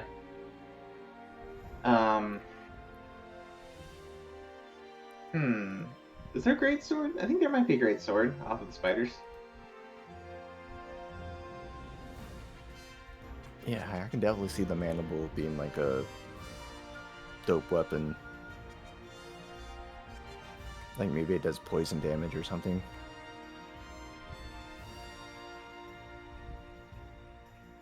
Let's see. I'll have to take a check. So how does the weapons ranged? Like is there like obviously like certain weapons that are just you might as well just use this weapon, even though this weapon looks really cool, but this other weapon does way more damage. Like how's the stats kind of like go in this game? I'd say they're pretty even. They try to balance them out so that like I would say the great sword is the one that has the most damage per hit, but it's super slow. So you're doing like one giant hit with it. The hammer is like a step down from that. You do like 2 or 3 big hits pretty quickly. Longsword is kind of in the middle. Dual blades are super fast, but you do like as in as an example, like if you're hitting a weak point of a monster, you might be hitting them for 15s and 20s with dual blades or with the sword and shield. With the long blade, you're hitting them for like 50s, 80s, 100s. With a hammer, you're hitting them for like 200, 300. With a great sword, you're hitting them for like 1,000, 2,000, 3,000. Depending on which move in the combo you're doing. Like final moves of a combo almost always hit for 2 or 3 times as much as the rest of the combo combined. So it kind of varies like that. And then you have the ranged weapons, and you have like a kind of essentially like a tank gun, which is the heavy bow gun, and then you have like a the light bow gun, which is almost more like a machine gun or a pistol. Both like there are certain enemies you fight where you're at a real advantage if you're hitting it from range, and the melee are just constantly having to chase it. Like there's monsters that dive underneath the sand and you have to follow it around. There's ones that fly in the sky for long portions of the fight. It's like that Rathalos we were just fighting. A light bow gunner or a heavy bow gunner can keep the damage on pretty much 100% of the time, whereas when it jumps up in the air, like you have to either throw a flash bomb to make it blinded for a minute so it falls down, or you have to wait it out and get it to come down. And then you have another one that's kind of in the middle is the glaive, which is kind of like this bill hook kind of thing, and you get all these jump moves with it, so you can like be super airborne. interesting. What's that? The glaive is super interesting. Yeah. Hard And to use any air attacks or jumping attacks you do on monsters makes them easier to ride. Like you do a certain amount of mounting damage essentially. Oh boy! And once you do enough, you can ride them and have them attack other monsters and things like that, or just topple them, I'll be right back. run them into the wall.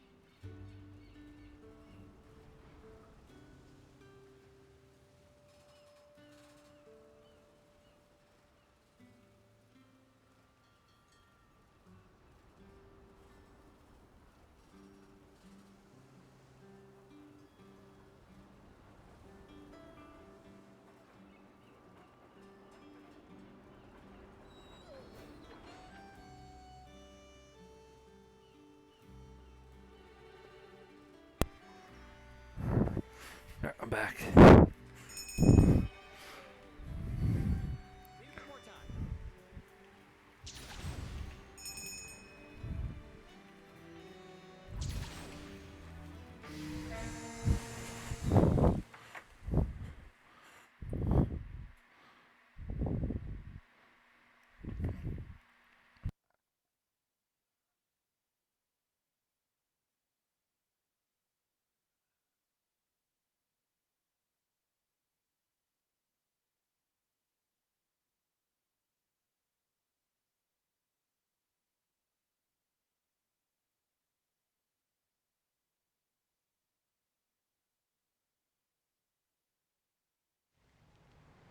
Divine beasts with grace replete, finally the twain shall meet.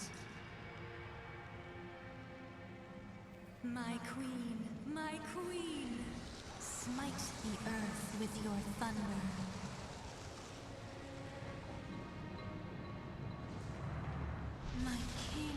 My king, let storm tear the clouds asunder.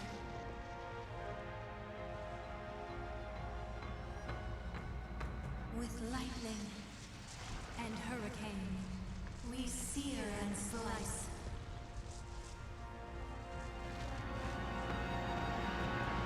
For we are the architects of true paradise.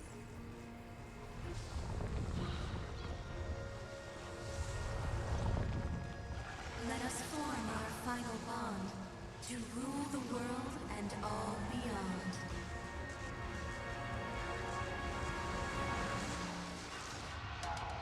He should be pretty close.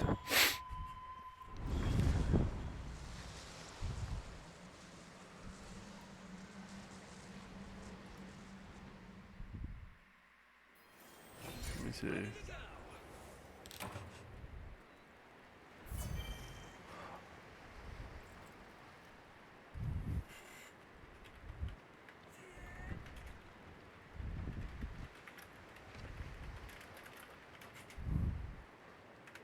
Yeah, that's right. And these guys are all like dragons all the time. Seem to use like old dragon armor, early dragon whatever for them.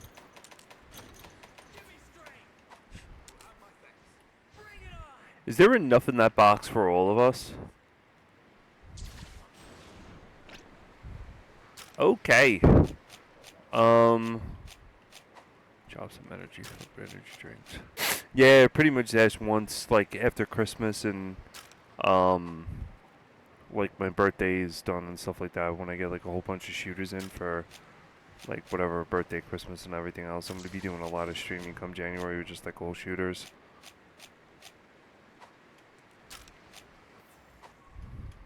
I like to play, I mean the original system's a little bit better to play them on because I just feel like it just keeps to like how the game was meant to be played.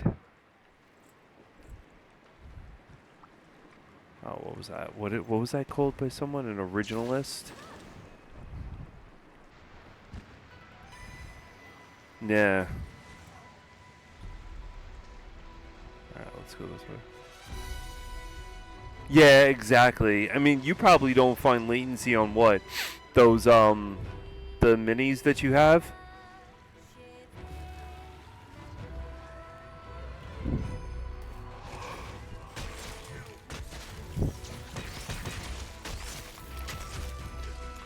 Yeah, like I don't even know how people go. I mean, there's a latency with the Switch Online, and like people were saying that Musha is kind of it's you can see delays when you play a Musha.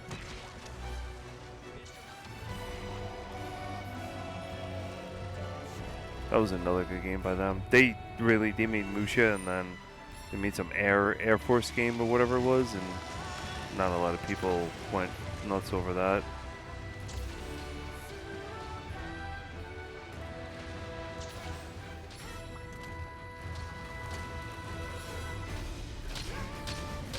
Oh, this is the end of the first. That means he's gonna move over to Rye, whatever, Sunbreak, isn't he?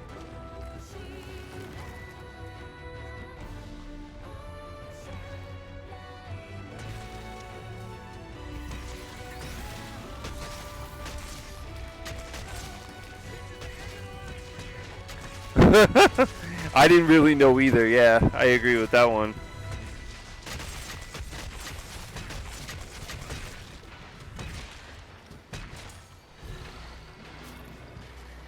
Oh, Winged Serpent Ibushi. Yeah, this dragon's crazy. This whole fight's crazy.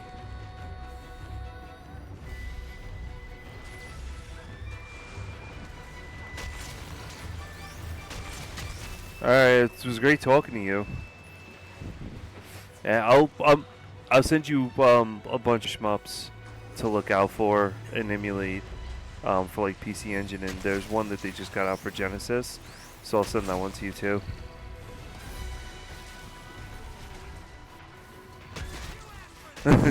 Alright, take care, Zash.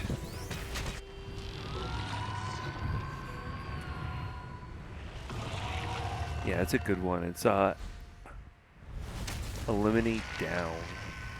They just released it for Genesis because they were like, it was out for Mega Drive, and it was insane pricing for Mega Drive.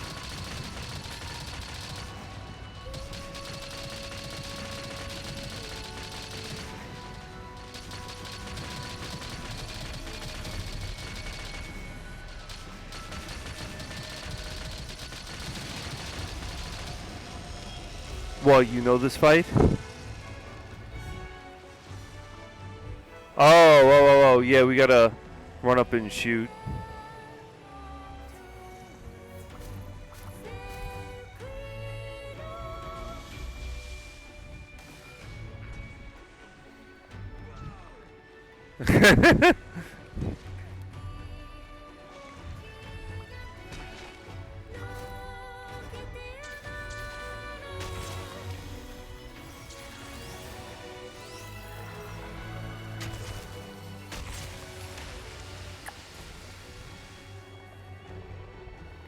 Oop, I got knocked out. That's great.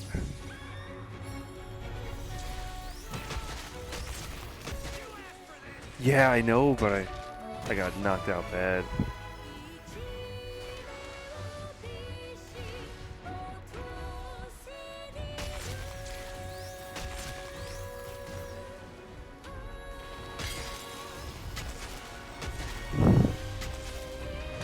I'm watching your health, and I put a lot of quick things in there to use in case your health goes down. So far we've been doing good. I was the only one that really wiped on one of them, so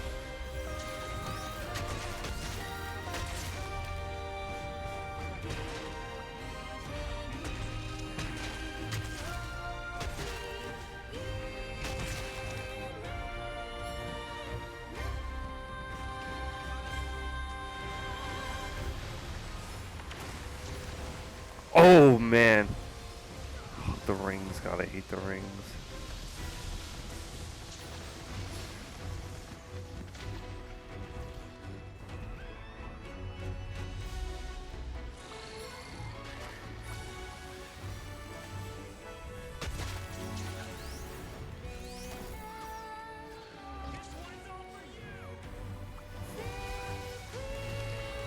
Oh damn.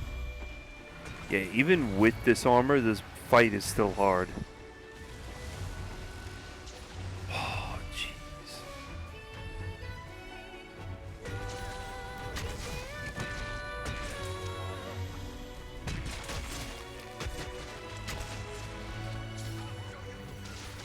So tomorrow we're going to be doing Christmas games, and we're going to be doing a race on our systems thing stream tomorrow, and it's going to be nights into Christmas between myself and Awaz on the original Saturns.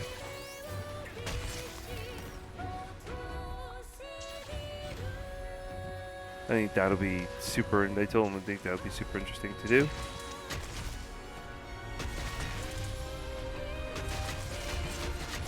Baron, is this your last one?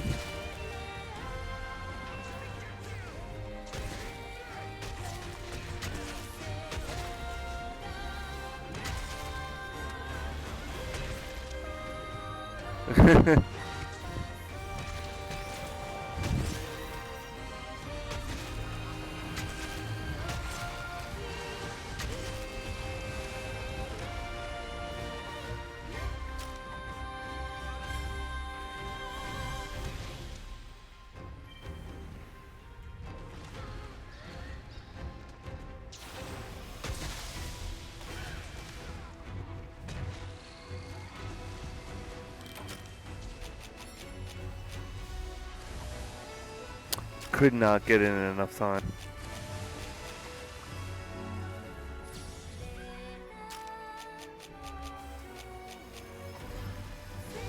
My Dust for Life game wasn't strong enough.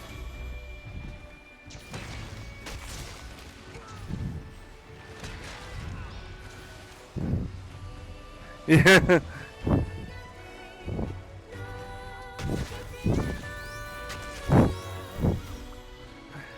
Why I died in the stream, so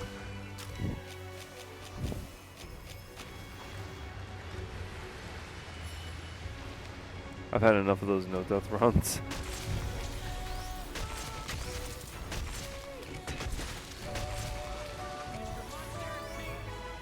Did they make a Super Famicom Mini?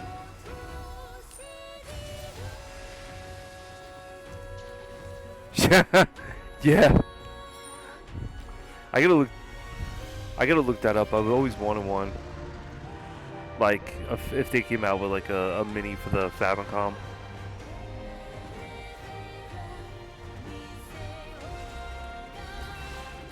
Oh, Psycho Cat? Yeah, the hell with them. I wonder why Magmalo comes in.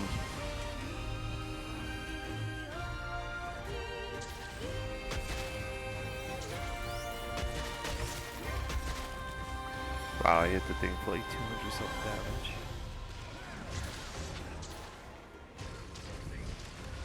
Oh, wait until he has to fight Valstrax.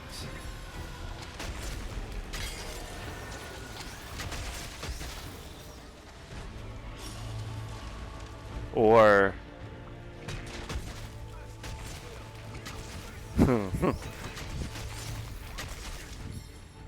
Whack! Oh!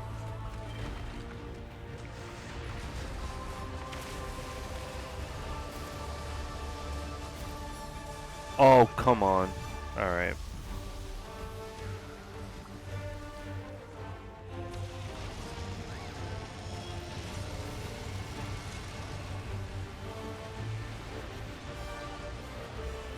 This is like a playbook right out of Share Schwalda in World.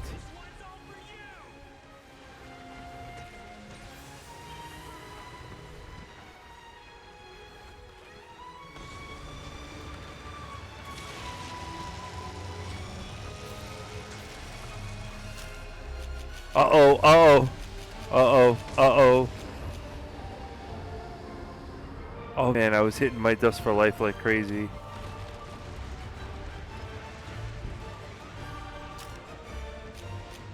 Oh, you used the Farcaster? That was a really good idea.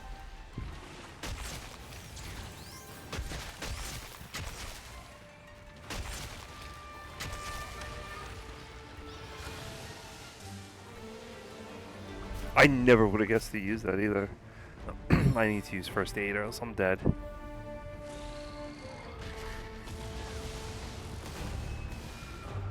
That was nice, thanks. Whereas I'm not gonna wait around for first aid. Where's my ancient potion?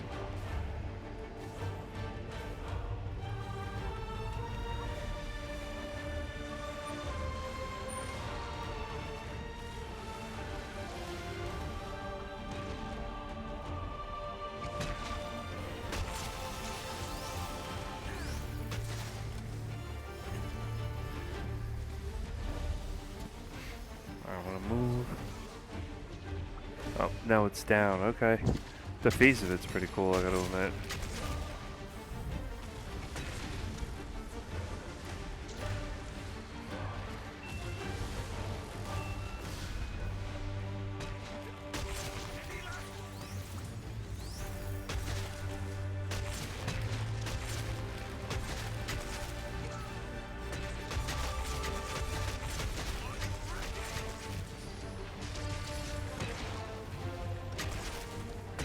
Just stand right there.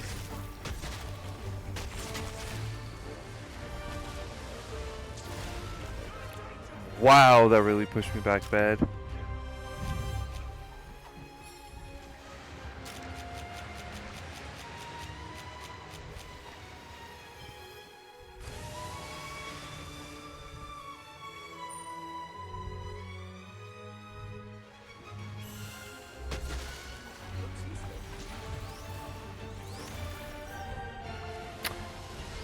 Oh, come on.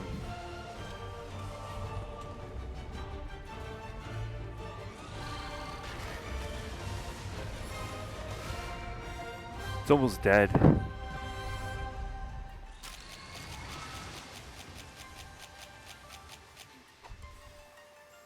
Where the hell's my dog? Okay, there it is.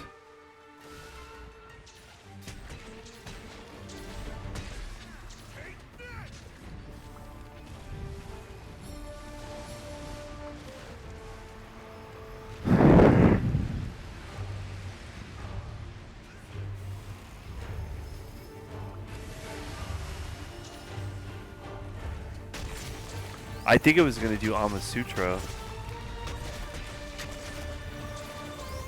Whatever the what's the one, the flying one that uses all the wind? Amatasutra or something? Oh, Amatsu.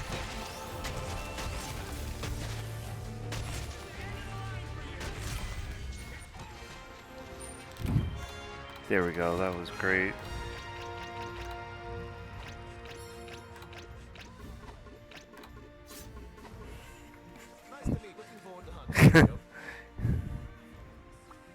Where's the tail?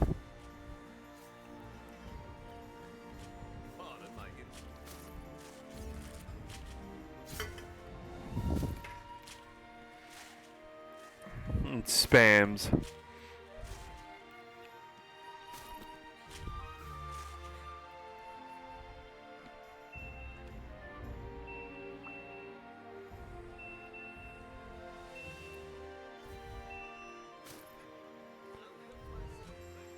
Come on, was that it? Oh, that was it? That's all I got?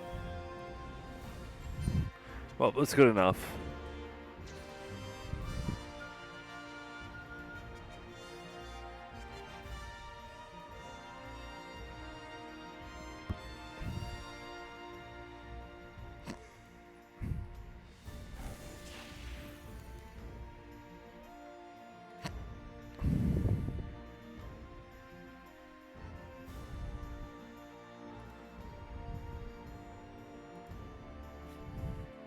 We did.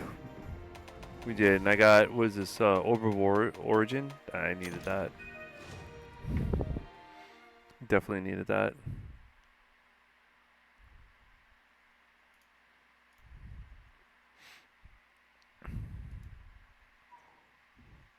Oh, for me, it's 1.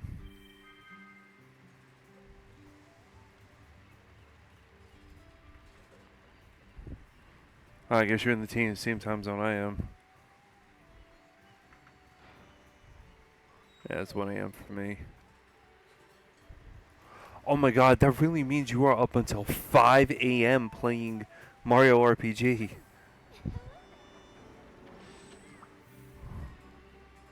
Wow! Damn.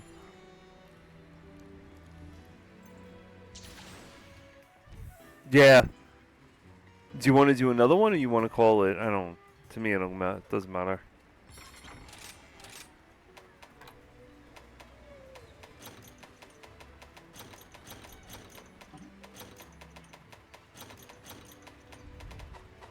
Have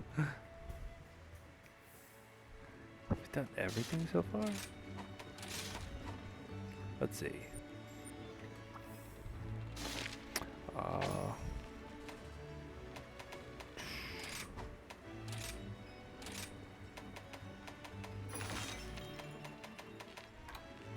Oh yeah, the bear.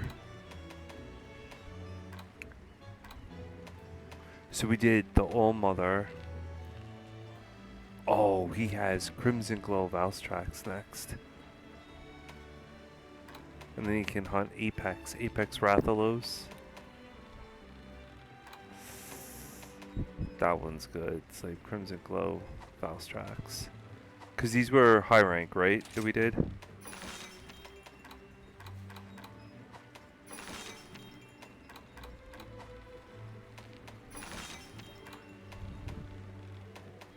Yeah, Apex are great. Okay, now let me see if I can build armor. Well, no, weapons.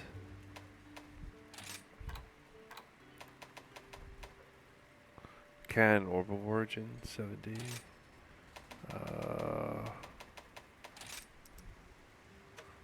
13, 14, 16. Confirm. Yes. Click now. No. This one's gonna scale of origin plus. Okay, so I'm with the plus items for her. Can I build an 8 or a 10? Nope.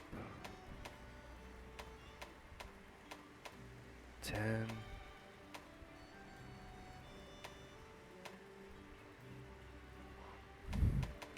8, 8, 8, 6, 10, 10, 10, 10. Okay.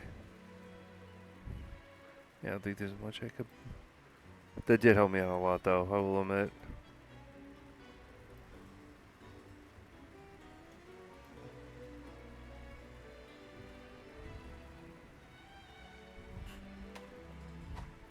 We need to do Primordial Malzeno when I need the armor.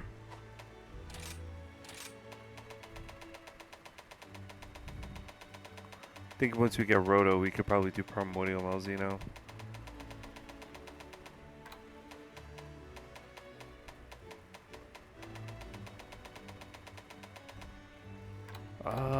Yeah.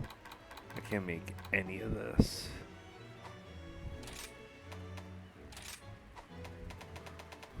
Let's see. Yep.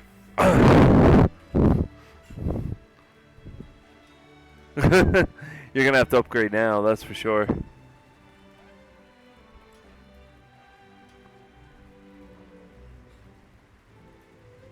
You're on a whole, I mean, it's a whole nother game now.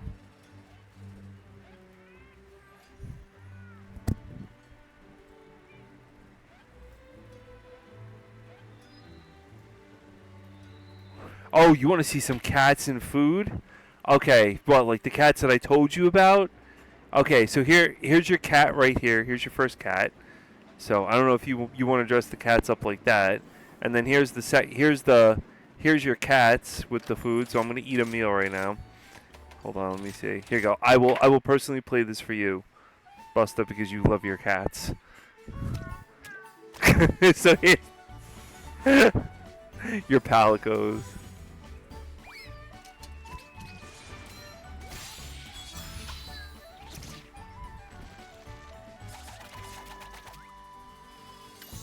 That cat is absolutely adorable. Oh, look at that. Yeah, they're... Yeah, he's... Oh my god, did they blow up the thing? They did. I think they did. Yep, that's... Monster Hunter's like cats, and more cats, and... So instead of bringing a dog, I could bring a cat. Baron, who's on the upper part of me, he has a cat, and it's a they're called palicos, and... Yeah, his palico is like, I don't know, how would you say it runs the entire show? Yeah, definitely MPP. So here's like these little cats that I have here.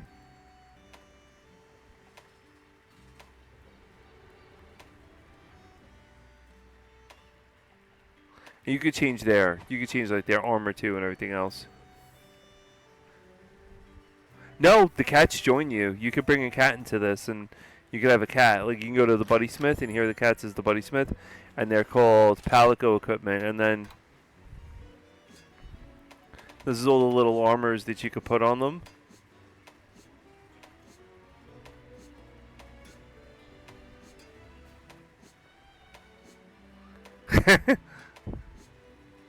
Oh my god, the feline... crab really looks like a crab. You really should be playing this game. Yes, you should. I completely agree. Nurse Kitty. I've never seen any of these. Wow, these look pretty. Oh my god. The feline Kadaichi. Oh.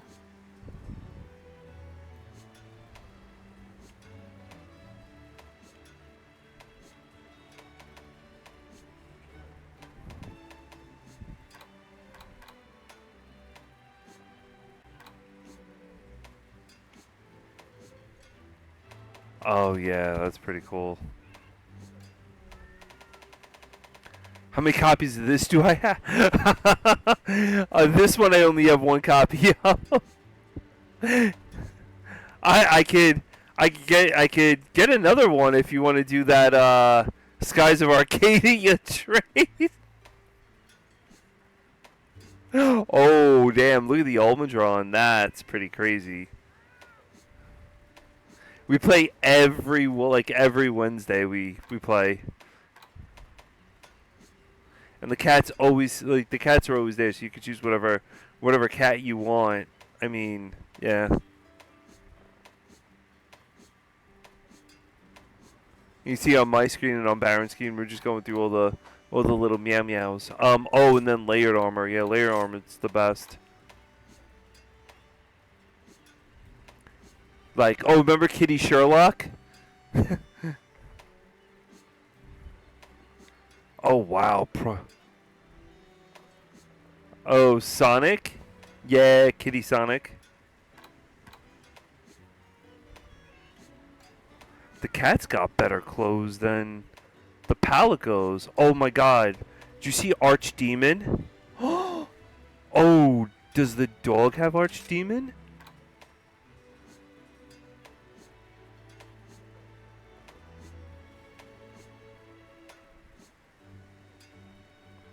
Oh, that's boss. That's super boss. I like that. Oh, it does have Archdemon, but the cat's cooler.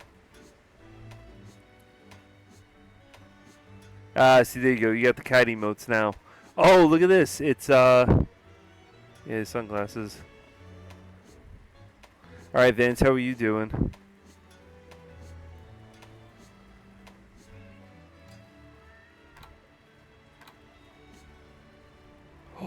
I do have, oh, I want that costume.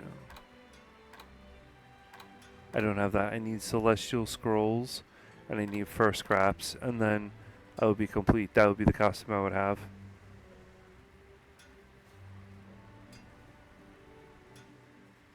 That's my favorite game.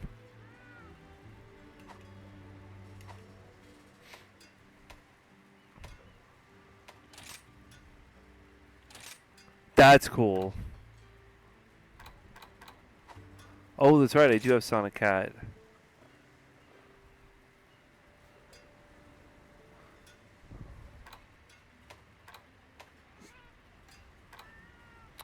Celestial Scrolls and Fur Scraps.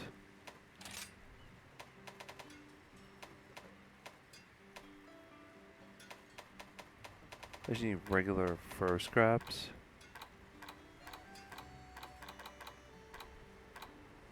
So how do you get scrap list?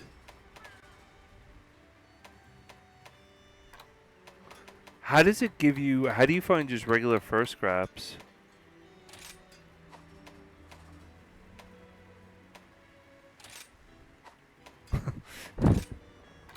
Yeah, because if I go to, I want to turn him into, so let me see here. So it says just Fur Scrap. So you go trade for scraps, right?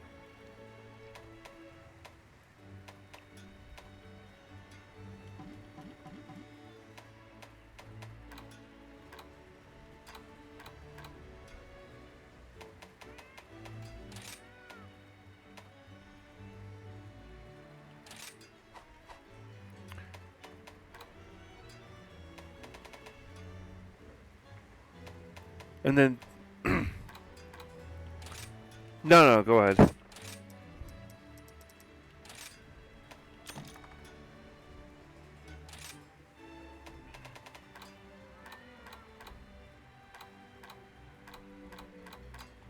Ooh, I can't do it. Yeah, Fur Scraps or heavy Fur Scraps. I need regular, like Fur Scraps.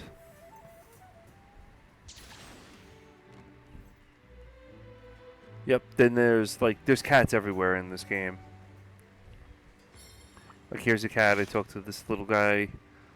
Deliveries. I don't have anything for him yet. The cats always make the food. There's a little cat over here. He's in his little sailor suit. He's talking about pizza. And then like when you go here and you go into your room, you have like you have a tuxedo cat that's your room attendant.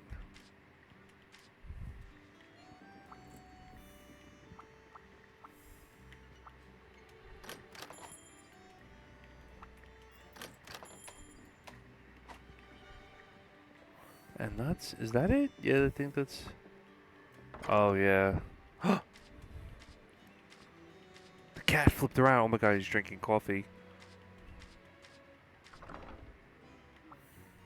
Where do you change your wall scrolls in here? Oh.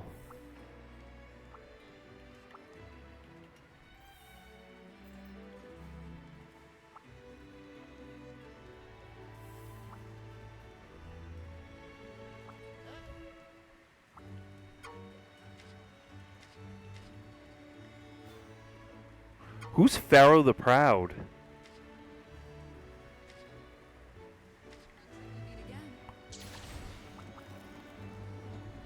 Do they ever give you quests or anything or no?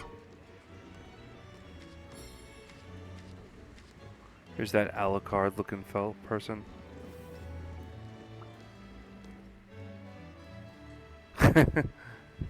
Yeah, if you want to play this game, I mean, you could definitely, like we play this game. Well, like it's a great game.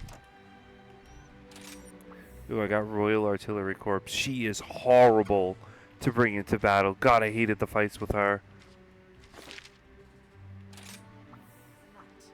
What was her? Dama?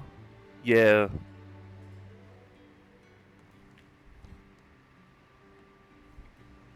Luchika. She dies like a lot.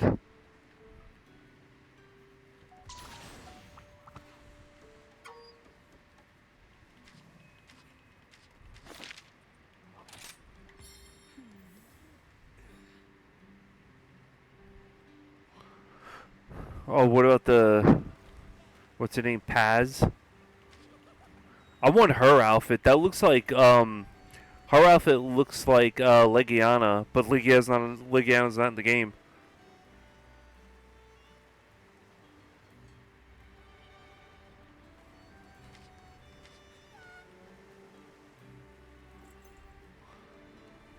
No, that's true.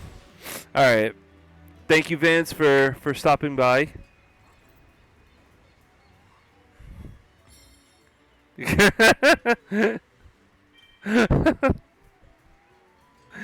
Alright. So yeah, I guess I'll just end the stream right here and stuff. And yeah, everyone, thanks for stopping by.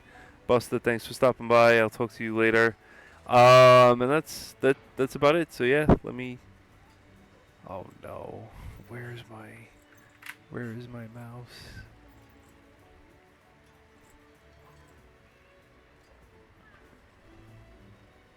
So that's about it. All right, everyone, take care, and I will see you guys later.